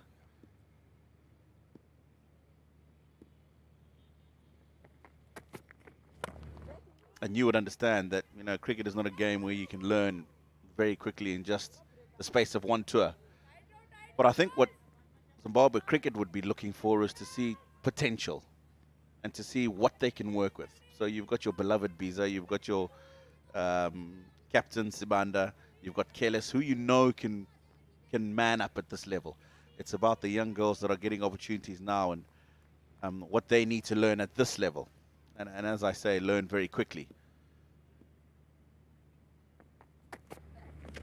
I was just thinking in the previous over, having a look at how many matches that Diana Beg's played, 74, and I look at the Zimbabwean team and I think, I wonder if they've got 100 put together with all these young girls. So that just shows you the gulf and experience between the two teams. And I always say, when you play against another team, it's not just about learning from the situation you're in or maybe a couple of senior players in your team. You can certainly have a look at how other players have played, the 2 openers today, and you can learn from them as well. So it's an important tour for Zimbabwe. Yeah, and also it's good on Zimbabwean both part also that they're organizing these tours, teams which are higher than them in ranking. Previous tour was against New Zealand. Now they're coming here in Pakistan, playing against Pakistan, which surely are higher in rank from Zimbabwe. So that's where you learn from playing from better than you. That's where the learning is. Absolutely. It's the only way you'll get better. Play a lot more of that.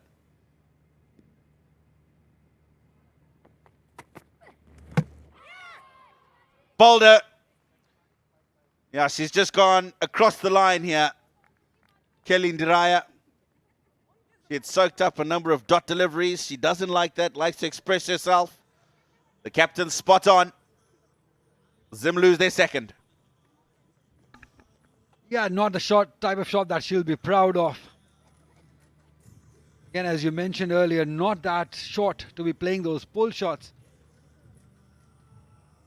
Fatma Sana is a very skitty customer. She keeps hitting those stumps.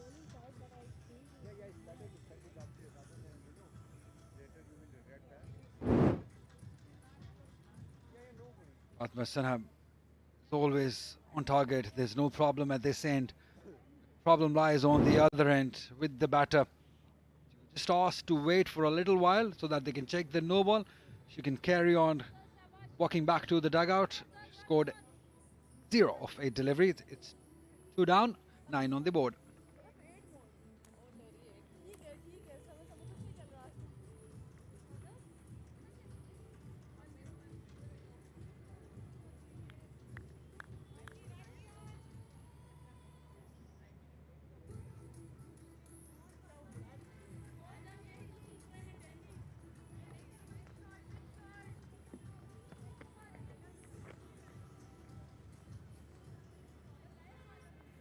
Center.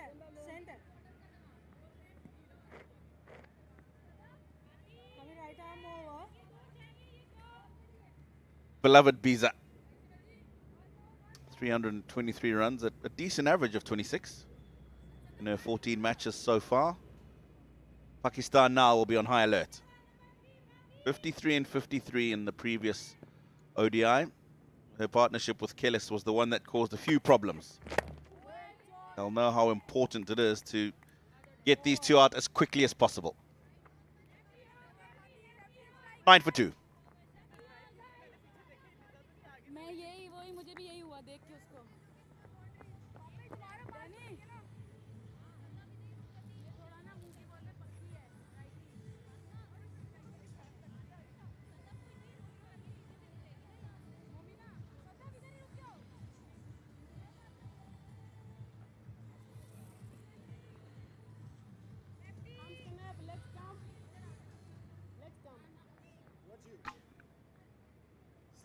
And this is such a good start from Pakistan bowlers. Both bowlers have a wicket each now. 3 overs. About 9 for 2. Pursuit of 344 runs. Diana was the one who started off things. Got the wicket in her first over. It was Fatma Sana in the very next one.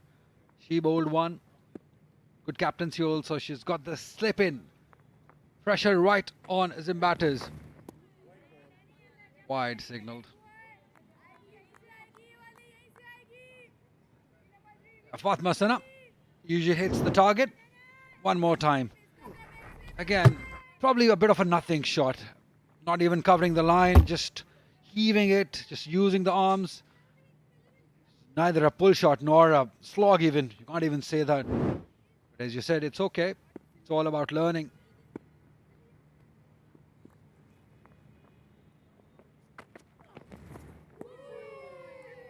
You got to say that this is Zimbabwe's best chance. These two in the middle are by far the most impressive ones. Yeah, you were talking about the approach earlier on in this stint, and for me the most important thing is for Zimbabwe to look at 343 at the halfway stage and say, what do we think we can get in the conditions that we've seen and what we've got in terms of our arsenal in the change room? Be realistic about a target that you want to get to and how you look to do that. If you fall short of it, then you can assess where you've gone short. Sometimes if you probably get closer to it before the end of the innings, okay guys, let's readjust. Where can we go? Take a look at the Zimbabwean team and the matches played. This is the playing 11 for today. So Nomvelo Sibanda, the captains, played the most, 25. Kellis Lidovo with 21. Beloved Biza, 14, and the rest, 13, a couple of 13s, 10, and so it just shows you the senior players in the side. Nicely bowled, very nicely bowled. The captains only played 25. And those, of course, are women's ODIs. Prior to being an ODI side, they played a lot more 50-over matches, list day matches. But as you were saying, the gulf in playing against those nations as opposed to the top ones is huge. That's why these kind of tours are so important. Not just playing against teams better than you, but getting the opportunity to play in different conditions around the world.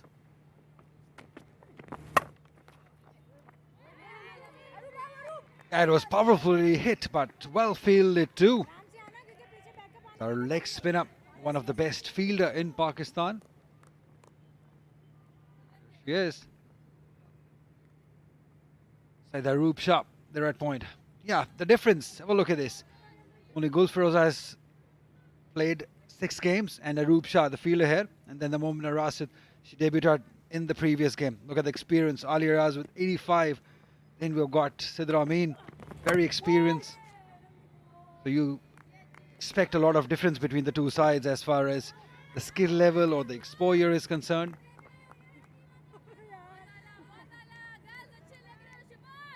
Sidra Amin, 89 matches, 61 for the captain, 37 for Zafar. So yes, again, as I say, they've got so much more behind themselves, and Zimbabweans can learn from them as well. And I hope that they'll take that opportunity on this tour.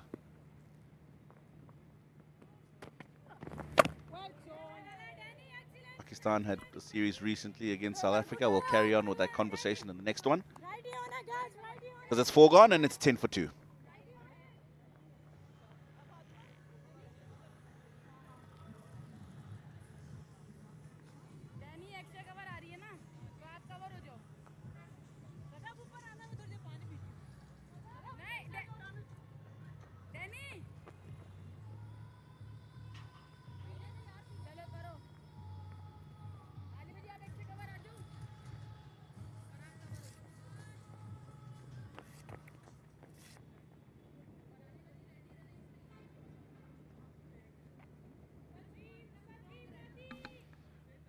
The best pair of Zimbabwe women.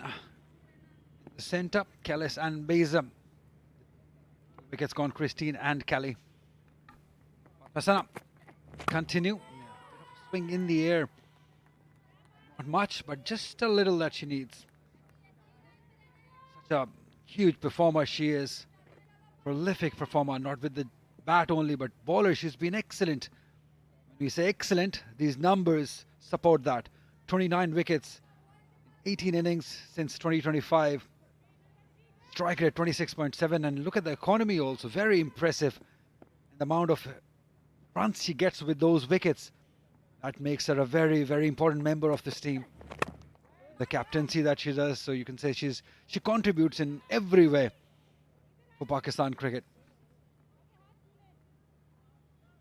And it helps as well when you're the leader of the side and you continuously contributing with bat and with ball. Everybody looks up to you. Now, that looks like it's out of the hand funny. Unless I'm seeing things. Maybe just a variation.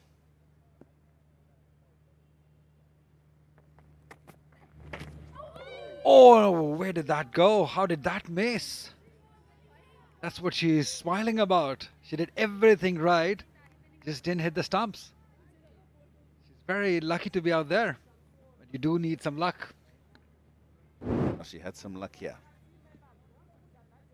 That could not have been much more than a couple of coats of varnish from that leg stump.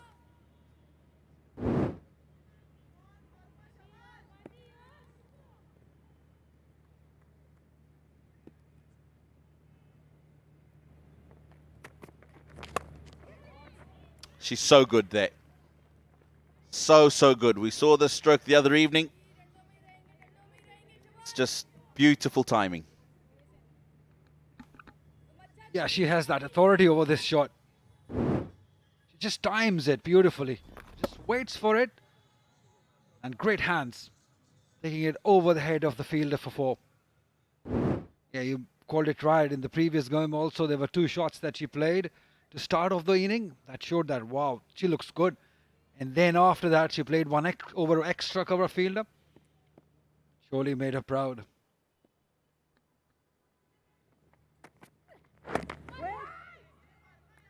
I was having a debate, the other day with a friend that these bowlers must do something different. They need to come out with some more variations. They need to get together and create some more variations. The amount of runs these batters are scoring these days with the rate that they're scoring. Even that has now come to the women cricket also. 300's been scored every other game. So bowlers must find some new variations. Because somehow I believe, in men's cricket especially, that the back of the hand deliveries or those variations, they're being now checked. They're being now caught by the batters. So they must find some new variations. These bowlers. Such a batter's game. Oh, look at 344 is what Pakistan has scored.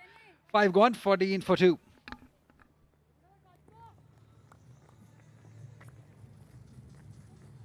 Lefty on guys, lefty.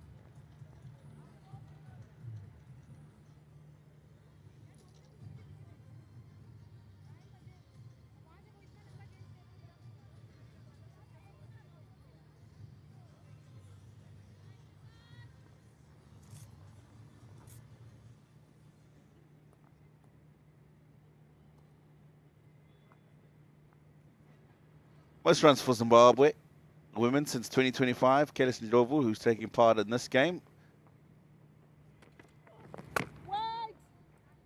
as is beloved Biza, who's number 5 on that list.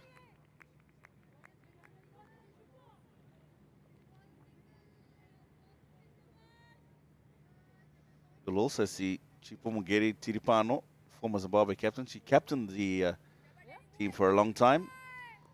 Modesta Mpachikwa, wicketkeeper batter, who was in New Zealand with the side, not here on this trip. And Laureen Chuma, who's also become a very good all-round cricketer for Zim. But look at the averages for Kelis. Look at Chipomugeri.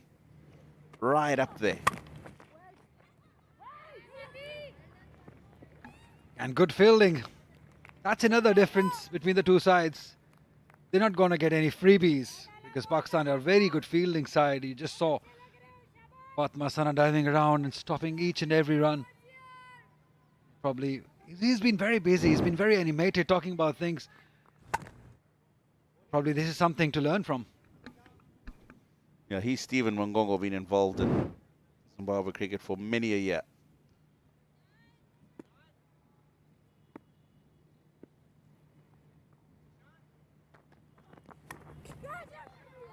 Oh no, that's just gone through.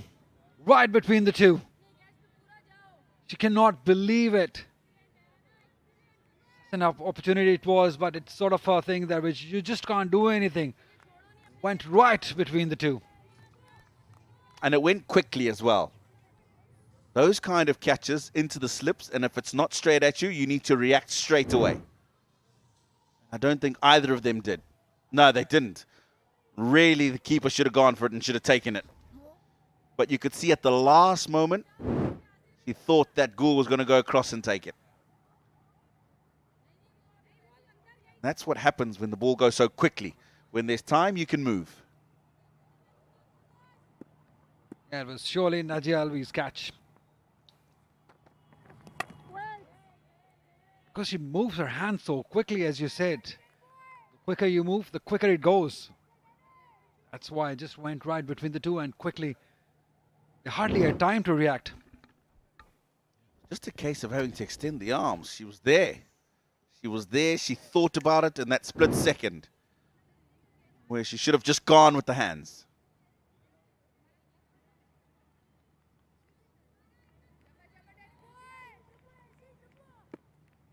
Opportunity for Kelis.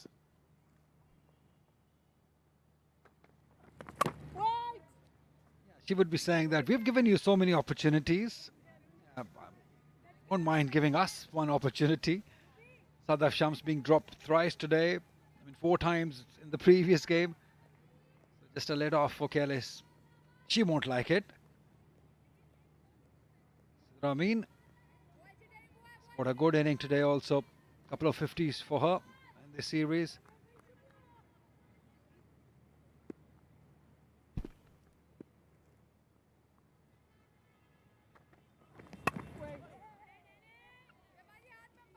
Solid.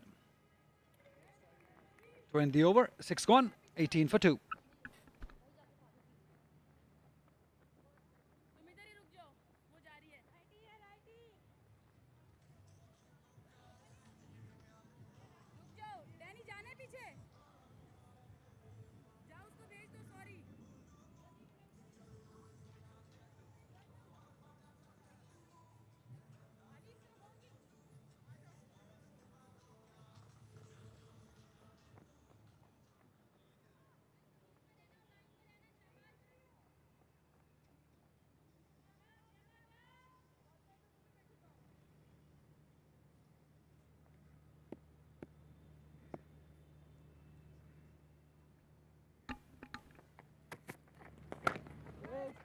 Nicely played.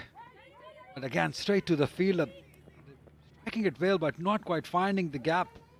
And you've taken the words out of my mouth. Just referring to Kelly Sidlov when I was just looking up at her numbers. She bats for a long time at times. You just feel that she needs to work on her middle game. Getting herself off strike as an opener, dabbing one into the gap in the offside, tucking it round the leg side.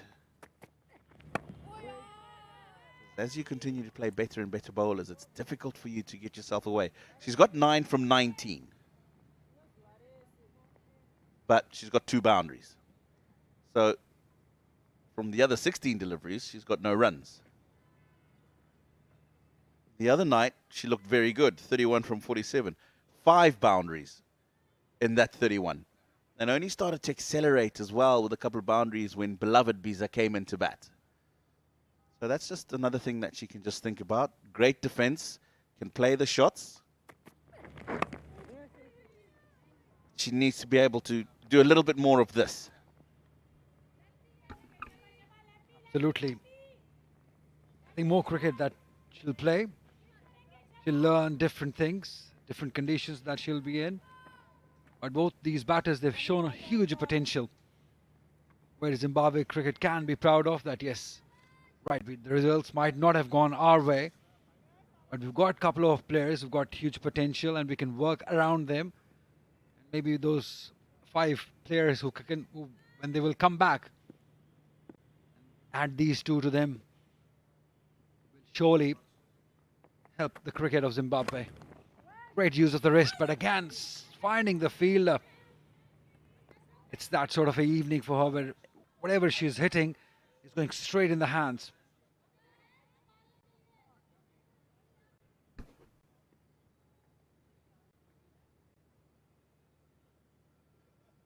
Yeah, when you look at these 2 that are batting at the moment, they're certainly the stalwarts of the Zimbabwean side. But if they could get another couple of these girls back, and Mugeri Tiripano, got great experience. Loreen Chuma, who you know, still got lots to come in her career and has developed so well in recent times in terms of her batting, gaining in confidence. Then you know you've got 3, 4, maybe 5 batters that are good quality and you can rely on. Then you can start to challenge those scores past 200, 250.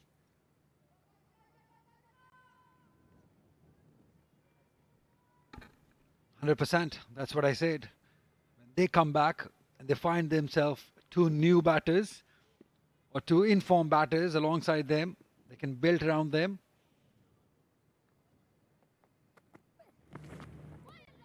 Yeah, that one kept low. She's disappointed. She missed out on that, she believes. End of 7. It is 19 for 2.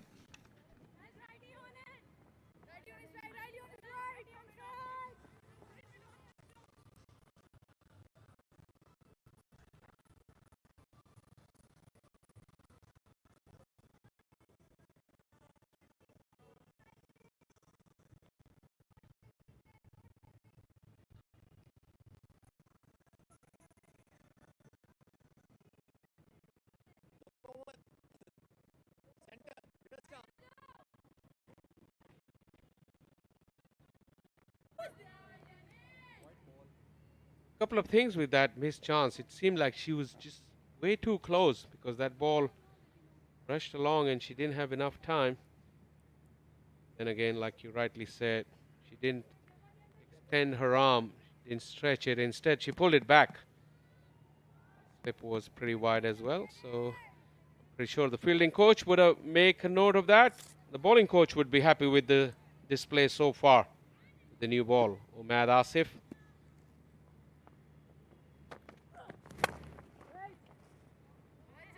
Bit of a drag with the bottom hand, but that mid-on is too straight. So no runs off a good shot.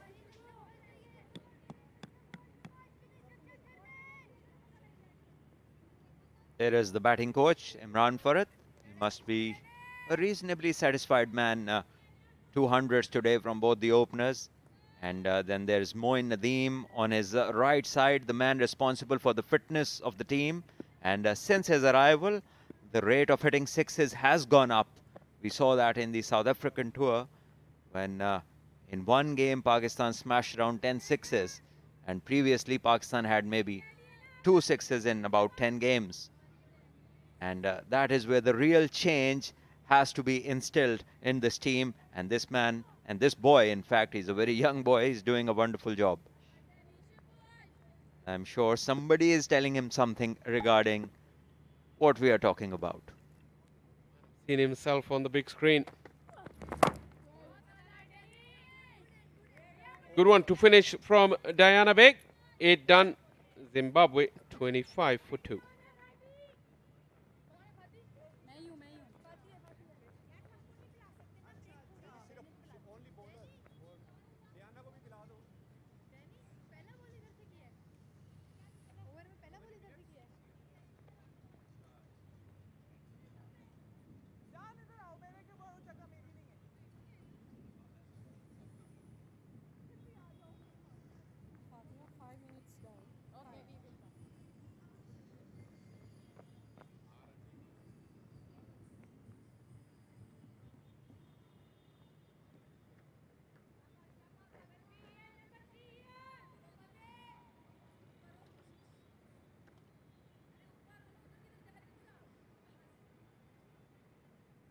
Talk about the improvement in Pakistan women's team lately.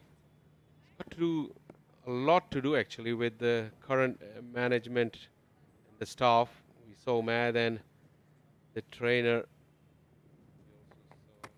Imran Farhat. Echi not carrying. Mentor and team director Bahab Riaz. They put in a lot of hard work.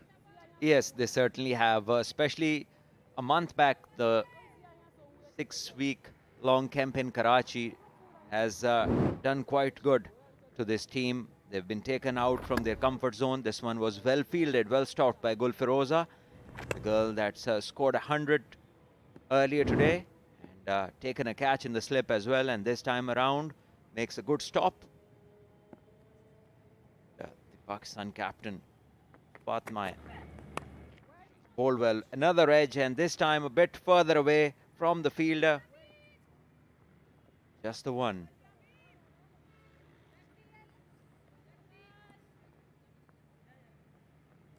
Interesting point that you make, Salman, that the current management, they put the girls out of their comfort zone. There's a change of guard. We experienced players have been replaced, not to mention Abdur Rahman, part of that setup as well. Young girls that are coming through, whatever culture they would see, they will take it forward. So there's a big cultural change, and for that, credit has to go to this management. Yeah, the major difference between Pakistan and the top 2-3 teams in the world is basically fitness, athleticism. And once you can overcome that, then your skill goes to the next level. And then it keeps progressing because you're able to take more out of yourself. And there is the man responsible for making this sports staff team, which currently has a job at hand of changing the culture and getting the women's game right up at the top. But that will certainly take time. It cannot happen overnight. But as far as now, I think they seem on the right track.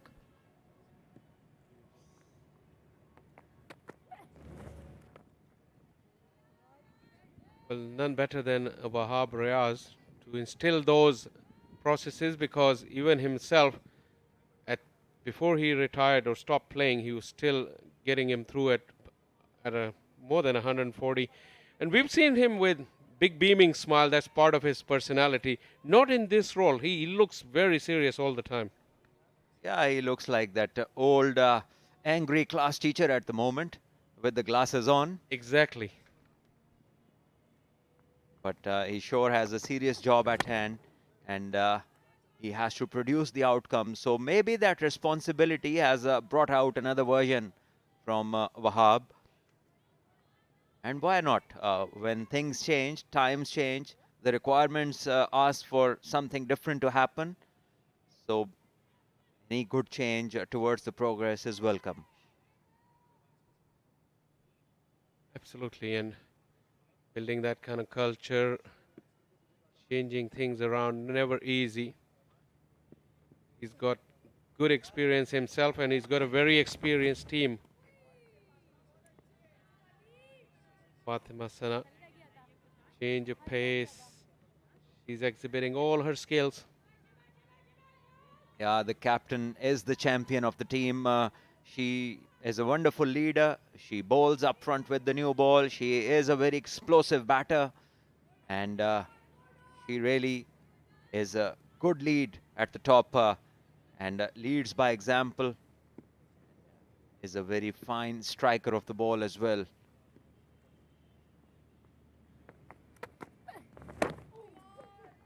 And all that, she's only 24. There'll be runs here for Zimbabwe.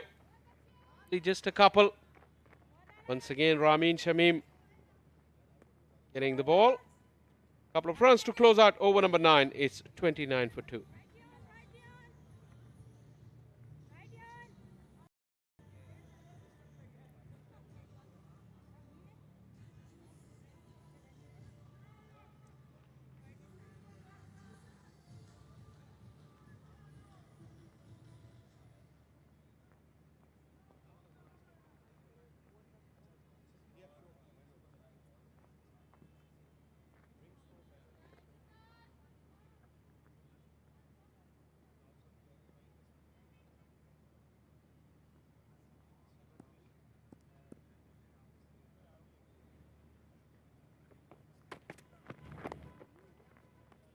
Nicely played. Just the angled face of the bat.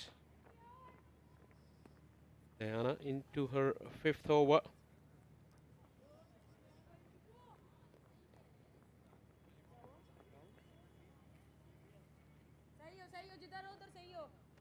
Players are giving their best, and in this intense heat, you need the sunblock. Rivaj SPF 60, Pakistan's most trusted sunblock. Much needed in this weather. Yeah, Shaji, do you use one?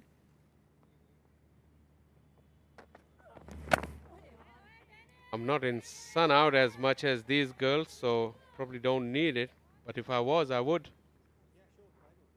Yeah, it's a good thing to have in this heat, in the bright sun in Karachi. Your bright skin tone suggests to me that you use it because you're out in the sun a lot, doing plenty of coaching. Oh, this is the family genes, not the sunblocks. In fact, I'm somebody who's never used that. Very rarely would I put it on. You know what's that saying about family that you are from, about the butt family? Oh, brilliantly fielded. This is a Rube.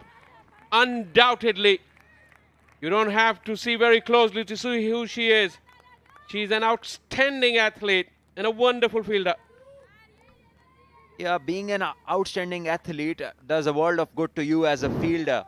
And that is where the argument of being anybody becoming the excellent fielder goes out of the window, because if you're athletic, you can do this.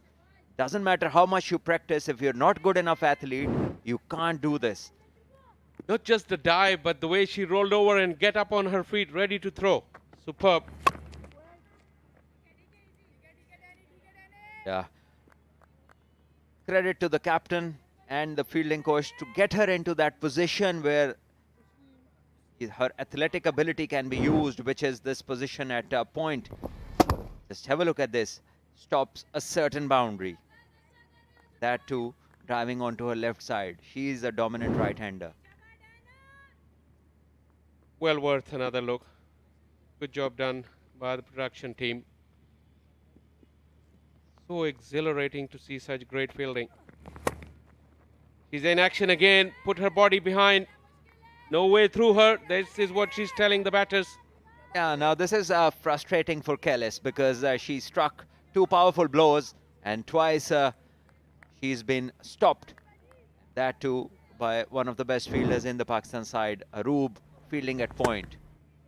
This one again, but this time it was straight but quite fast. This is where that frustration that you talk about for the batter could also result in a wicket. And although the scorecard wouldn't mention Aroob, but you would think that she would have contributed to that. Good hustle this time from the wicket keeper. This is good phase for Pakistan in the field. Yeah, good collection down the leg side and a very good diving technique displayed. She's dived full length, but on her abdomen And look at the arms go, stretch straight. This is the perfect way to dive. So once again, you can credit the fielding coach a bit that the diving technique has been good from the players.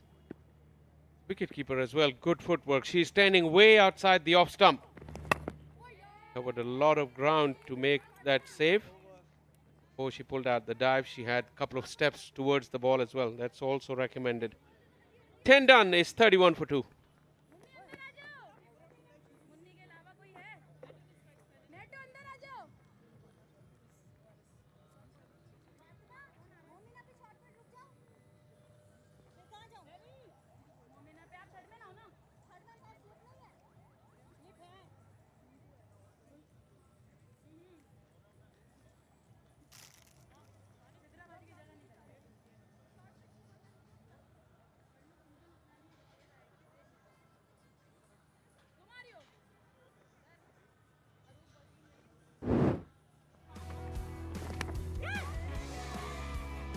Yeah, the first wicket to fall was an edge to the slip, and the second one was a wild hoik towards mid-wicket, completely missing the line of the ball and getting cleaned up. 2 wickets for Pakistan up till now. As for the first time tonight in this innings, it's the left-arm spin. Momina Riyasat. What a story she has been as well. Made her debut a couple of days ago. Played for the Pakistan emerging side in the Emerging Asia Cup in Thailand just a couple of months ago. Done well over there, and then she came back and was the leading wicket taker in the national championship. Given her opportunity at the top level now. So, 3 fielders on the boundary on the onside. There's a deep square leg, deep mid-wicket, and a straightish long on. Pakistan have a mammoth total to defend.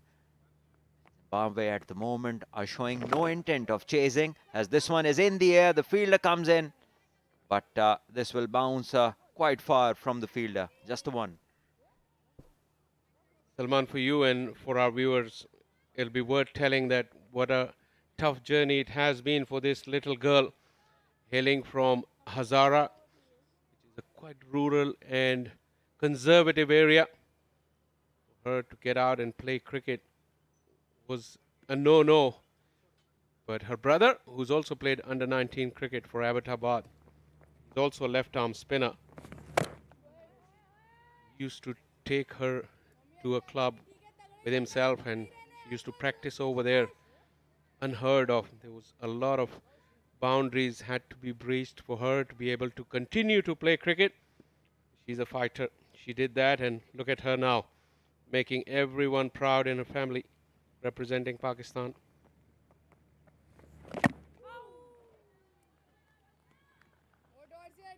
Brilliant, that story of how she came about the ranks and how she is where she is today. But that doesn't mean that you only keep inspiring people. The story is also got to enable the people in charge to streamline the infrastructure, to make it easy for the youngsters to come in, as this one has been struck off the back foot brilliantly through the offside. All the fielders were in the ring, so this goes to the boundary. So a relief for Callis, who was timing well, but all shots were going to the fielders. This one is in the gap. Slightly shorter. You can't afford to do this.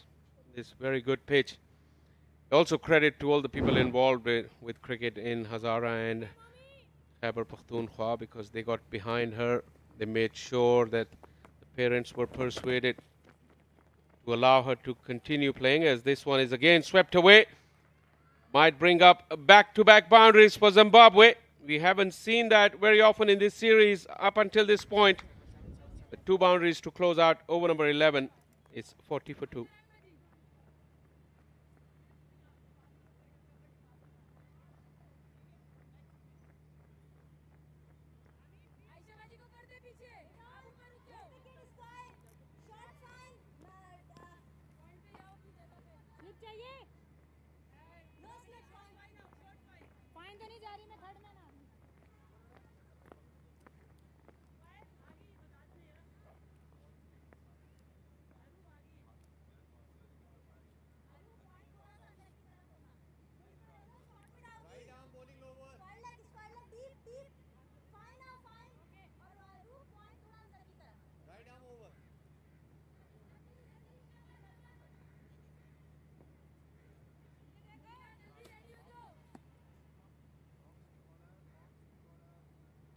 Ramin Shamim getting her chance today. Brought in place of Nashra Sandhu into the playing 11. Another of those very, very impressive young cricketers. Also good athlete as well.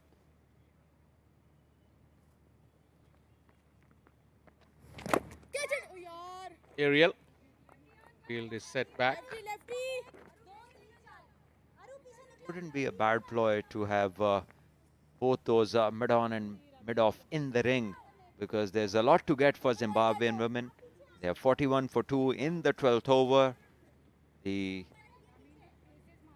batters are not really playing very fluently, so maybe they can entice them to go big, and that can result in picking up a few wickets. Mid-on is up for the left-hander. Yeah, completely agree, Salman. Fatima needs to bring the fielders up. Mid-off as well. Throw the challenge. Also throw the challenge to the bowlers.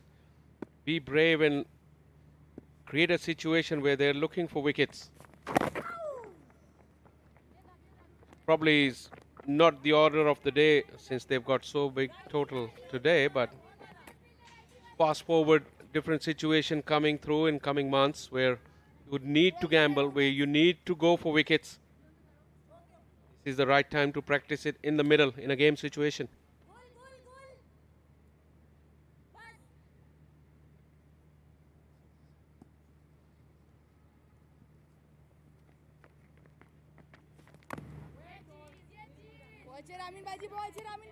This is decent bowling in the right channels mostly, so she can afford a few boundaries as well. Even if she has to take a chance, the captain of Pakistan can afford to do so. Once again, full face presented, but no result in terms of runs. 12 bowled, it's 42 for 2.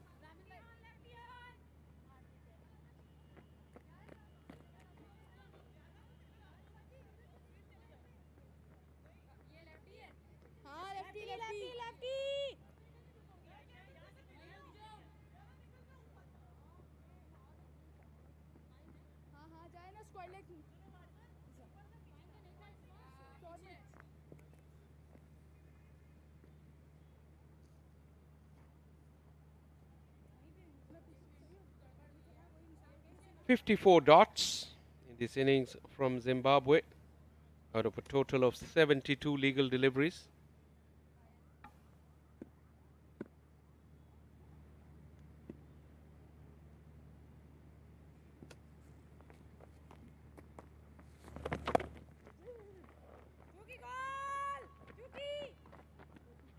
Looking for the second? No. Sensible decision in the end.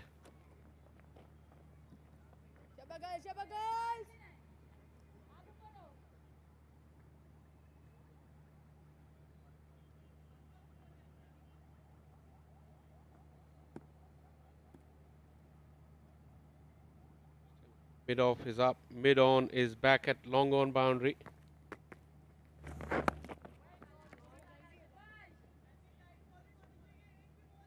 In good bowling, this is the sort of pitch where you, as a spinner, you want to be wicket to wicket, and do not allow any freedom for the batters to free their arms. In order to score runs, they have to take a chance or create something. It's good now. There's a short cover catching and there's a short mid-wicket.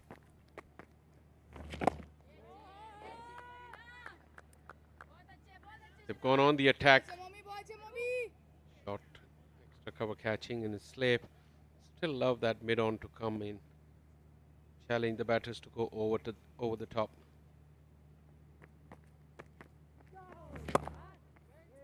Very, very inviting delivery. Flighted way up in the air, asking the batter to go after it. Zimbabwe batters need to show some intent of going after the bowlers. It's a huge total, and they need to just send out a message to the opposition that we are after this total. At the moment, it all seems very quiet, and it gives the impression of being already, admitting that we're not going to win this. this shouldn't be the case.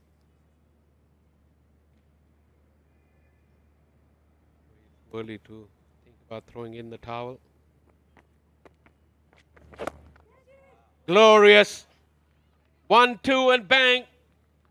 Couple of bounces over the fence. Glorious stroke.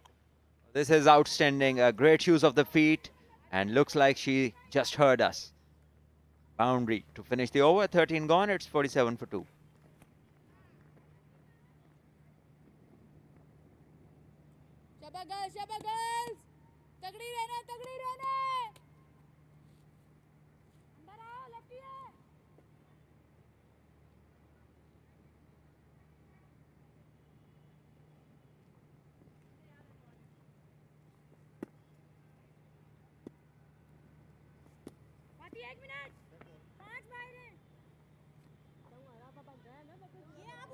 Little confusion there.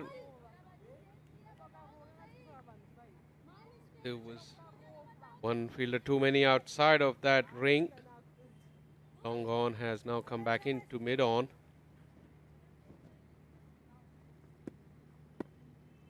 Amin just realized in the nick of time and aborted the ball. Somebody behind the stumps, I think, just saw that there was one less fielder in the ring, and they did what was right. And this is that beautiful shot over extra cover. Great use of the feet, playing inside out. It's a high-class cricket shot, well executed. And this one down on one knee and plays over mid-on, which is in the circle. One bounce into the boundary. So some positive intent now being shown.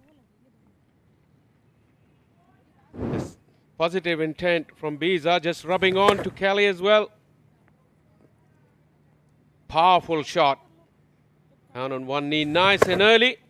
Then a free swing of the bat. Great connection there. Callis, I beg your pardon. Fatma Sana has made a change. Mid-wicket has gone back. Deep cover has come back inside the circle.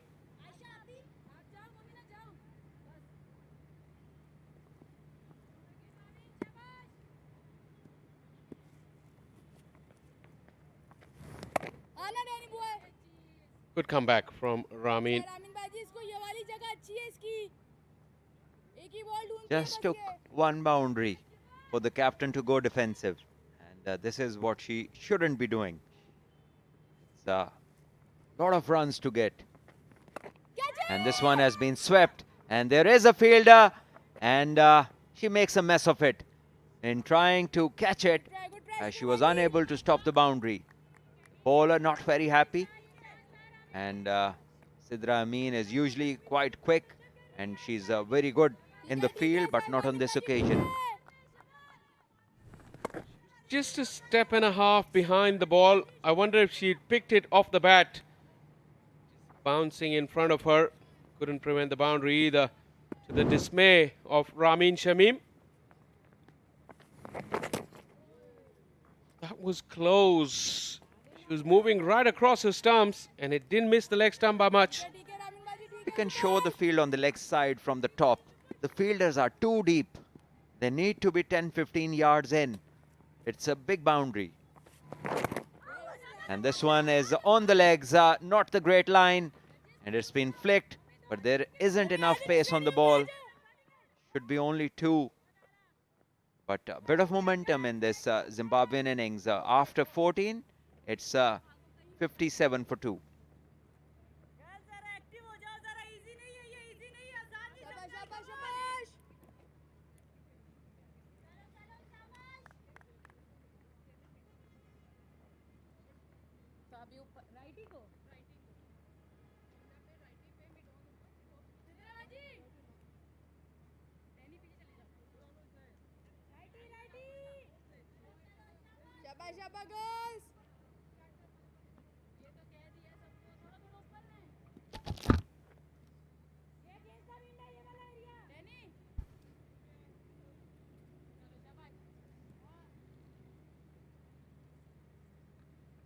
$57 for 2, Zimbabwe. Biza and Glovo just starting to take some control here.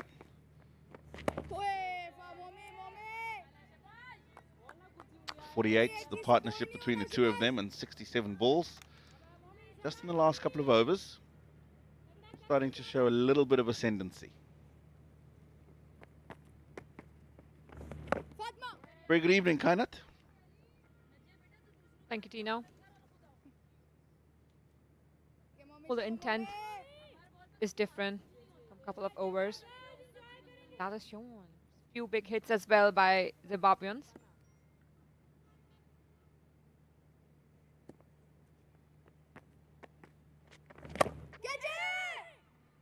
She's gone down the ground. And it's come off the bottom edge of the bat. Probably well so for her because it hasn't carried. But the option's a good one. She's looked to go straight. And I think if we refer back to the two openers from Pakistan today, showed us some great exhibitions of hitting the ball over the bowler's head, taking advantage of those wide expanses behind the bowler.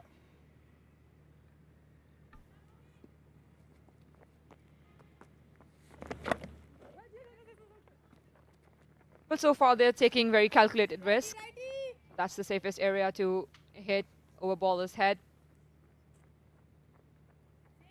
Trying to rotate, strike and hit boundaries occasionally. Still go on from here. Just 2 wickets down, still a long way to go.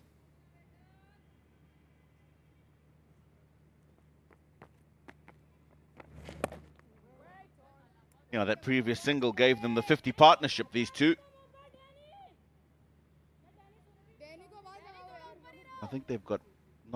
I know they've got such an important role to play. We've got a ball to go. We'll carry on that conversation in the next over and what I'm trying to drive home.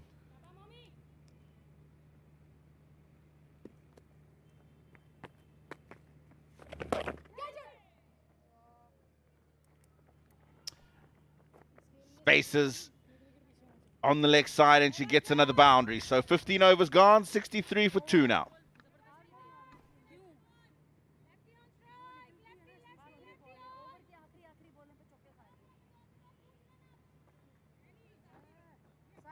अच्छी करके आखिरी ball पे try कर रही हो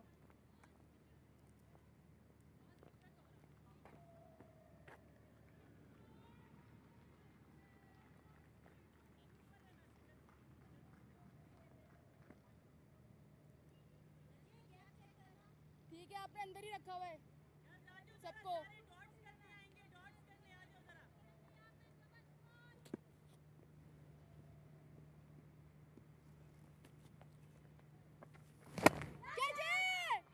Fielder back.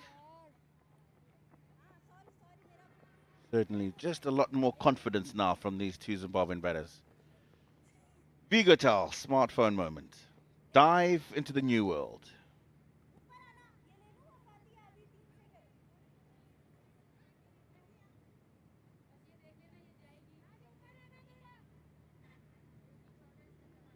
So far the partnership is going very strong between these two players. The last game as well, they dominated with the partnership. They did, 32-run partnership. It was the highest in the Zimbabwean innings in the first match.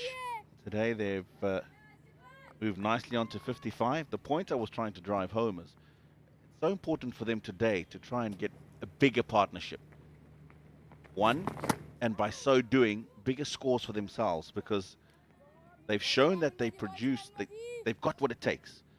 But them getting a bigger score today, if one can get on to get 100, if they can get 150 partnership, that just gives a lot more belief to the other girls in the change room. Shows them that we're good enough to do this and it can be done. More so, importantly for me, I think they have the realization that we are probably the best two batters in this side. So whatever total that we are getting, we have to score the majority of those runs. Looked good for some time in the first one. They've learned their lesson. They need to make sure that they push through today.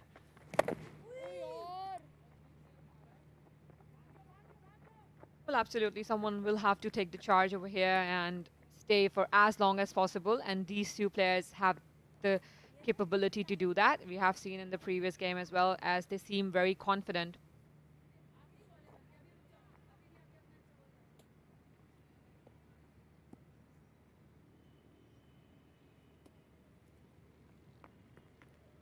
Fatma. 66 for 2.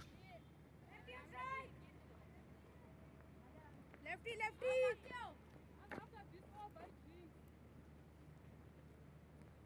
Momina, कुछ try नहीं करना.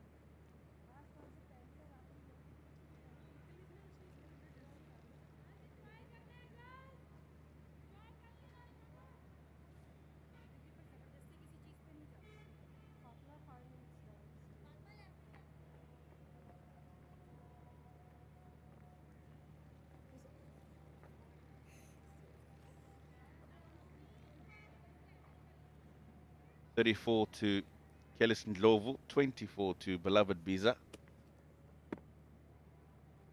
Just putting together a nice partnership here. Oh, and as I say that, what a beauty. It's the perfect length, it's the perfect line, and it's just gripped enough to get through bat and pad. Classic finish spinner's delivery, and Kelis Ndlovu has to go. Well, that's commentator's curse. Right now we were talking about the partnership, and Momina is the one breaking that one. A great breakthrough for Pakistan.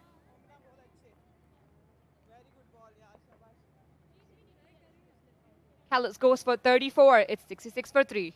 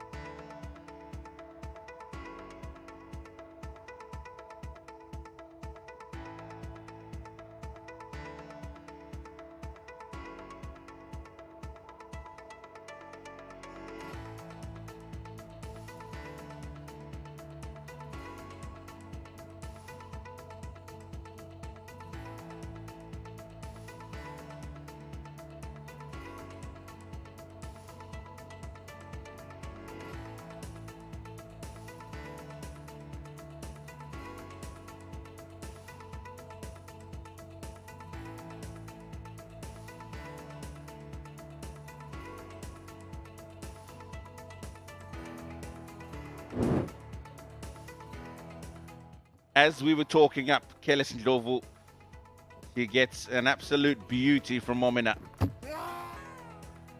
There's not much he's done wrong there. It's just a beautiful delivery from the young lady. It's all about keeping the ball in the stumps, and this is what she's doing the best, making sure she ends the ball in the stumps. That's why she was rewarded with a wicket. Well, this is the confidence Momina is going to take forward with her.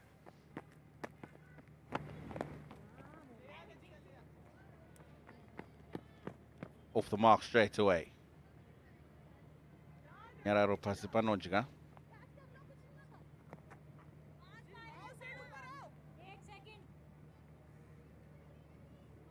Her 10th match in this format, 71 runs.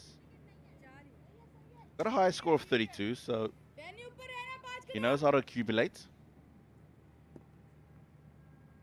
More opportunities, would expect that that average of 14 will increase as well.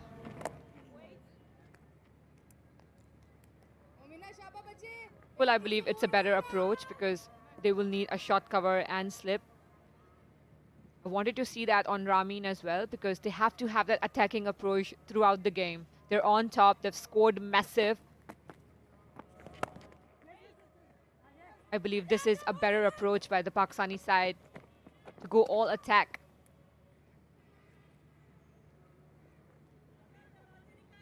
I must say I have admiration for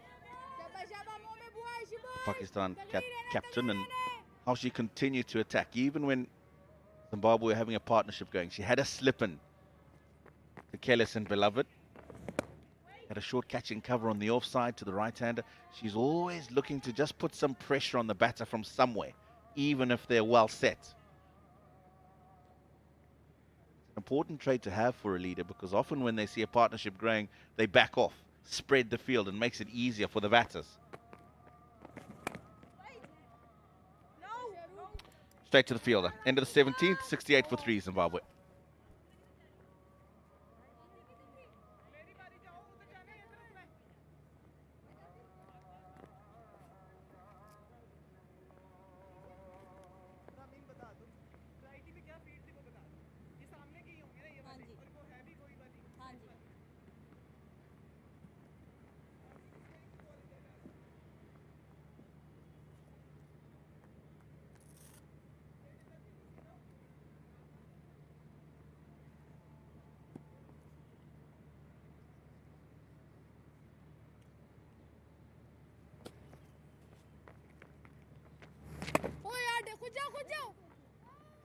So when I was talking about the attacking field, I was talking about when Ramin is bowling, there's no slip on. Sometimes her ball stays straight. It does not move. So there is a chance that slip can come in handy and a shot cover as well because they're trying to push it. When they just push it half-heartedly, there is a chance that there might come a catch. Yeah, so the short cover can come from Alia Riaz, who's at cover anyway.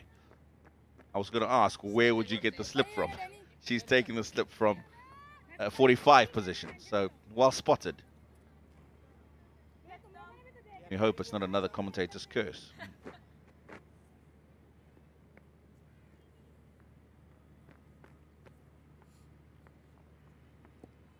Oh, that's a smart move by Fatma. And with that, she changed the line. I don't think that line is so bad to Runyararo because if you watch the way she plays spin, she gets her pad right in front of the stumps. So if she misses it, she's in trouble. And then that one just outside the off stump goes straight on, thick outside edge. So actually, to Runyararo, she's got two options to get the wicket. Just needs to remember to stay straight up the ground when she's playing to the spinner. I believe that's the plan, to make her go a little cross because, I mean, the slip is off once again. Quick single taken. Good work from Alia. Needed to be a direct hit, but even if it was, I think that that single was well judged by Lovett Biza. I think she would have been home. That was a cheeky single. Just pushed it. Called a little late. shy to the wicket.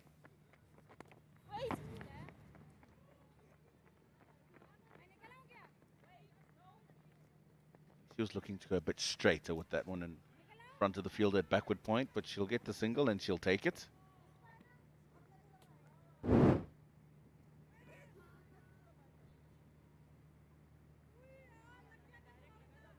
That was very close, very, very close.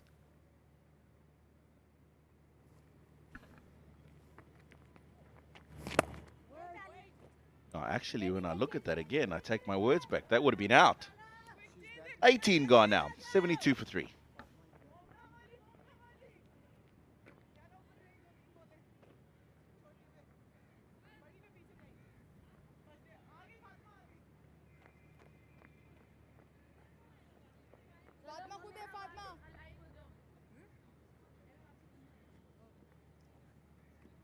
Short मिट नहीं है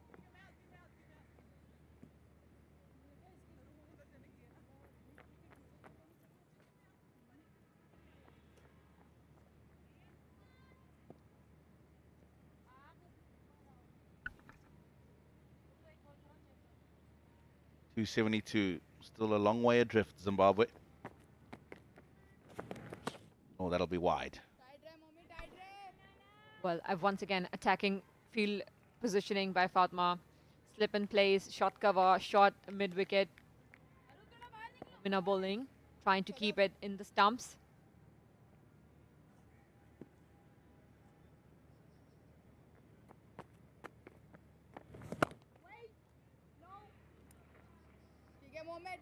Now, where do you think she should be looking to get her runs? Because she's got a packed offside field, a slip, a catching cover, and then just a deep mid-wicket.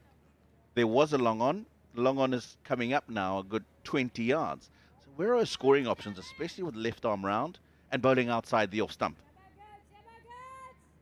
Well, I believe if she can stay there for a longer period of time and then make sure she's coming onto the ball when driving.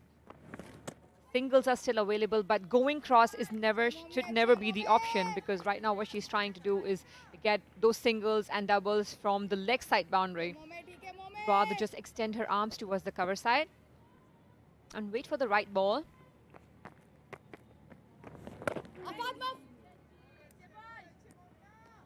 Or maybe at a couple of occasions she can come down the ground if the ball is in the stumps, because mid-on is in the circle. She still have a chance to take the ball over that.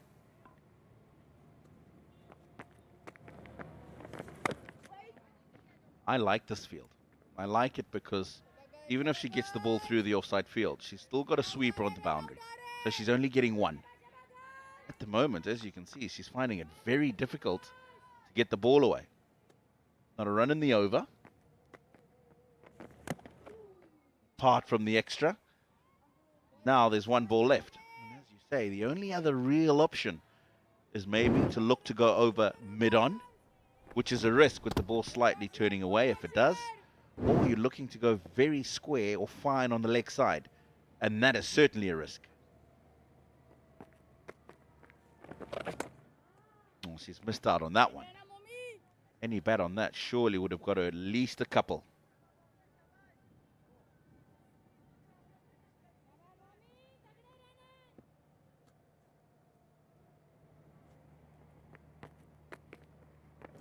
Fatima 74 for 3.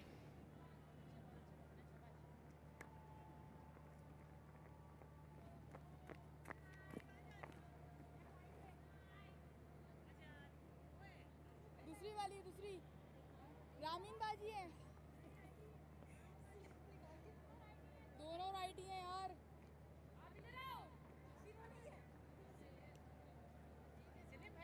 नहीं है गोल फाइलेगा जो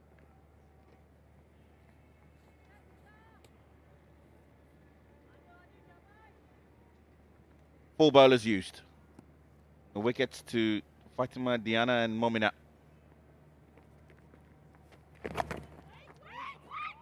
Looking for the sweep. Straight to 45. ठीक है रामीन बाजी ठीक है Once again, Pisa on the strike. See, as you can see the field, it's completely different for Pisa. They're not attacking her at all. They just want her to take the strike. Just want to take her off the strike. And make sure the other one is playing the rest of the deliveries. So that's a great plan, because if you are going to trouble her like this, she's going to throw away the wicket anyway.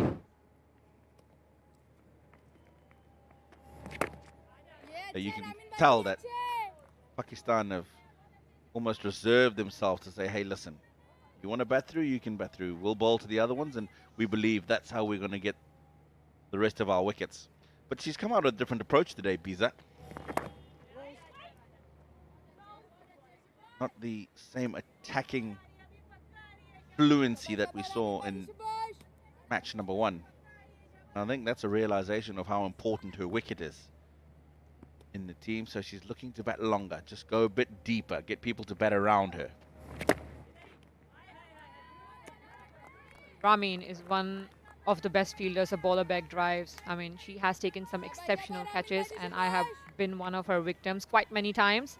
So diving catches, straight drives, she stops everything that's come onto that pitch yard.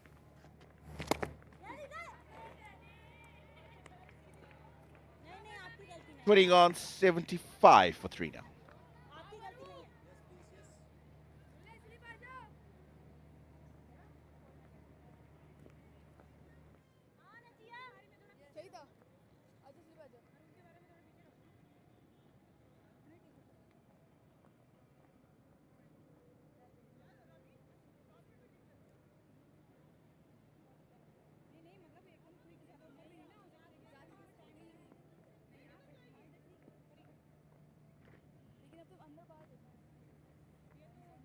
Change में वाला हमें right arm हो गया 75 for 3, Zimbabwe.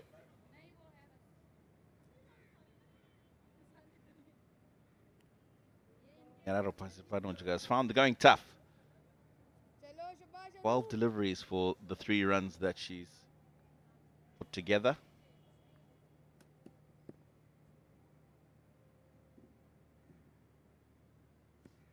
Very different approach today from Biza. On strike. Bit of turn. Nice to see that.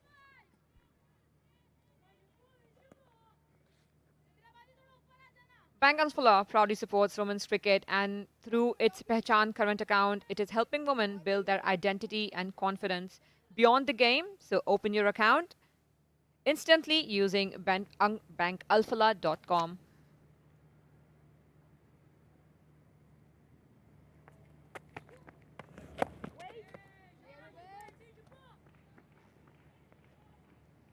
Definitely a ploy to bowl a lot straighter to Pasipanojka. Example that previous delivery. Sidra Amin Shah. 9 wickets in her 9 matches. But I like her because she's not afraid to get the ball up. That's where she'll get her revolutions from, and not quick and flat. Always nice to see a leg spinner who gives the ball some air. That's where you get your purchase.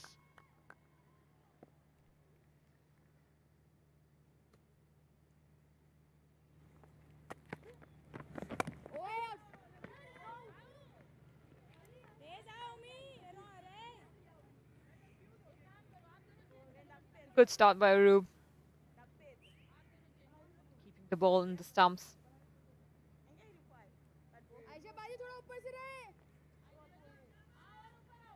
Almost the same field for her as well.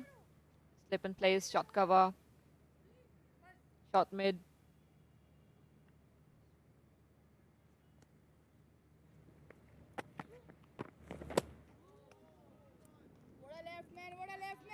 Nicely left alone. Quiet over, first one for Shah. Couple of balls, well, 1 ball to go now.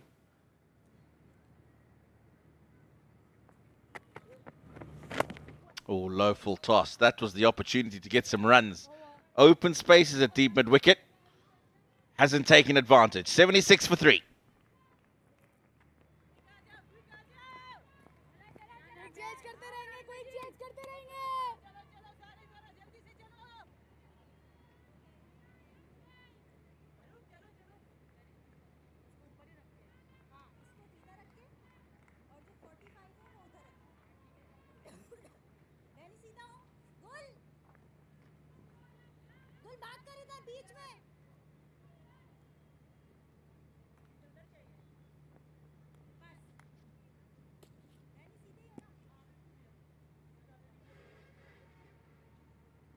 Important partnership this is in between these two,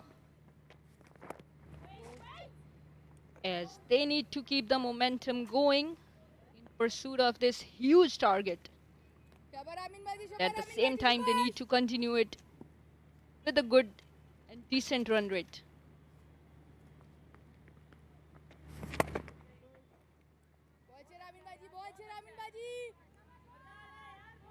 Ramin Shamim has been given the opportunity in place of Nashra, and she has done justice so far. She is bowling really well. Well known for her accuracy. It was a low full toss and a good grab this is by Gul Firoza. She was placed rightly there at short square leg region, and it went straight to her.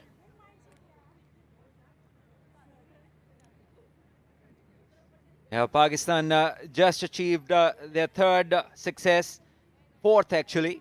This is the fourth wicket to fall. Biza, the victim this time of a full toss, a soft dismissal this. And the bowler cannot believe her luck. The ball that should have cost her runs has just resulted in another wicket. Beloved Biza, 29 of 51. Zimbabwe, 76 for 4.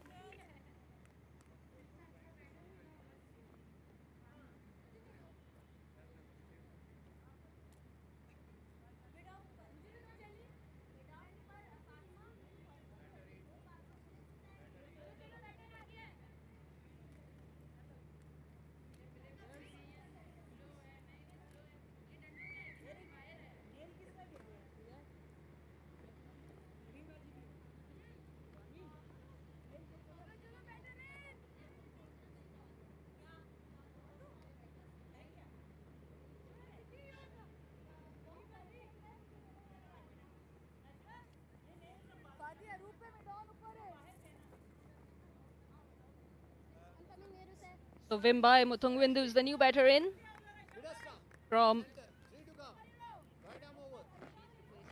beloved Biza, who was looking very much comfortable on the pitch, though she took some time, and she needed so because she's still getting herself used to on the pitch and complementing her other partners.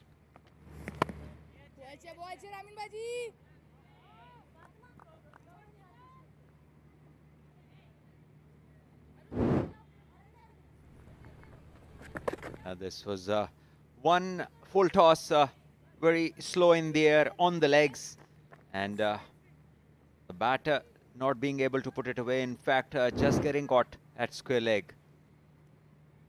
So welcome wicket that for Ramin, as this one is short and wide, cut straight to the fielder at point. Sidra Amin does the cleaning up.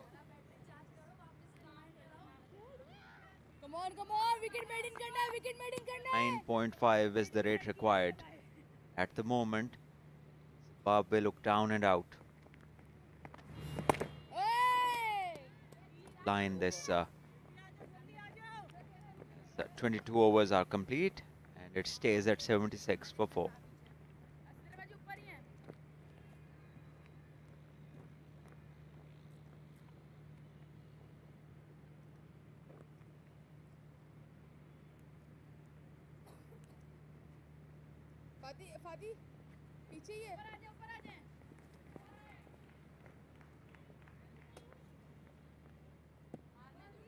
Not so good outing for Christine and Kelly, couldn't score and contribute into the run card. This time swept away. Here's a fielder who will have to do some hard work, and she couldn't do so. Sadaf was the one who has allowed this boundary. Not a very confident chase this was from Sadaf. It should have been stopped, but a sigh of relief for the batters. Runya Raro was the one who played it. Got the boundary of this ball. Good placement, good control on the stroke.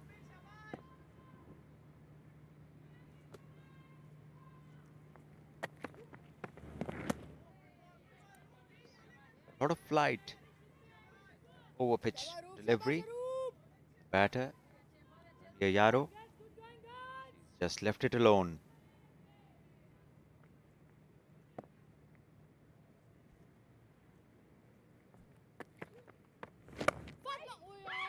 Full pitch this time from Arup, but it went straight into the hand of the fielders. So yeah, she's looking good. She's looking composed. Having faced 20 deliveries so far, she has to stay out there. Need to show some temperament against these bowling. The spinners especially were giving some air. She shouldn't be tempted about it.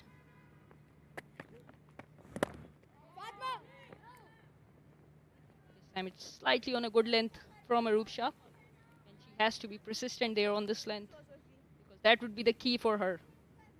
She started off her over with the boundary, but has been able to restrict this score since then.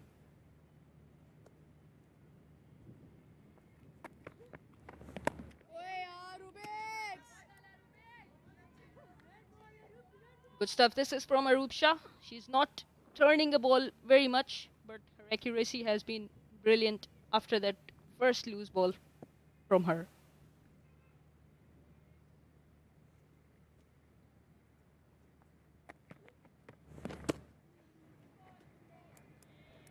Amazing stuff this was from Arup Shah. Invited the batter, tempted the batter with her good length. End of 23, it's 80 for 4.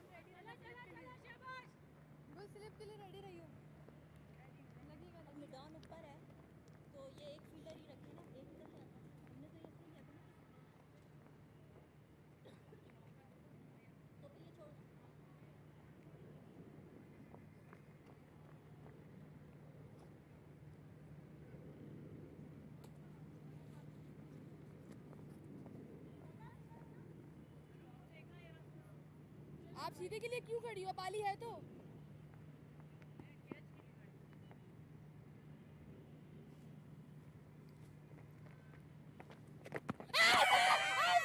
It's a close call, but Amin thinks that yeah, she played it. She had some edge on the ball.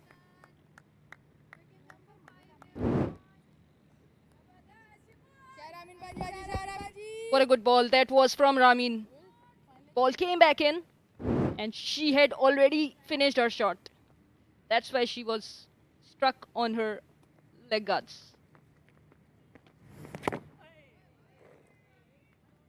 Ramin is not a very big turner of the ball, but her accuracy and keeping it within the stumps has been her success throughout in her career, and she is showing it here as well.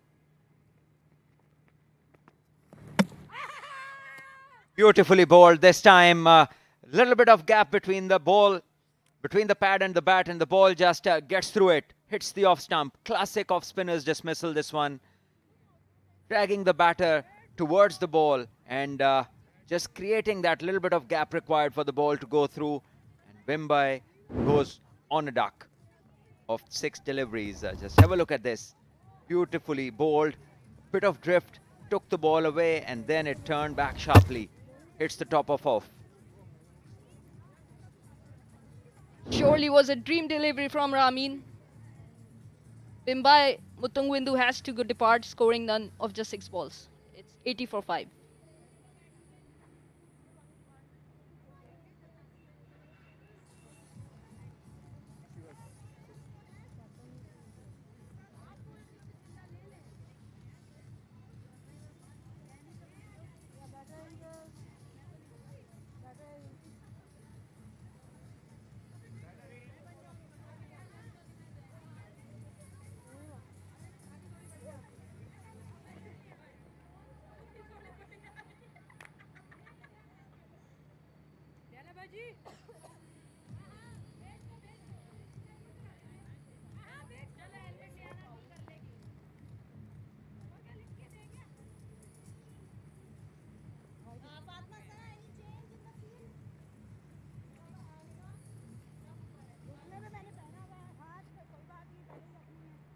The new batter in, Adele, 13 games, 75 runs, 10.71 is the average, and that isn't great.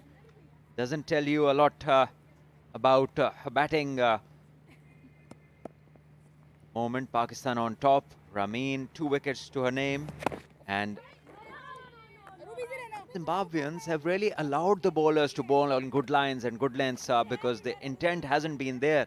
They haven't attacked the Pakistan bowlers enough. And here is another look at the wicket. This is classic off-spin dismissal. Gap between bat and pad and hit the off stump. Fielders are close in the ring. There is no single available. And the Pakistan bowlers have put the squeeze on.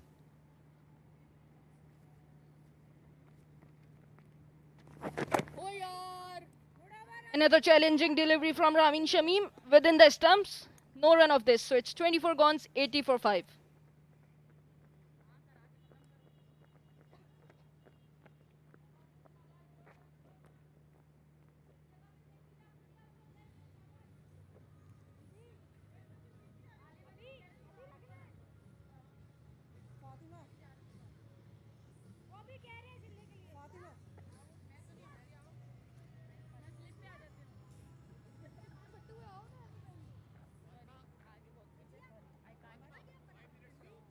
जल्दी आप पीछे हैं, जल्दी जाओ। था भी थोड़ा आगे का ना, तो शार्प था।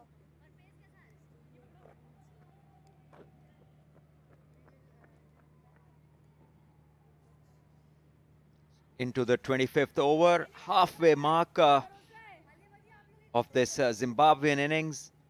It's Arub to bowl her third. Zimbabwe 80 for 5 in deep trouble. Ranya Raro, 7 of 23. Adele just new to the crease.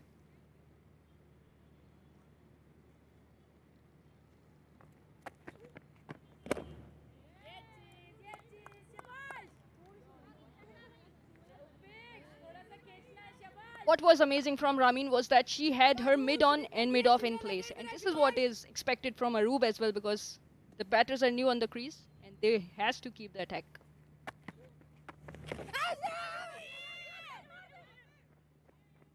There's an appeal, but maybe the umpire thought that the ball has just pitched outside leg.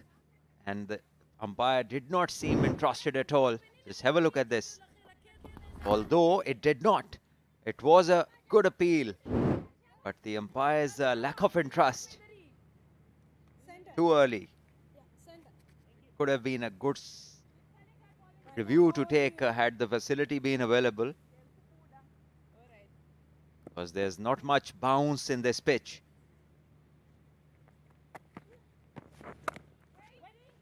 Again, good bowling. The Pakistan spinners have bowled stump to stump, and that is the key to their success on this pitch. And any spinner who can bowl good length and within the stumps on this typical Karachi pitch can be pretty handy.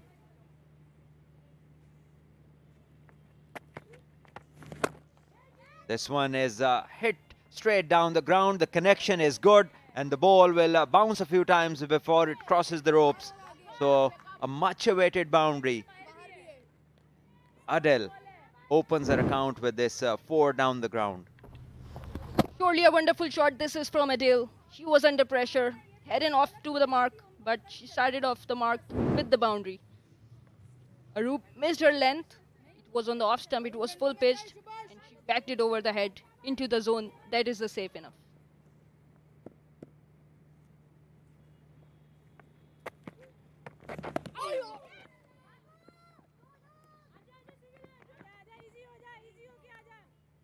Lucky runs there for the batters.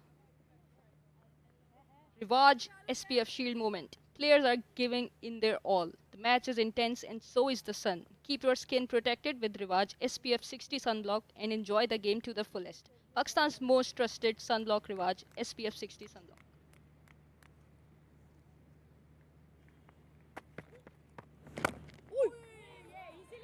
Wonderful stop. This is by Gulfiroza once again. She was up there on attacking position and stopped it really well. It was hit really hard. So it's 25 gone, it's 86 for 5.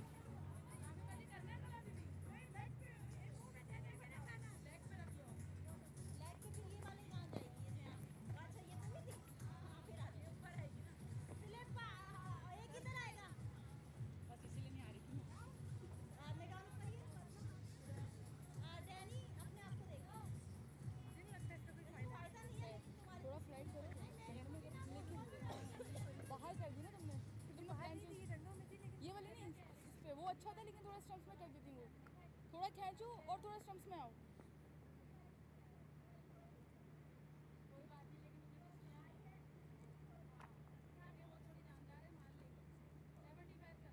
So Ramin Shamim has completed her 7 overs in a jiffy. And at this stage, Pakistan were at 151 for none. And Zimbabwe are 86 for 5. Half team is back into the pavilion. What a good start this is from Ramin. She is enjoying her outing here. The pressure is on. Off stump packed. All fielders in the ring. The bowler delivering most deliveries on line and length. Driven this time, but straight to extra cover in the ring. There's a short square leg on the left of leg umpire, and there's a short catching mid wicket right in front of the batter. As this one is swept, there is protection in the deep, just the one.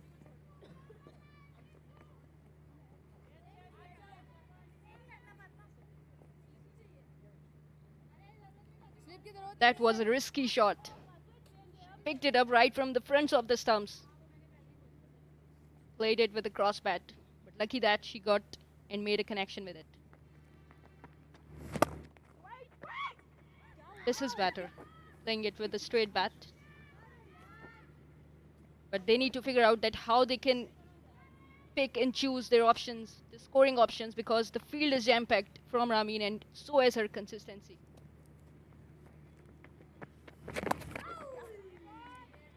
Once again swept and swept well. Bit of misfield, but no extra runs. Del, the striker.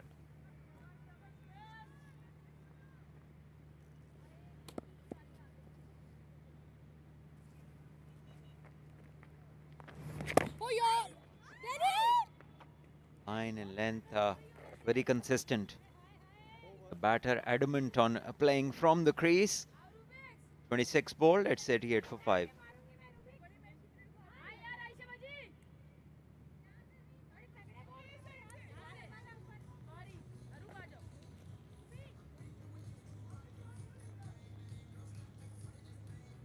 Fatma, sleep, Fatma.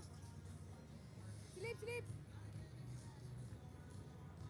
Pakistan women posted 343 for the loss of 4 wickets. Sadaf and Gulfiroza scored their maiden centuries and Sidra Amin contributed really well, scoring 59 of 58. And in reply, Zimbabwe women are on 88 for 5 and they need a good partnership between Runya Raro and Adele. They are heavily relying on these two because they need to lift it up from here. So they need 256 runs of 144 balls. Which certainly isn't going to happen in the manner that they are batting at the moment. There's a slip, there's a short catching cover. And there are 2 others in the ring on the offside, one at point, one at cover. There's a deep long off, deep cover, short mid-wicket, mid-on in the ring, and there's a sweep at deep square leg. Sweeper over there. Pakistan are on the attack. Beautifully bowled. Flight, and she's getting a bit of drift. The batter will not get any force or timing if she continues to play like this from a standing position. She has to lean into the shot to get the power in it, to get the timing, and maybe use her feet. But at the moment, it's just all too easy for the Pakistan bowlers. Now there's a slight change. The slip has come to a short point, and the short third is there now instead of a point.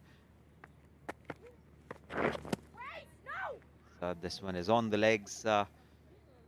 It's called wide. Yeah, with the field set, she chose to bowl on the leg side. They need to keep it consistent on the offside because manpower is there. Was Fuller from Arub. She wanted to play it towards the offside, but couldn't do so.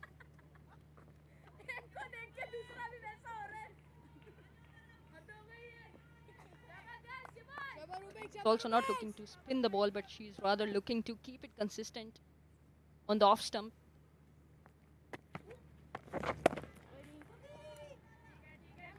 I think the only turn available is from those slightly rough patches. Otherwise, there's not much turn because she's bowling it slow, giving it a lot of air, and still there is no great deal of turn that we can witness. So the pitch is good. It's just that, yeah, here's a chance, and that is well taken. This is brilliant from the captain, I believe it was Fatma Sana, and she's done well. Diving to her right side and taking that chance, which just lopped up off the top edge. Because there is no pace from the bowler, so the ball didn't go far enough. Just have a look at this. And Fatma Sana moving quickly and diving to her right, a one-handed take. Great to see some good athleticism. Amazing stuff. This is from Fatma Sana. Exactly 7 years ago, she made her debut for Pakistan. And today she is doing well for her team as a captain. Adil Zimino has to depart, scoring 6 of 14, so it's 90 for 6.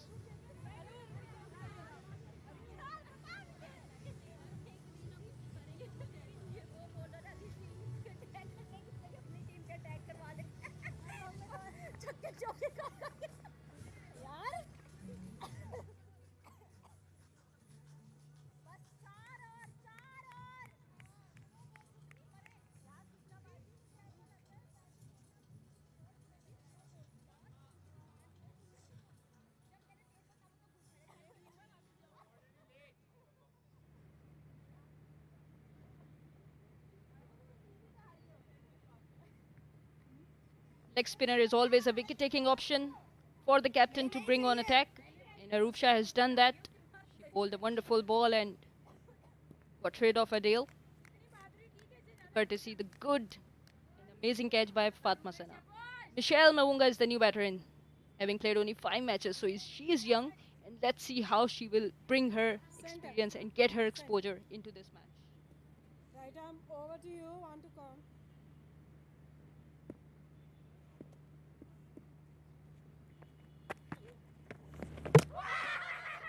Beautifully bowled, a bit of spin, and that was enough to hit the off stump.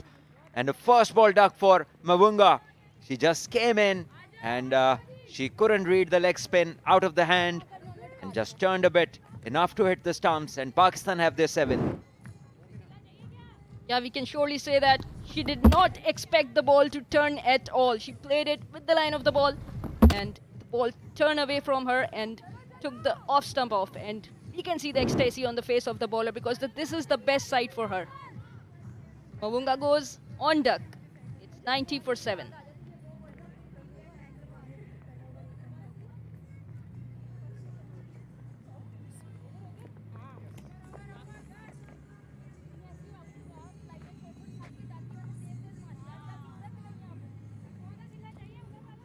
इधर वाला इधर वाला गोल गोल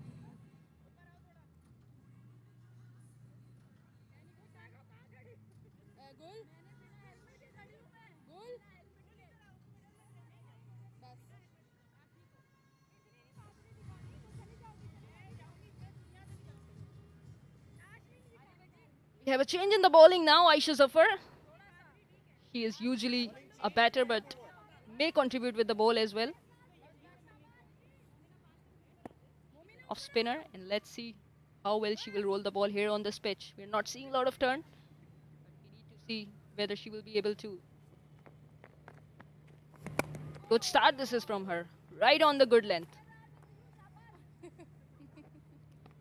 There is absolutely no intent from the batters, so that enables any bowler to just come in and settle in straight away into good lines and good lengths. As this one is once again swept, and swept with authority this time. Good timing on it as well. It goes to the boundary. The fielder diving, trying her best, just not being able to stop it.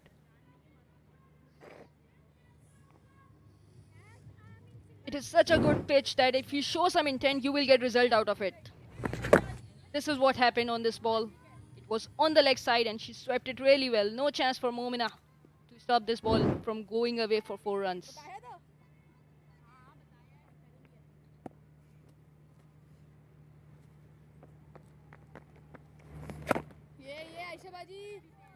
This is better. As long as you bowl into this region, it will create difficulties for the batters. get any runs on that because there are so many people protecting in the ring.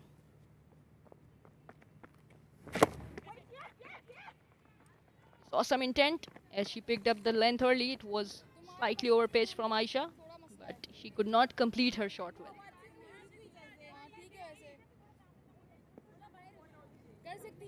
Flight being given to the ball. Aisha looking to get a bit of spin, but probably she doesn't have many revs on the ball that are required to make it to turn. And Sivanda, the captain of Zimbabwe, now going to face music. Averages 10, 25 games, 130 runs. At the moment, team is just stuck under 100, have lost 7 wickets.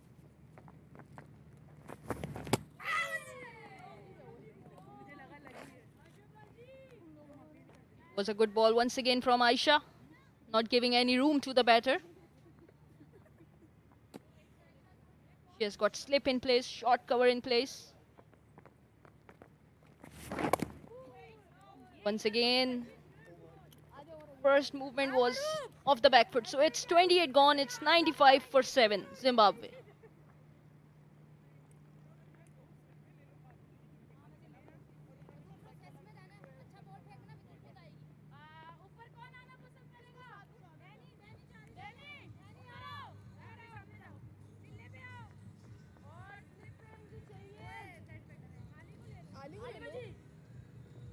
Mummy ने वो थोड़ा बाहर करो वो mummy ना जाओ जाओ बस बस ओ sir sir 95 for 7. That's a very sorry card for Zimbabwe. 32 being the highest by Callis. But have a look at the field setting. And guess what? Why is this happening? Because Sayeda Arup Shah is on a hat-trick. 4 overs, 2 for 13. How well she has bowled.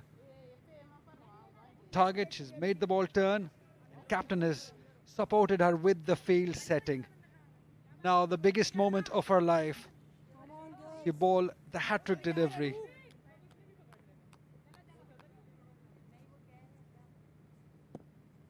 Slip. Short mid-wicket. Short point. Cover in the field. Oh, that was an expensive drive. She's disappointed. Maybe from within the stumps would have been a better idea, Shah Faisal. She was thinking correctly, throwing the ball up in the air, but the line, like you said, was too wide. Bit closer, and she had the field.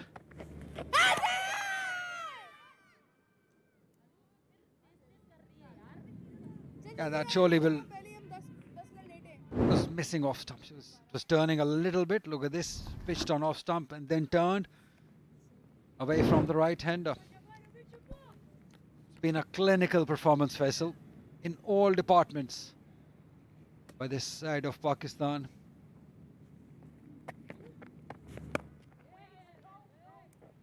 Absolutely. They did the right thing with the toss, winning it, and from their end, they didn't look back. Once again, a mammoth opening partnership, a good performance as a whole, as a batting unit, and bowling and fielding has been pretty good as well. Yeah, I'm pretty much sure that this performance will make Fatma Sana happy, because in the previous game at the presentation, I asked her if she's happy by the win margin of 168 runs. She said, no, not quite. We wanted to get them out under 100. Probably this performance, 249 runs still to get, can make her smile and make her happy. Very little pick from this performance. Want to be critical, another flighted delivery. And, well, this innings has really capitulated very quickly for Zimbabwe. 76 for 3 to 90 for 7. It happened very, very quickly.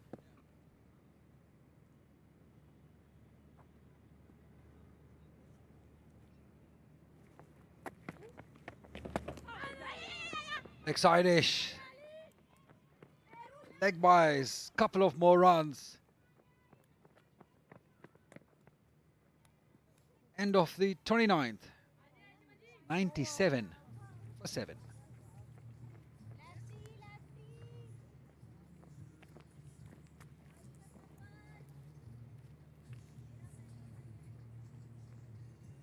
चलो कोई आपका backup तो बना आपको ही बना के रखा हुआ था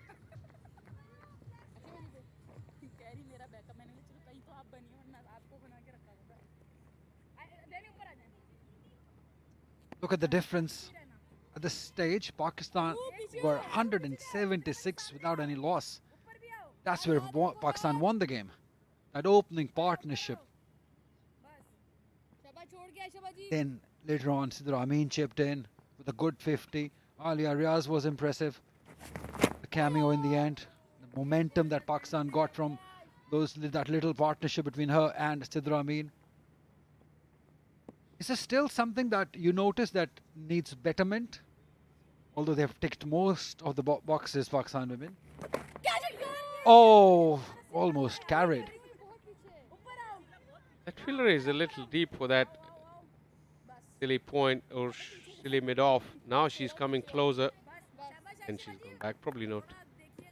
They're the longer version, so not used to these fielding positions.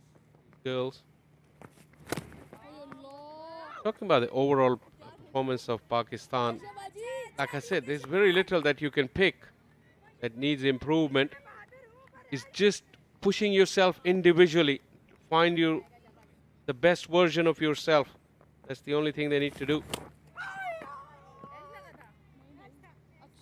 Seems like every ball is a wicket. The way these fielders close to the batters are reacting. Well, look at Gul Firoza. Look, she thought she was an edged. It was edged, surely she thinks it.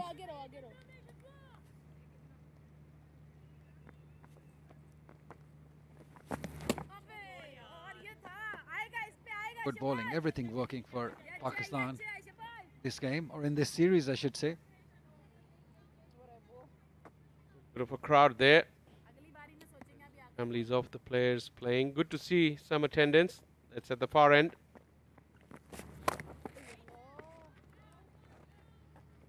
Another very quiet over. Writing is pretty much on the wall for Zimbabwe. 97 for 7.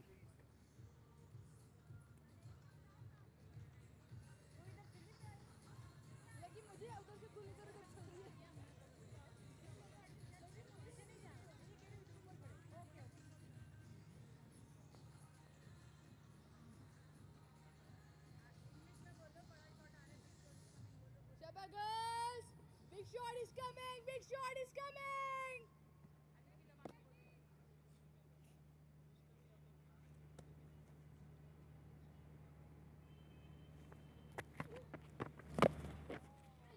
Sweeping it from outside the off stump. Just earn her a single. Roop Shah, she's been brilliant. About brilliance, here is Vigotel. Smartphones. Dive into new world. Just for 16,000 you can dive into the new world, Shah Faisal. Yeah, absolutely.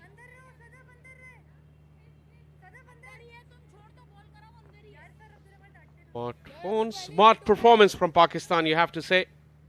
In all three departments. Short cover. Very, very silly mid-on.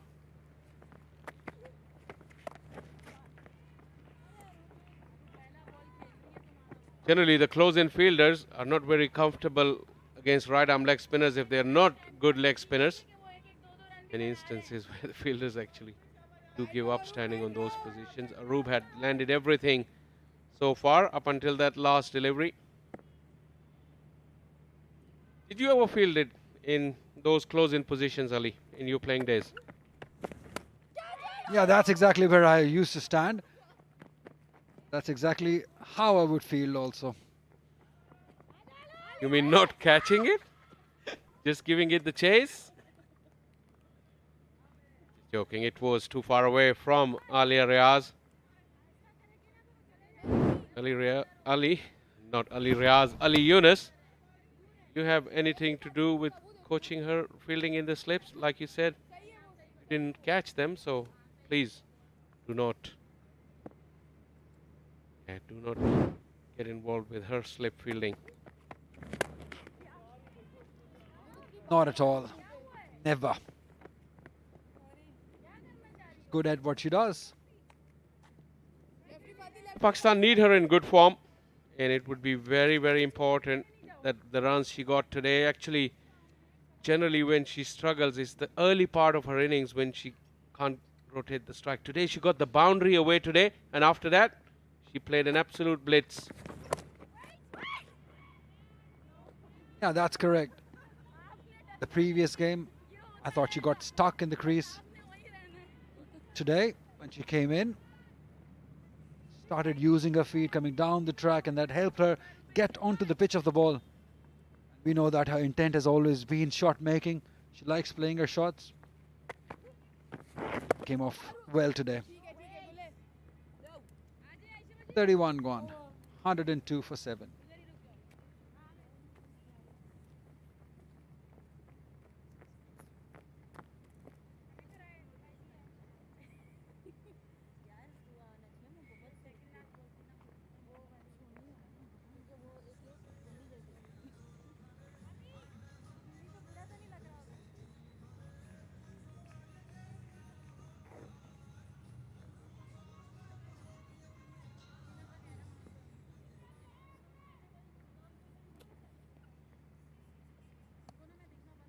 Right, fielders all over, everywhere. It's a good opportunity for Fatma to give bowling to Aisha Zafar. She's a batter in the side. It's always good to have somebody who can she use for a couple of overs or 3 or 4 overs, especially in this format. They wanted to go hard at it and missed. Oh, it missed everything, even the gloves of Naji Halvi. Alright, a laughter out of everyone.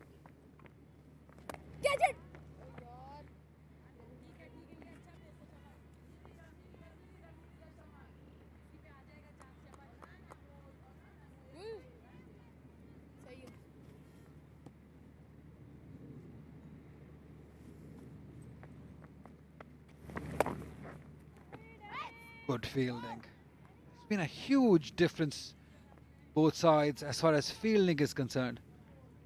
Zimbabwe women, they've got no freebies, none so ever. In fact, we talked about Saida Roopshaw's fielding earlier. She's been brilliant, a live wire.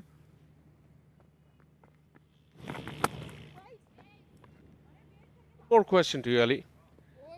Why is it that when somebody get hit on a cricket field, all the others start laughing? Like just happened with Diana. She put her body in the line and everyone else was laughing. Through the gap. Sweet timing, great placement, excellent result. Boundary to end the over, 32 gone, 106 for 7.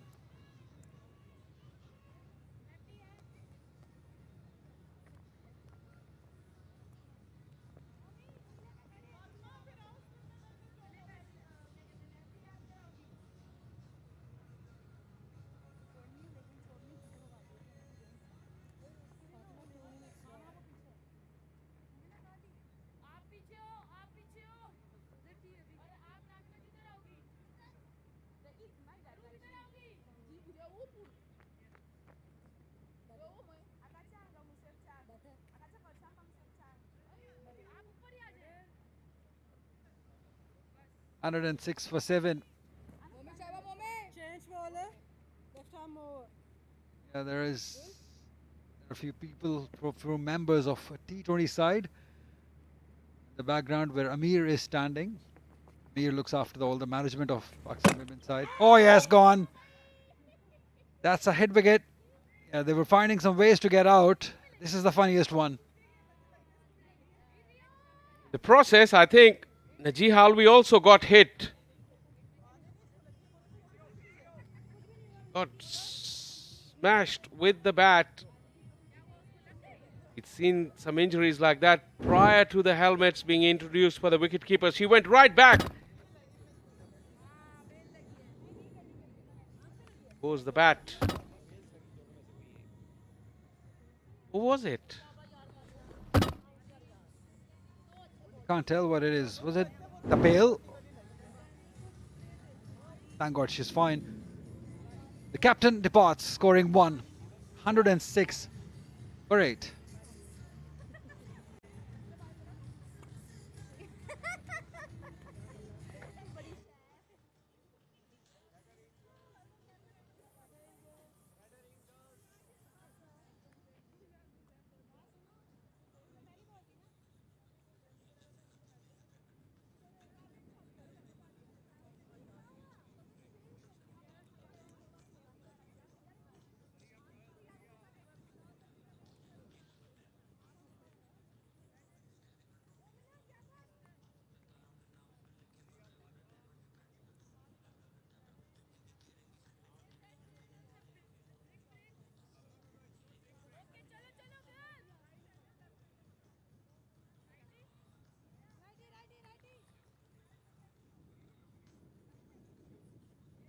All the action. Zimbabwe has lost a wicket, so 106 for 8.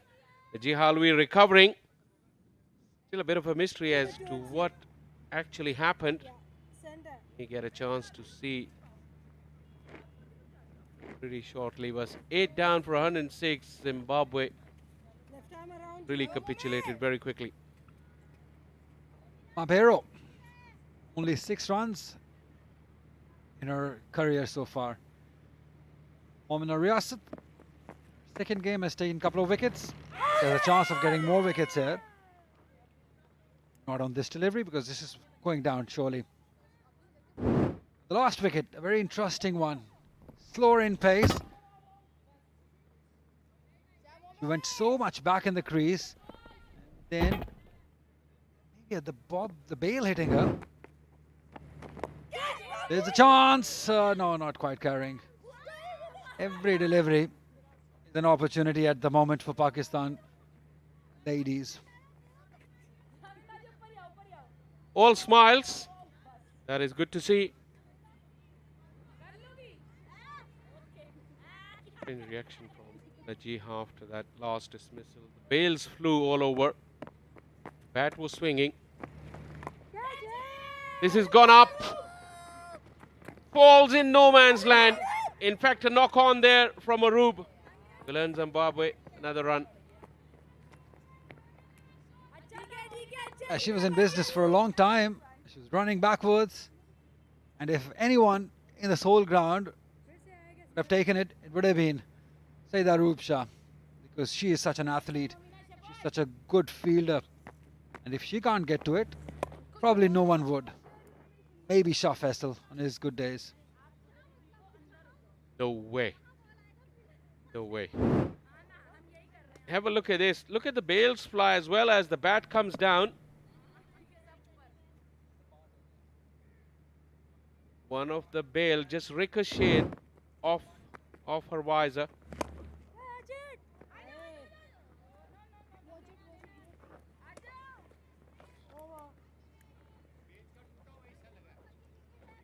.33 gone, 108 for 8.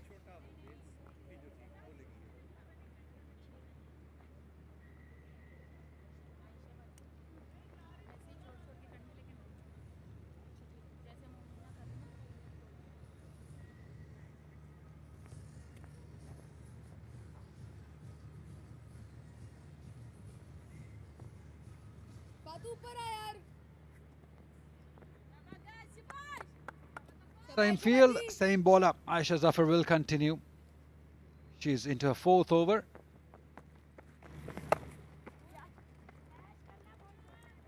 They've been good with the sweep shots.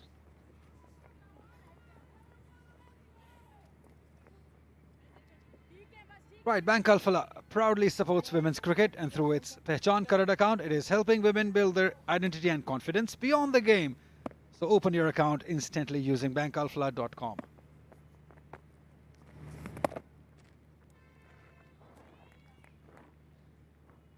Talking about some wicket-keeping injuries over the years, having seen Najee Halvi escaping that little injury before the advent of the helmets. On this very ground, Pakistan's Salim Yusuf got hit by a batter. This one is being swept away for a boundary. Late flurry for Zimbabwe. Little bit of a confidence boost. It may not have any impact on the result of the game. Good for the confidence. Yeah, not a good line. Very leg side-ish. Easily picked. And hit it for boundary.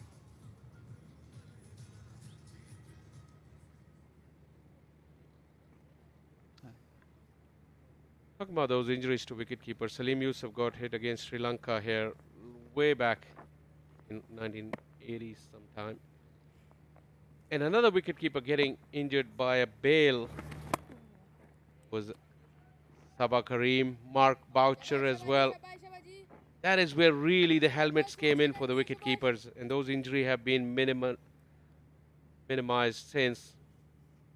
Craig Keyswetter, another one. Yeah, all those stories, the wicketkeeper is, these injuries can change your whole career. Still remember, Adnan Akmal, he was a regular wicketkeeper for Pakistan. He got hit on his finger, he goes out, Sarfraz Ahmed comes in, scores 100 against Australia, I believe, and never looks back. He becomes the captain after that, and Adnan Akmal never played after that. Such is the game of cricket. 34 gone, 113 for 8.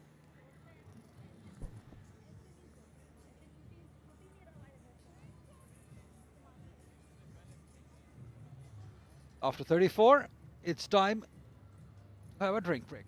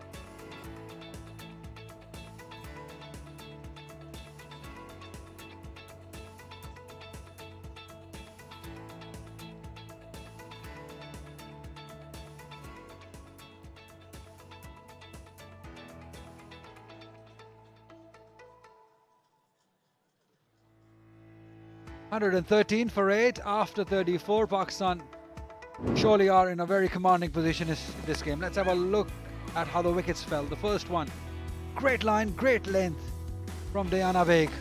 Then Fatma Sana came into action. Not a wise shot to attempt. Then came Momina Riyasat with the first one, turning into the left hander. Then it was Ramin Shameen. A simple decision from the captain. Again, this one was a sharp turn. Off spinner's delight, and then it was Saida Roopshah with an excellent catch by the captain. Fatma Sana was in a hat-trick once. This one was another beautiful delivery. One was the latest one. Side. The bat to the stumps, and she lost the wicket. Fatma Sana has been brilliant in all three departments.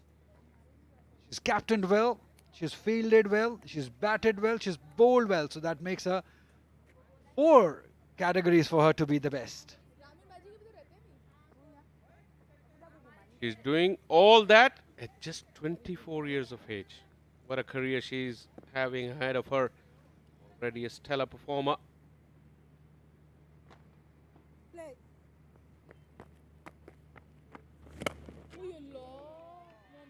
That's nicely driven. At least a couple. Aisha Zafar does well. Great effort. This is what you want to see. Even though the game is won, but you see your fielders giving 100%, diving around. That's excellent effort. That is outstanding from Aisha Zafar. With a good chase and then that full stretch dive. Even though the game is almost in the bag, the commitment is 100%. That should please the coaches. Abdul Majid, a fielding coach, is a hard taskmaster, expects the fielders to be there, involved all the time. That will surely make him happy.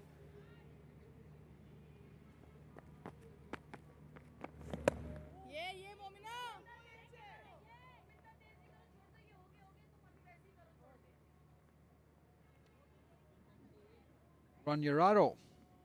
She's faced 51 deliveries. This is good. Spending much time on the crease, getting the maximum exposure, facing these good spinners.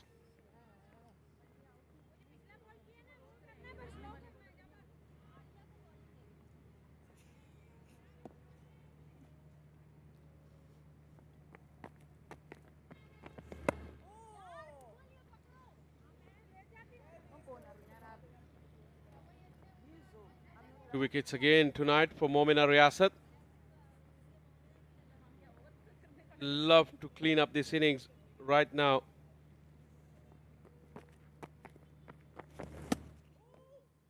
Absolutely. I would like her to get a couple of more wickets just to get the confidence. Because it's good on the management's part that they have rested Nashra Sandhu, but they've carried on with Momina Riyasat. That's how you build players. That's how you give the confidence. Sadia Iqbal also not playing in this series, ODI series. We might see her back in the T20 series. But for now, it's the end of 35th. 116 it is for 8.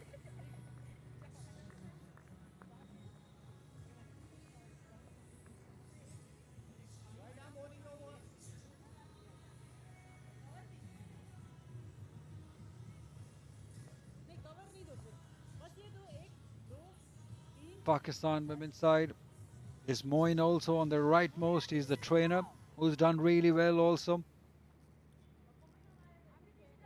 Shaisha in the middle, who's the manager, looks after the team.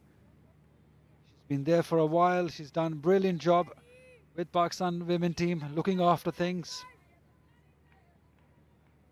It's a good unit. And you see that in the performance, that it's showing how happy this unit is, how together this unit is. As we see the comeback of Diana Baig. 5 overs, 1 for 13 her figures.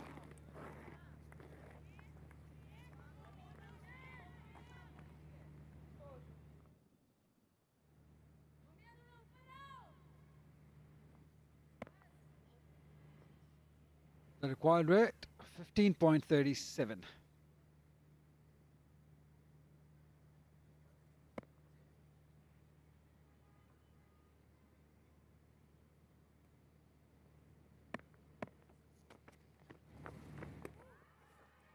Shot one. They've tried their best to deal with the Pakistan's bowling. Pakistan have been brilliant this evening. Previous game won by 168 runs. Commanding, control.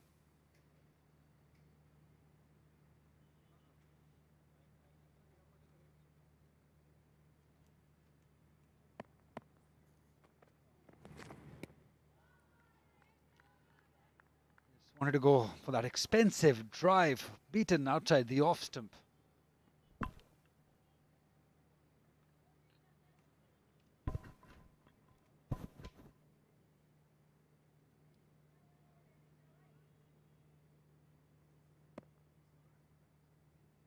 It's 116 for 8 as Pakistan look to clean up Zimbabwean side who look in trouble. This is beaten the outside edge once again. Alongside me, Tino Moeo.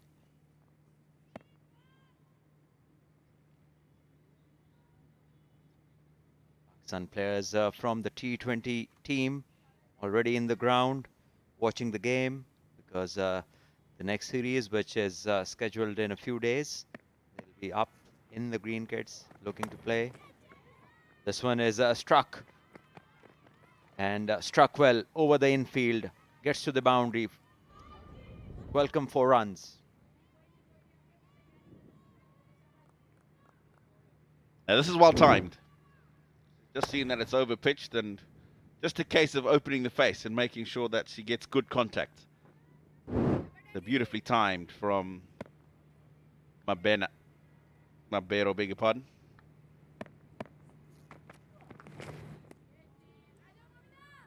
Eaton trying to drive again. This time not close enough to the ball. Beg this time just bowling a touch wider. 36 overs bowled. It's 120 for 8.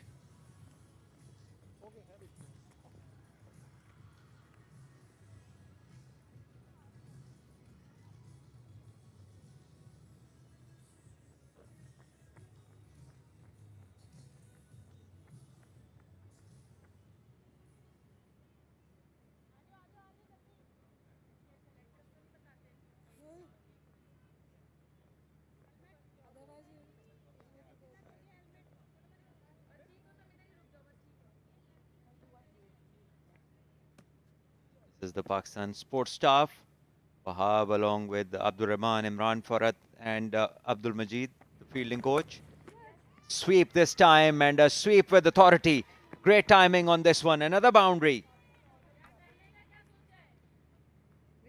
Wow, that sounded good. And what I've liked the most about this is there's somebody square leg side on the boundary. He's outstretched the arms and forced it in front. There you go. She's actually in front of square, but got it well enough in front of her. So good awareness. Realization of where the fielders are and which sweep shot to employ to get the boundary.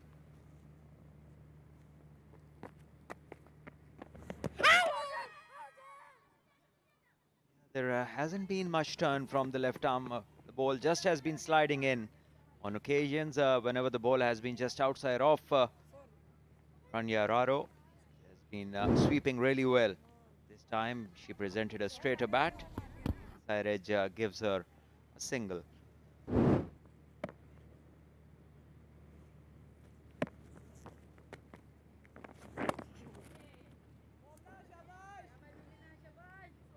This is important that Zimbabwe bat the maximum overs. Just get the feel of things inside.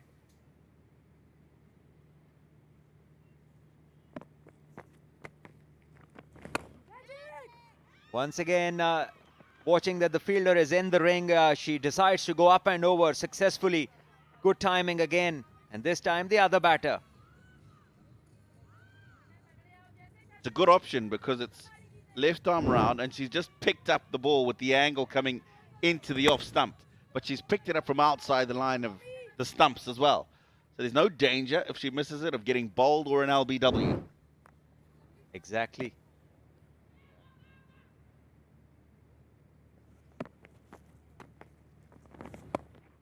Again, ball in the right channels. Last delivery was a touch fuller. The batter took full advantage. Just a touch expensive in the scheme of things. 2 for 38.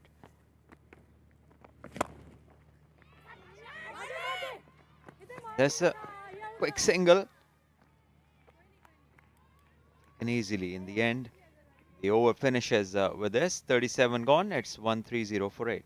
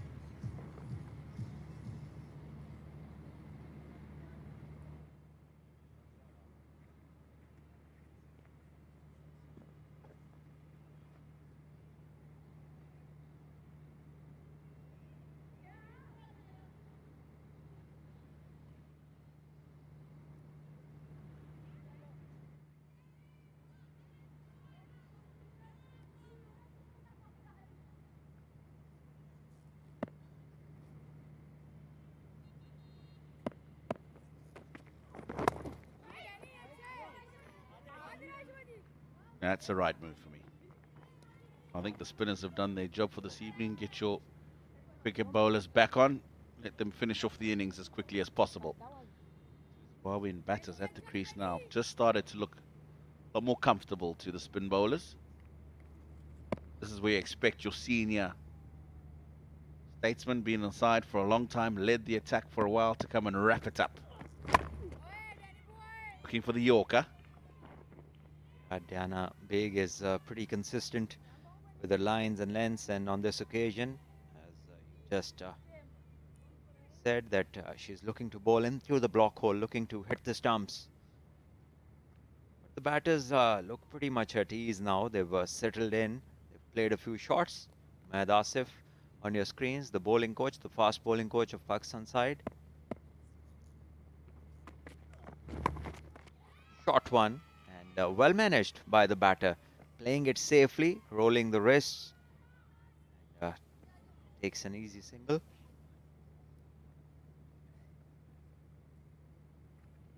She's gutsy, Mabero, and I like what I've seen from her. 16 and 23, walking in at bottom of the order.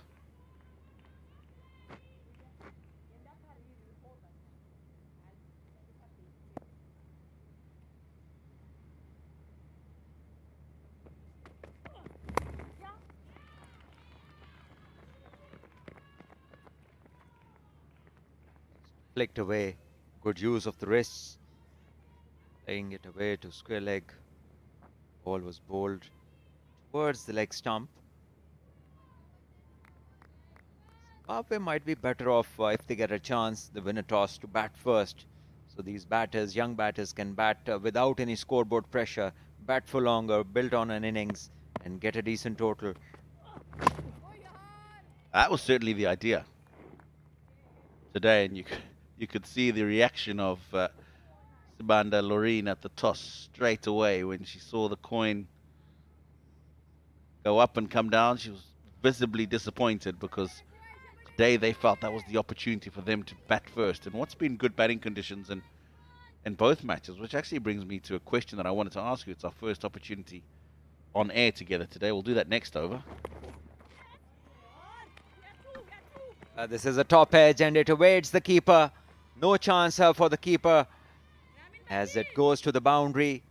And lucky for the batter, it was a full toss. Didn't go where she intended, but did get the desired result. Boundary to end the over. After 38, it's 136 for 8.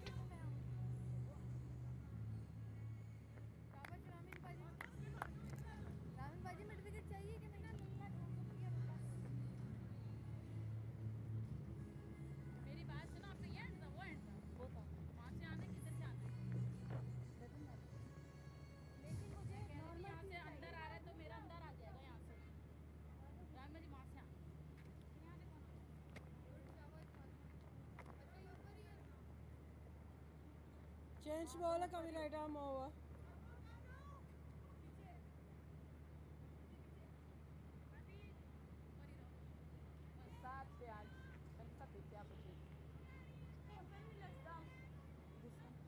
Next up.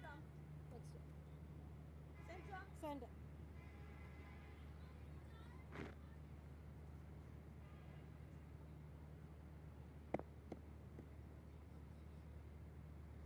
It's the captain now with the ball in hand, Fatma Sana. Right on target. Yeah, I like to see this as well. Fatma just getting herself back into the attack. But I was listening to your pitch report earlier today. You spoke about taking a look at the boundary of the final ball of the previous over, top edge, got her a 4. You spoke about this pitch being the local soil and the first match being played on Australian soil. First of all, why would there be 2 different types of soil on one pitch?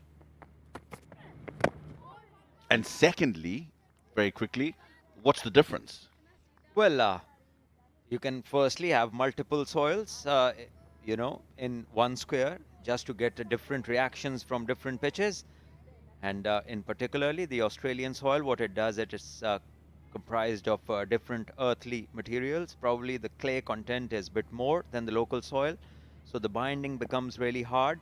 And in response, you can see the ball go faster. And also the extra bounce is there compared to the local soil. As you can just see, it's much slower and it's lower in bounce. And the ball normally just skids through. And they can be turned as well. Just is how you prepare it, how much you water it. So to have those different options in domestic cricket, what PCB did a few years back, they put in some pitches with the Australian soil, and we see that those being frequently used in the PSL and also in the domestic circuit.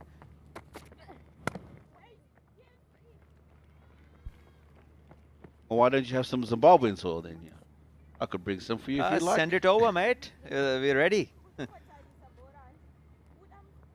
It's good to have variations, just to get your players in the domestic season, in the structure, to get used to different conditions around the world. So if you, even before you start to travel for any certain team, if you have a fair idea of how the soil reacts, then your adjustment becomes that much more easier. Fair point. Fair point.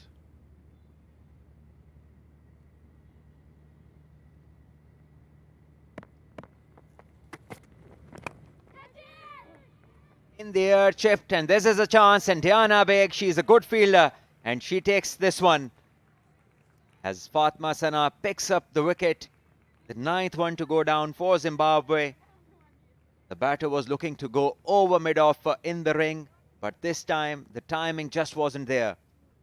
Yeah, we saw her execute this stroke a couple of overs earlier. She played it really well. This one, got it at the toe end of the bat, and it's gone with more elevation than distance. Diana Bag almost ran that past, but a good effort from Mabero. 20 and 26. Zimbabwe now 9 down for 137.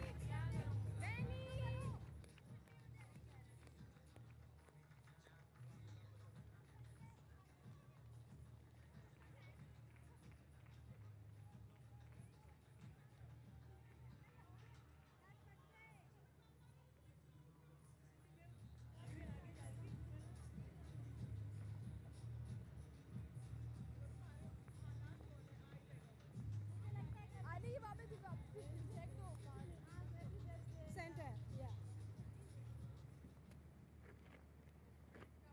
Coming right arm over to you. One more to come. Olinda, the new batter. Last wicket for Zimbabwe. The last pair is on the crease as Fatma Sana will deliver her last delivery of the 6th over, the 39th of the innings. She'll be looking to close the innings on this delivery.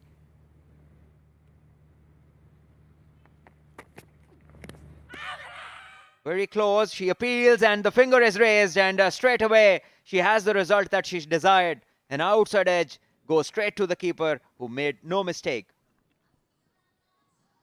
Yeah, just a faint little outside edge. Olinda Chare just fiddling outside the off stump. The captain who brought herself back into the attack, making sure that she gets the final wickets of the Zimbabwean innings. So actually, we're going to have a check of the front foot to ensure that that is a fair delivery.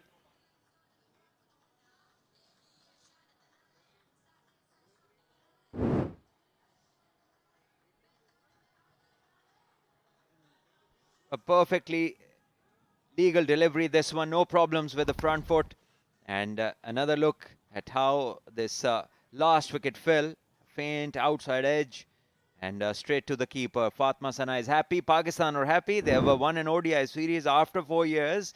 And also this happens to be the biggest margin of victory, 206 runs, and which is huge. So good achievement this for the Pakistan side. The batters really batting well. Both the games, the openers giving them a great platform, scoring 100 plus on each occasion. Today, both the openers getting the 100 and getting Pakistan to a mammoth total of 340 plus. And in reply, Zimbabwe, well, they're a very young team. They tried, but they fell short. 137 is what they could get.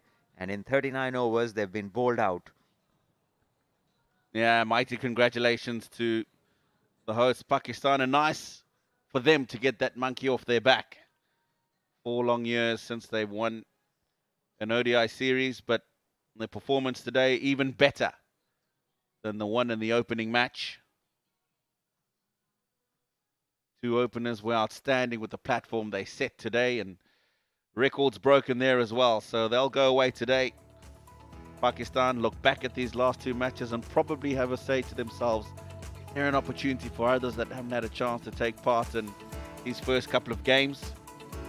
They'll look at their returns, in particular with the bats, and they'll be very, very impressed. The Zimbabwean scorecard, Kelly Ndovu in the runs again. 32 and 51 until she got an absolute beauty of a delivery to dismiss her beloved Biza once again with a contribution of 29 and 51. Probably not the beloved Biza we know in terms of how fluent she was with her innings. And then a nice little contribution from Pasipanojga. She becomes the highest scorer in the innings, 33 and 62, and a cameo of 20 from Bero at the end. Zimbabwe all out for 137. And this is how this innings of Zimbabwe went along. And the opening batters started with a boundary through the covers, and then this outside edge straight in the hands of Gul Firoza, who earlier got 100. Then Fatma Sana hitting the stumps. Then we saw some delightful strokes as well through the covers. The left-hander just punching off the back foot, hitting it to the boundary, then sweeping one very fine. Then the spinners came on. The batters started to use their feet. They looked good with a few shots which went over the ring, shots of authority. And the batters played spin pretty well till this happened. One going through the baton pad, and then the soft dismissal of a full toss. Then we saw plenty of sweep shots from the Zimbabwean batters. One classic dismissal from the off-spinner. Leg spinner then came in. She started to flight the ball. The batters took their chances, but then again a top edge, well caught by Fatma Sana. And this one was a classic leg spinner's dismissal. A bit of turn hitting the off, and the sweeps kept coming throughout the innings. Wonderful cover drive over there as well.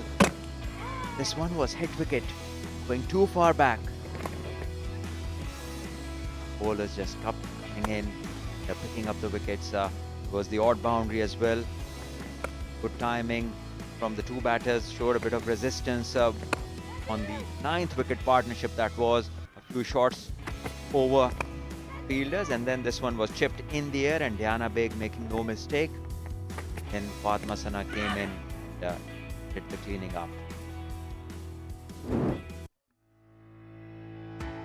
A healthy looking bowling card, and nice to see the captain there claiming 3 for 15 in her 6 overs. Very economical as well. The other was to Diana with 1 right at the top of the innings, and 2 wickets apiece for Momina, Ramin and Aru.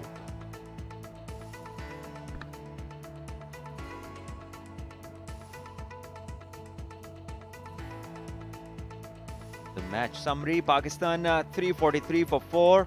Sadaf scoring 100. Gul Firoza 100 of 95, the quickest 104. Pakistan Sidra in the end getting 59 not out. And Zimbabwe in reply 137 all out. Runya Raro 33 not out in the end. And both Callis and Biza making valuable contributions, but not enough to win them the game. Pakistan's biggest victory margin 206 runs. They've won by. Here it is, right on top is this game in Karachi in 2026, margin 206. We'll just take a short break, and when we come back, presentation.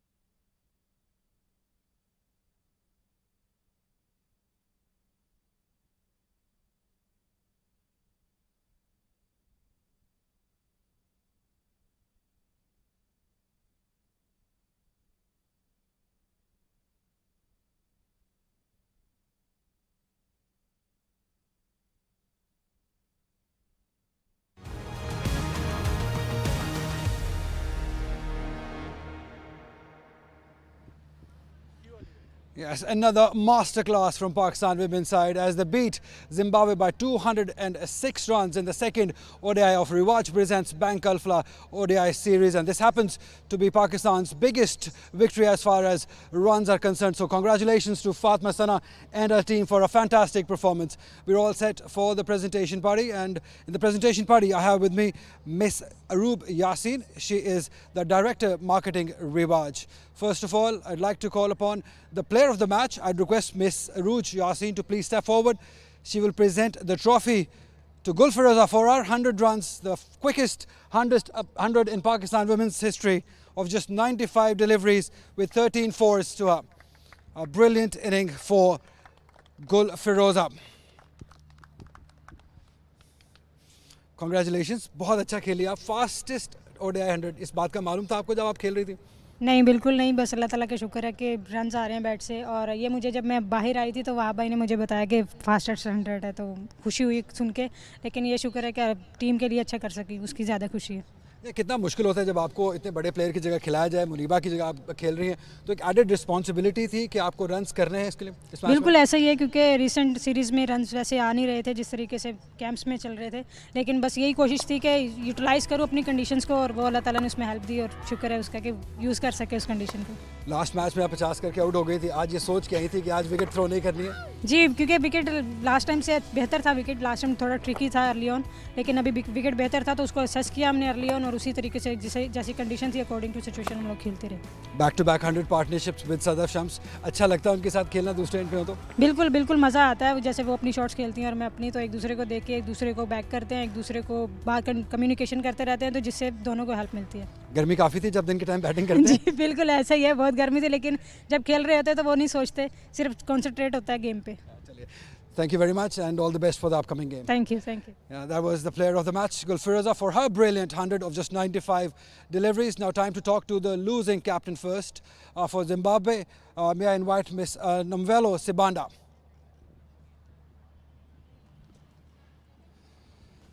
Yeah, tough luck once again.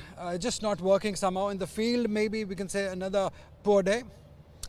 Yeah, I thought as a fielding unit we had an off day. We did create more than enough chances, but we didn't take them. So yeah, that put us on a back foot. Yeah, not everything is bad as far as your team is concerned. The 9th wicket partnership, I think that must have given you a lot of hope. Yeah, I thought Lindo played well, very positive as well. And also how beloved Biza is playing. I think she's in very good touch, and that's a hope for you. Yes, she's been batting well. She's in the form of her life, so we're just hoping that she continues batting for us. Yeah, when you come back for the last ODI, what's the difference you think your team should do to win the game? We'll obviously go back to the drawing board and then see what works, and then we come back stronger. Right, thank you very much. All the best for the last game. Thank you. Right, that was the captain of Zimbabwe, Nomvelo Sibanda. Now time to talk to the winning captain, a very happy Fatma Sana from Pakistan. पिछला match 168 run से आप जीते थे, but इतनी खुश नहीं थी आप. Now this victory of 206 runs makes you happy? Yes, obviously, because we got 200s, 150, so I think we tick all the boxes in the team. What is the best thing that has happened? Is it the opening partnership or the bowlers, how they have responded? I think everyone is on up to the mark, so I think whole credit goes to our team, and especially Gul Firoza and the way Sadaf played that also. Yeah, and talking about bowling a little bit, you've made some changes. You rested Nashta Sandhu and given the opportunity to the youngsters. You're happy how they have responded to you? Yeah, I think Momina did well, and obviously Aroob Shah did well because they are the youngsters in our team and they are doing well job. It seems like the team is enjoying each other's company the way you guys are in the field. So it's all working well for Pakistan. Yeah, I think the environment is very good and everyone is enjoying. So I think it's very good for the team. Yeah, you've won the series and you know that 206 runs is the biggest margin that Pakistan have won in ODI. And the series comes after 3 years now. So it's a big achievement for you and the team. Yeah, I think that's what we want and we get it. So I think it's very good. The last ODI, would there be any change or you'll go with the same intensity? No, I think there will be still changes in the team because we are trying different combinations. So hopefully, let's see. Right, see you then. All the best for the last game. Fatma Sana, the captain of Pakistan. That sums up the post-match presentation. Back to you guys in the comm box.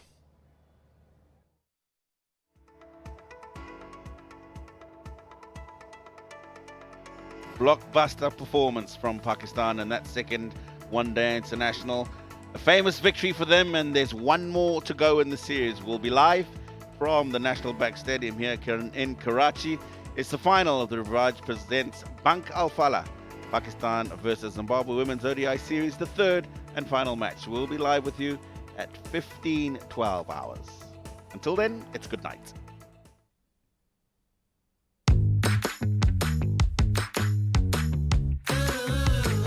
She moves to 100, and a long-awaited century this. Just looking to hit out. It's a maiden women's ODI 100 for Sidra. This is a boundary and a 50 for Sidra Amin.